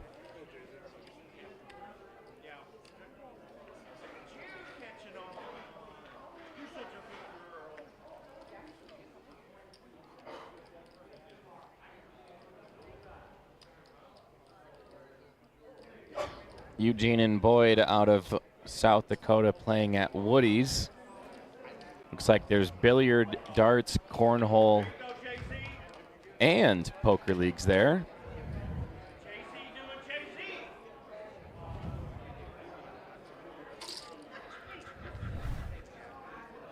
So yeah, we're just I'm just looking up all the bars and seeing what's going on. You keep talking about this food. Not about this weekend. I won't say the happenings there. But in the next weekends, maybe we'll talk about them. Because if you're doing anything this weekend, it's going to be watching this poker event. And there's our current promotion running, Step in the Ring. Who wants to become the next FPN champion? If I'm tripping on words tonight, I can't imagine what tomorrow's going to bring. But here, Catherine and Teresa all in for $45,000. Might see a call from Phil and Darren. And we do. Yeah, we got one call with ace-6 suited.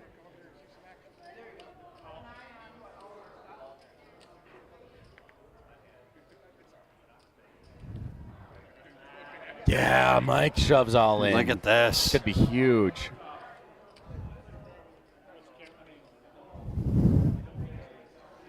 Not loving it if you're Catherine.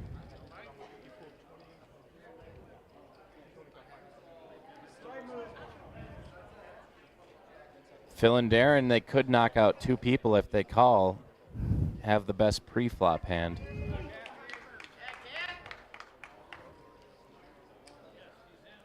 Yeah, this would be a call for their entire stack, more or less. Just 255 to start, but they fold. So we're heads up. Calling for the one time. Catherine and Teresa playing out of Stillin's Neighborhood Pub and Grill. Burgers, quesadillas, and beer served in a long-running bar with outdoors seating and daily specials. Nice.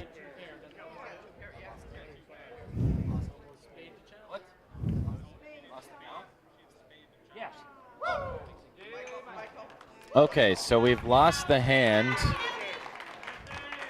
Your girls are eliminated. Looks like my dreams have been dashed. Mike Yoder and Marla Smith knock out another competitor. Nice job to Catherine and Teresa. They'll be taking home $200 in this event and $20K into their chip stack going into tomorrow. So now six-handed. Six-handed. Working our way towards that champion here tonight. Yep. Things are going to be heating up even more. See some more all-ins, some more eliminations. We're itching. Might be because the air is drier down here, so can we get some lotion in the back?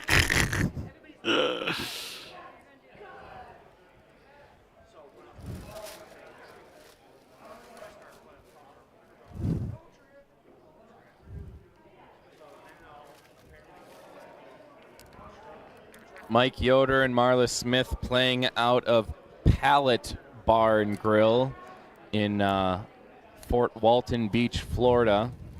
Pallet Bar and Grill is where flavor and fun unite. Nice. Yeah. Order now on DoorDash. Fort Walton Beach, I believe. Oh my.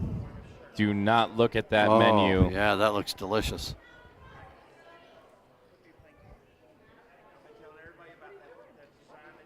Pig wings are available.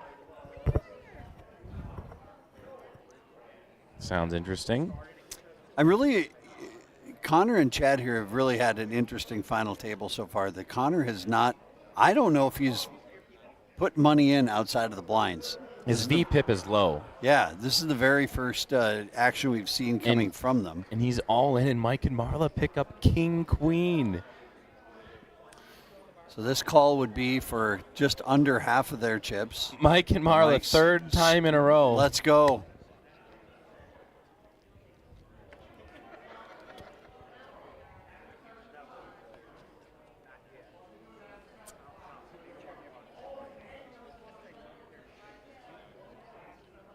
So King Deuce and King Queen will do battle here. And King Deuce is at risk. Connor and Chad.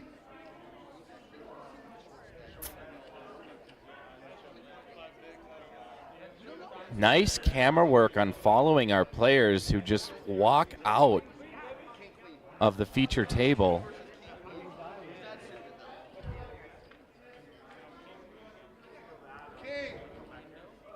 King on the flop, 8-9, all clubs. A 4 and 2 outer. Down to a deuce. Bam! No deuce on the river, and that's going to do it for Connor and Chad. Oh, my gosh. Mike eliminates everyone. Watch out. Getting on the heater at the right time.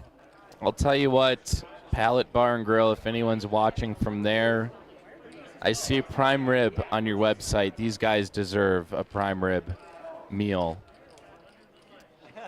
when they return. So another couple positions until we jump up to $300.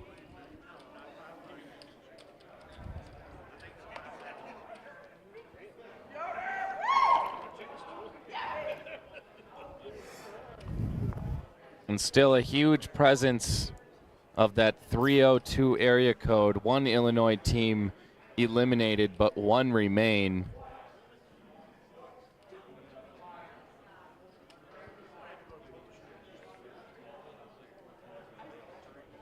Mike finally not playing a hand. Going to give somebody else a chance, Mike? Yeah, no kidding. Approaching 3 a.m. in Delaware. How long will this last? That is the age-old question in live poker.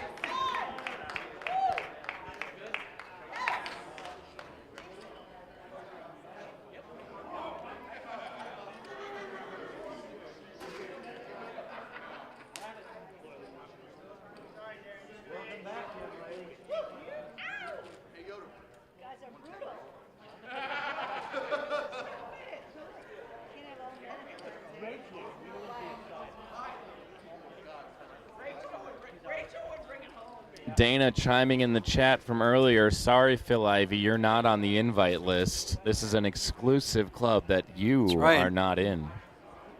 No amount of money is getting to that championship tomorrow. You got to earn your way in. Richmond Flores wants to shout out some bars here in Vegas. Perhaps off the Strip or Fremont, but Joe's Bar, Ichabod's Lounge, and Piano Bar. That sounds fun.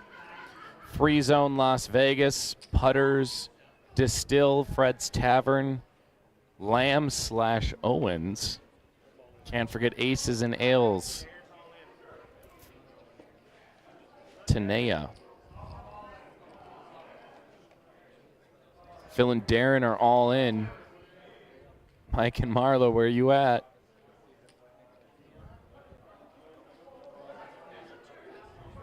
Eugene and Boyd will call. Might see an elimination here. And we've seen a lot of these all-ins with just edging out the other hand. Right, yeah, we've seen a lot of those with shared cards that one has the slight advantage over the other. I think Catherine and Teresa eliminated on King 9 and the other's King 10. Phil and Darren trying to stay alive. Jack on the turn.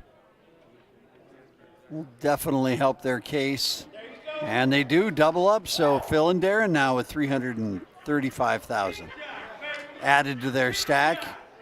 They've put it on the line a couple times and have just hit the cards when it matters most. You know, it's kind of like you're playing blackjack. You've got 12, the dealer has 6. You're thinking, I should probably just stay. But it is 12. I'm going to gamble a little bit. Yeah. Right.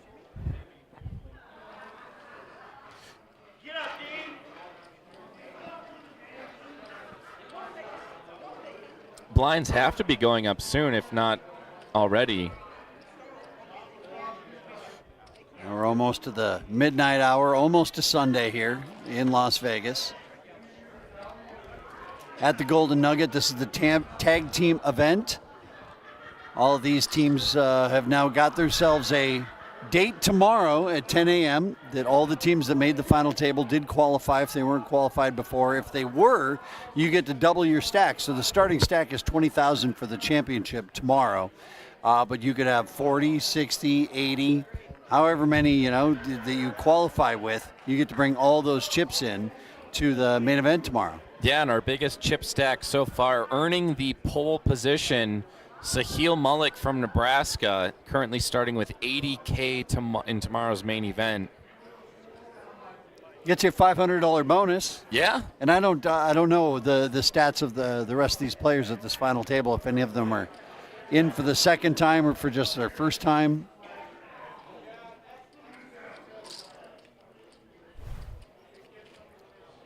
Yeah, 162 teams. That is awesome. Yeah, just so many people showing up for our tag team event. And we look forward to coming back at the end of May for our new promotion, our current promotion, Step in the Ring. We're giving away main event seats. Minimum of 3. You can turn that free poker night into a $10,000 World Series of Poker event. Who knows what could happen after that? Not a bad day.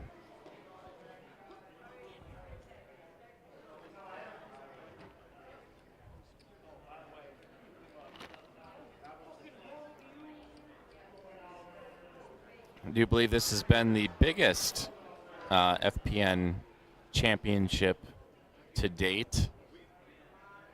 Over 200 players showed up for Thursday's first qualifier. Okay, we got an all-in. We got a call. I guess who? Mike and Marla. Mike and Marla are in with ace 7, and at risk is Eugene and Boyd with pocket 8s. So just one live card as it sits now with the ace of Mike and Marla. Eugene and Boyd are safe thus far. Need to fade the ace. Only 2 outs left. And the river's a 5. So a double up. Yeah, I got their chip stacks to about even, but Mike still eliminating 3 teams almost back to back to back. But luckily that didn't cripple his chip stack too much. Should still be sitting near the top in chips on the table. We had over 1 million chips in play.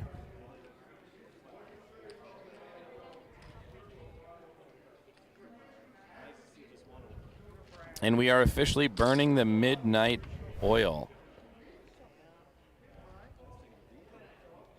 Welcome to Sunday here, Pacific Coast time. Out there in Delaware, if you're still watching.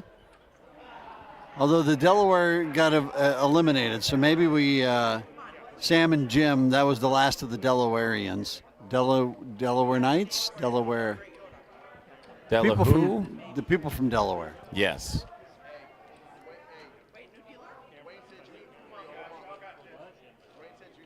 And of course, we get to have all the fun back here in the booth jabbering away, but none of this would be possible without our 2 mystery men, Goose and Jared, running the camera. A lot of button pushing going on about 10 feet away from us. Yeah. A lot of button pushing.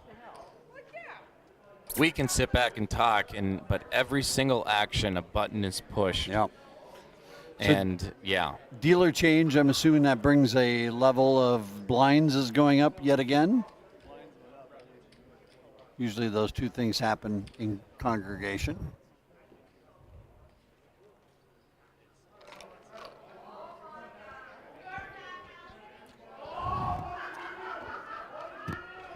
So it looks like Jamison tapped in Mean Becky. Try to get a nice little run of cards there. And John Zellick taps in Jeff Kokersberger.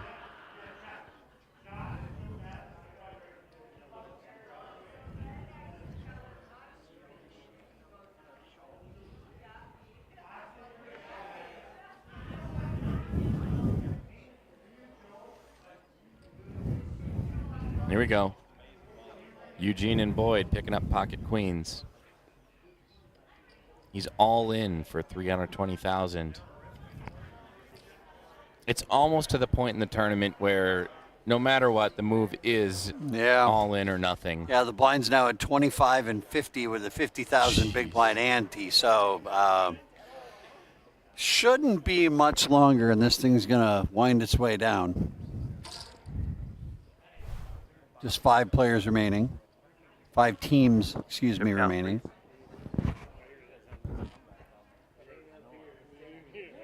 Yeah, so there's our chip count. 19, 26, 29, 31 big blinds on the table. And Phil and Darren have the lion's share of those big blinds with 550,000. Becky and Jamison very much at risk, needing to go all in very quickly. Same with John and Jeff.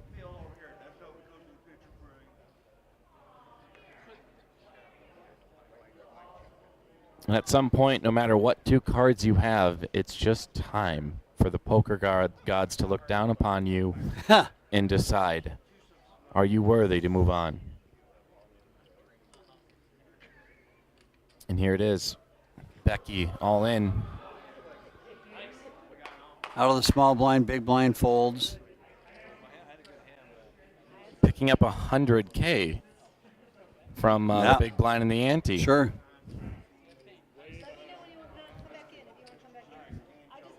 Looks like our shortest stack is about to be in the big blind. So John and Jeff, John tapping in Jeff when he dwindled that stack down. You finish it off. You go in there and try to get lucky for us. And John and Jeff of Kentucky playing at Mr. G's. And both Mr. G's teams are still alive. Some strong poker playing going on there, Mr. G's.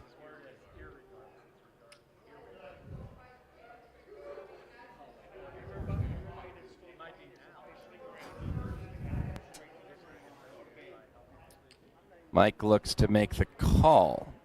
Yeah, how about that? Nice. Just calling with Queen 10 off. And another call. Okay. Little option to flop John and action Jeff? going. Are you kidding me? Holy cow, 4 players to a flop.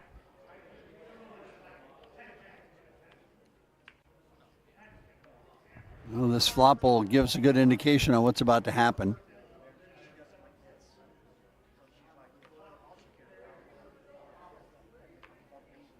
Eugene and Boyd hit that queen. They've also got a straight draw brewing. So does Mike and Marla. Phil and Darren do catch bottom pair, and they do bet 150,000.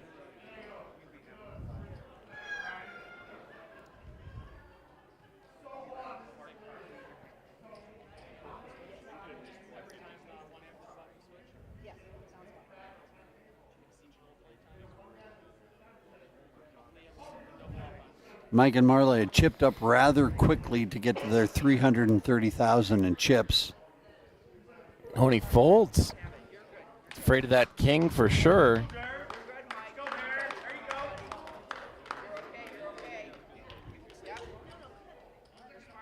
Darren's partner, Phil, cheering him on in the background.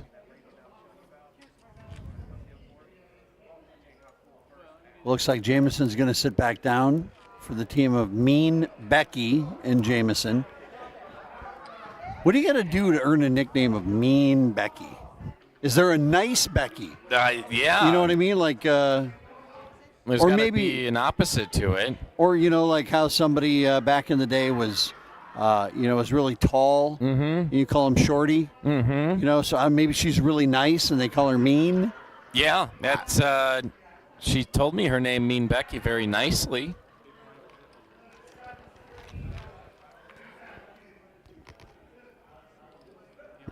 I would bet because she's final tabled, Mean Becky's because she's nice, but she's very mean on the felts. It has to mean something. Yeah. Oh, no. We've gotten to that point of the night. Yeah. The puns are out. Watch out, kids. Hide your eyes. Hide your wives. Plug your ears.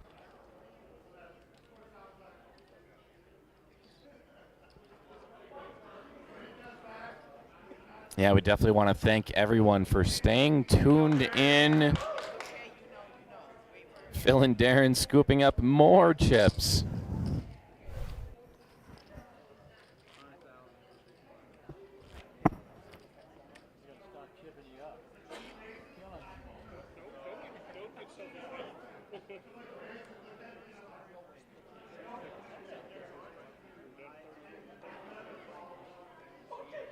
Yeah, and just what a cool experience for all these players to come out here and be able to play on the feature and final table, make it on live stream coverage. It's really something you can look back and just show to your friends back at home, generate some excitement to build the league. And, yeah, good stuff. Have a really cool story when you go back to work on Tuesday or whatever. So what'd you do this weekend? Well, I played in a poker tournament, try to win $100,000 in the World Championship. A what? Yeah. We have 2 all-ins. John and Jeff all in for 40,000. Mike and Marla over the top for 230. So we will potentially see an elimination or a double up. John and Jeff are the ones that are at risk. They are ahead. See if Mr. G's can keep their 2 teams alive.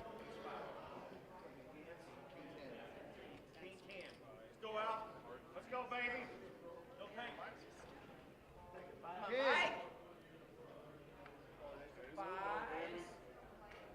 8-7-5. John and Jeff pair their 5s, but with 2 overs in Mike and Marla's hand. Some opportunities, perhaps. 11 outs. And a 6 double up for John and Jeff through Mike and Marla. Mike, you can only eliminate so many people. So Jeff getting it done for the team. Tapping in just a few hands ago.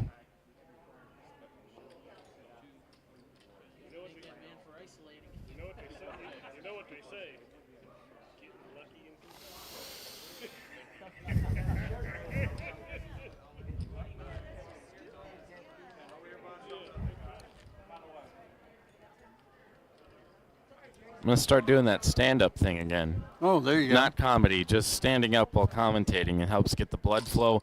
I'm not going to get blood clots in my legs this weekend. I refuse. Good call. Stay healthy, my friends. I'll try to. Of course, now the camera can't be cut to us. That's all right. But No one wants to see They us. don't need Watch to the see cable. that.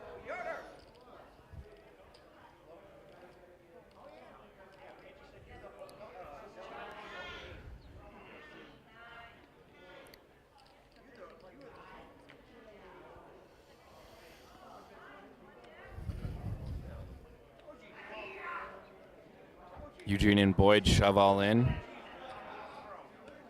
And a call.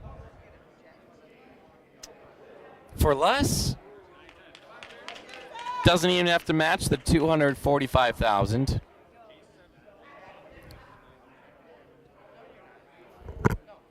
So a near coin flip. 10-9 versus ace-7 suited.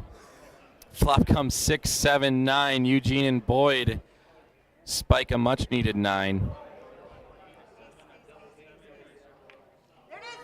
A 7 on the turn, and Becky and Jamison. Oh, my gosh. These shorter stacks are just running good tonight. And a 5 on the river. Becky and Jamison will stay alive. Wow.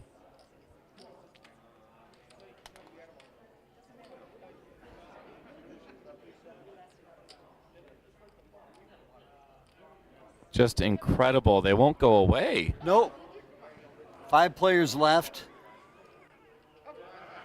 Phil and Darren have 15 big blinds. Everybody else has less than 5. Like, that is just like life support emergency situation for these other 4 players, and they just keep hanging around. Forget the security guard. We need a doctor down here. Or at least a good AED, somebody with some paddles. So they are not going down. These short stacks just will not give it up.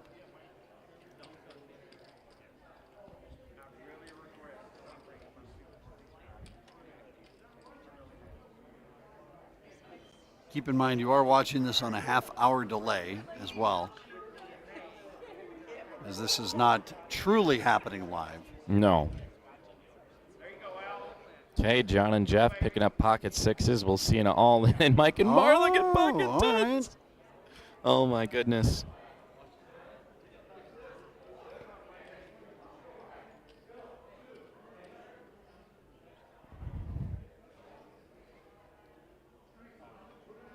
Yeah, so another all-in. Eugene and Boyd like, ugh, oh! I thought that was a jack for a second. Just ace-3 suited, still a good hand. Surely see a couple folds, and Then we'll do pair versus pair with John and Jeff and Mike and Marla. really, if you want to survive, you got to go through Mike and Marla. Kind of been the judge, jury, and surely the executioner at this table. Mike and Marla eliminating 3 of the 4 teams that have graced our felts tonight. Mike and Marla needing to dodge that 6. So far, so good.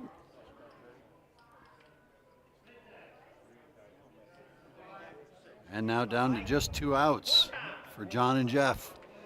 Will their tournament be over? And a jack It will on the be. river. Mike and Marla eliminate a 4th team. How about that? Just like Grim Reaper style. Yeah. Who's next? Wow. All right, so 4 players left.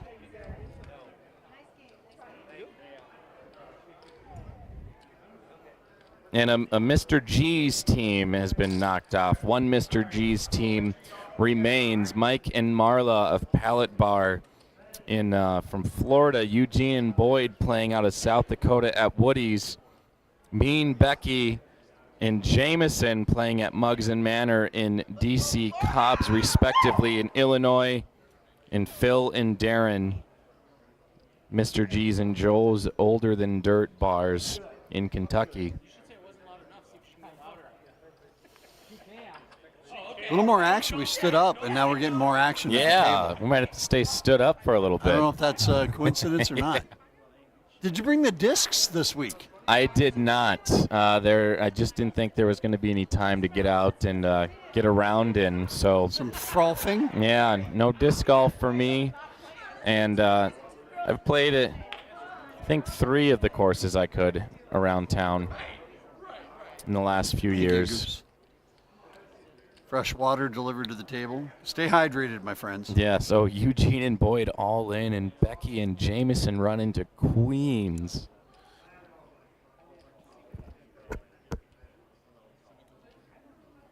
Just a call.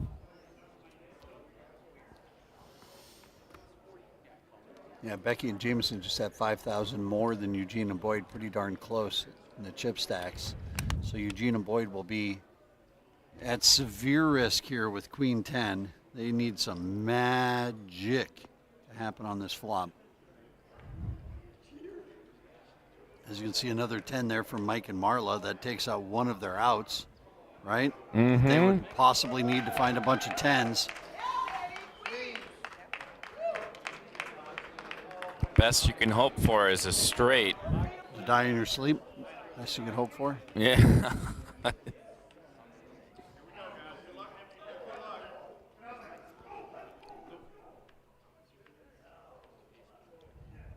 Maybe try to create a straight opportunity maybe for a Broadway look. There's a 10. All right. 5, 10, 9. Open up a little bit of. Got halfway there. Oh, No, okay, now it's still a 1 outer. need that 10 on the river. Don't get it. Oh, man. And Becky and Jameson now eliminate Eugene and Boyd. So Woody's out of South Dakota. Team Sodak is hitting the bricks. Well, hey, you won a national championship last year, so isn't that correct? They beat the Bison. Yeah, Too soon? SDSU taking on Montana Grizz tomorrow. Oh. Down in Frisco, that's tomorrow. Oh. 10 o'clock here local or noon in the central time zone. So yeah, NDSU, my alma mater, not making it to the national championship game this year. It kind of hurts. Yeah. You know, a little bit. That trip to Frisco is something that we've really become accustomed to as NDSU Bison fans. Not happening this year. Well, the Bison fans would always book tickets Oh, yeah. to Frisco the next year, expecting the team to get there. The hotels, buy the tickets, yeah, always. I don't know. SDSU's got a really good team this year. Their quarterback, Mark Gronowski, is just an absolute dude. And they're a 13-point favorite out here in the Wow. desert. I saw on the board today. And, boy, I don't know. That's a lot of points to swallow. But I think that the SDSU is going to get the job done and go back-to-back for a national championship. Been all in from Phil and Darren. We'll see if we get a call. And 650,000. Everyone's going to be deciding for their tournament life if they want to call. It's going to have to be a very premium hand. he's just reading it like a book. Becky and Jameson with 270,000 in front of them. Sorry, Becky, I'm calling this one. Oh my gosh. Oh, wow. Here we go. Gamble, gamble. No gamble, no future. Let's do it. 2 live cards.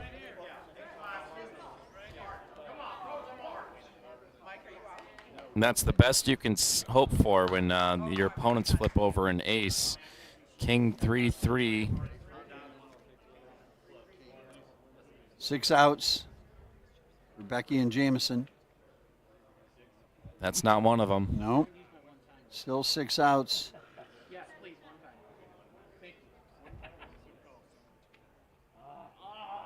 And a 7 on the river will eliminate Becky and Jameson. And just like that, folks, we are heads up.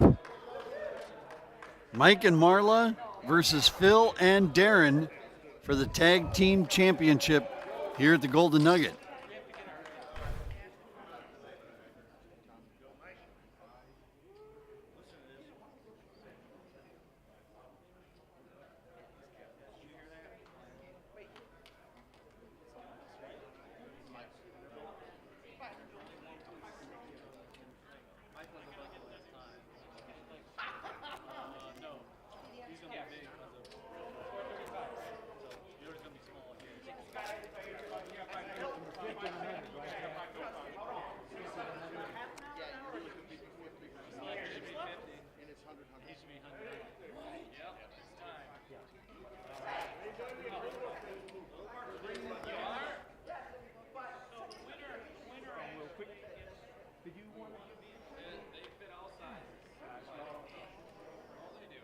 So as we get started in this heads-up match, Phil and Darren are going to have 11 big blinds. They have 1.2 million in chips. Mike and Marla with 385,000 in chips.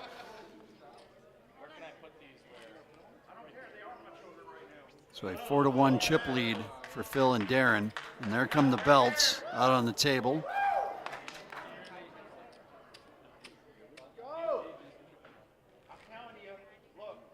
Also $1,500 in cash going to the first place team, $800 to the second place team. Blinds as we start this heads up. What's probably not going to be a very long battle are 50 and 100,000 with 100K Annie. So just 3 big blinds for Mike and Marla. Wouldn't think we're going to see a whole lot of hands here just because of the blind levels, but you never know. Weird things can happen. There's a good look at those belts. Again, another long day of poker here with Free Poker Network at the Golden Nugget Grand Ballroom in Las Vegas. Tomorrow is the culmination of this $100,000 World Championship. Put him in here. 25K going to tomorrow night's winner. We'll be back doing the live stream again. Raina? This or tomorrow. You put the belts tonight, in here. It might look better. Say now. Or what do you think? As we're past midnight here. Oh, they're propped up, time. so that's good. Okay, we'll be good.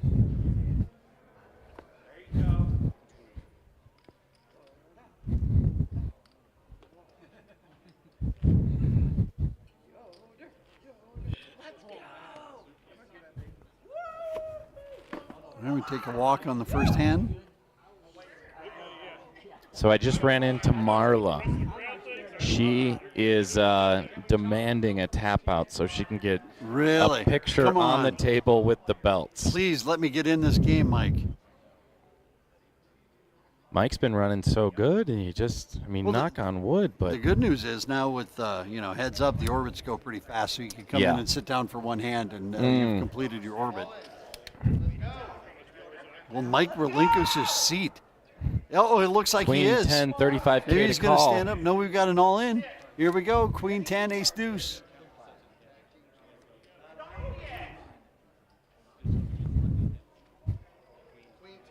Phil and Darren are trying to take down the championship right here, right now.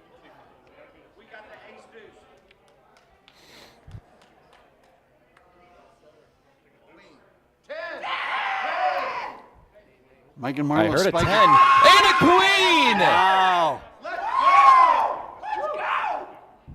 That is Marla yelling out there. what happens on a turn. A 10! 10! A full house! Look at that. Oh, Spiking the football. I love it. Oh my gosh. So Mike and Marla double up, stay alive. Marla How about is going this? crazy. Marla's out going, there. now you got to get Marla in there. Come There on. she is. Get Marla in. Get her some action. Get her some FaceTime at the table. She's rocking the 30A hat. She loves Florida. Wow. Just jacked out there. Marla, just wait. You might have that belt after all. Whoo-wee.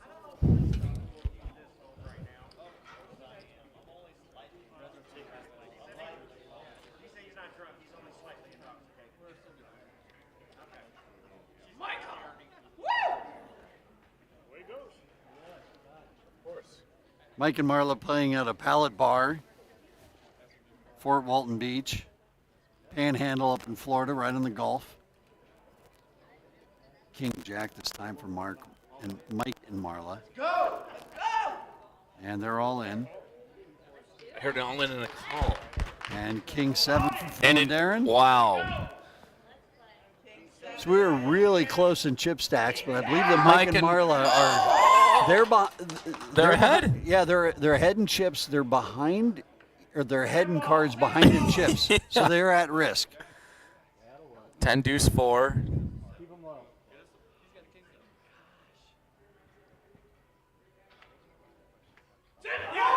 Turn is a 7. Oh.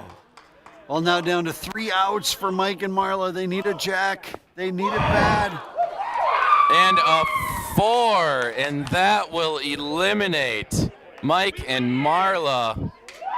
Phil Wellburn and Darren Sneed out of Mr. G's and Joe's Older Than Dirt Bar are your tag team champion.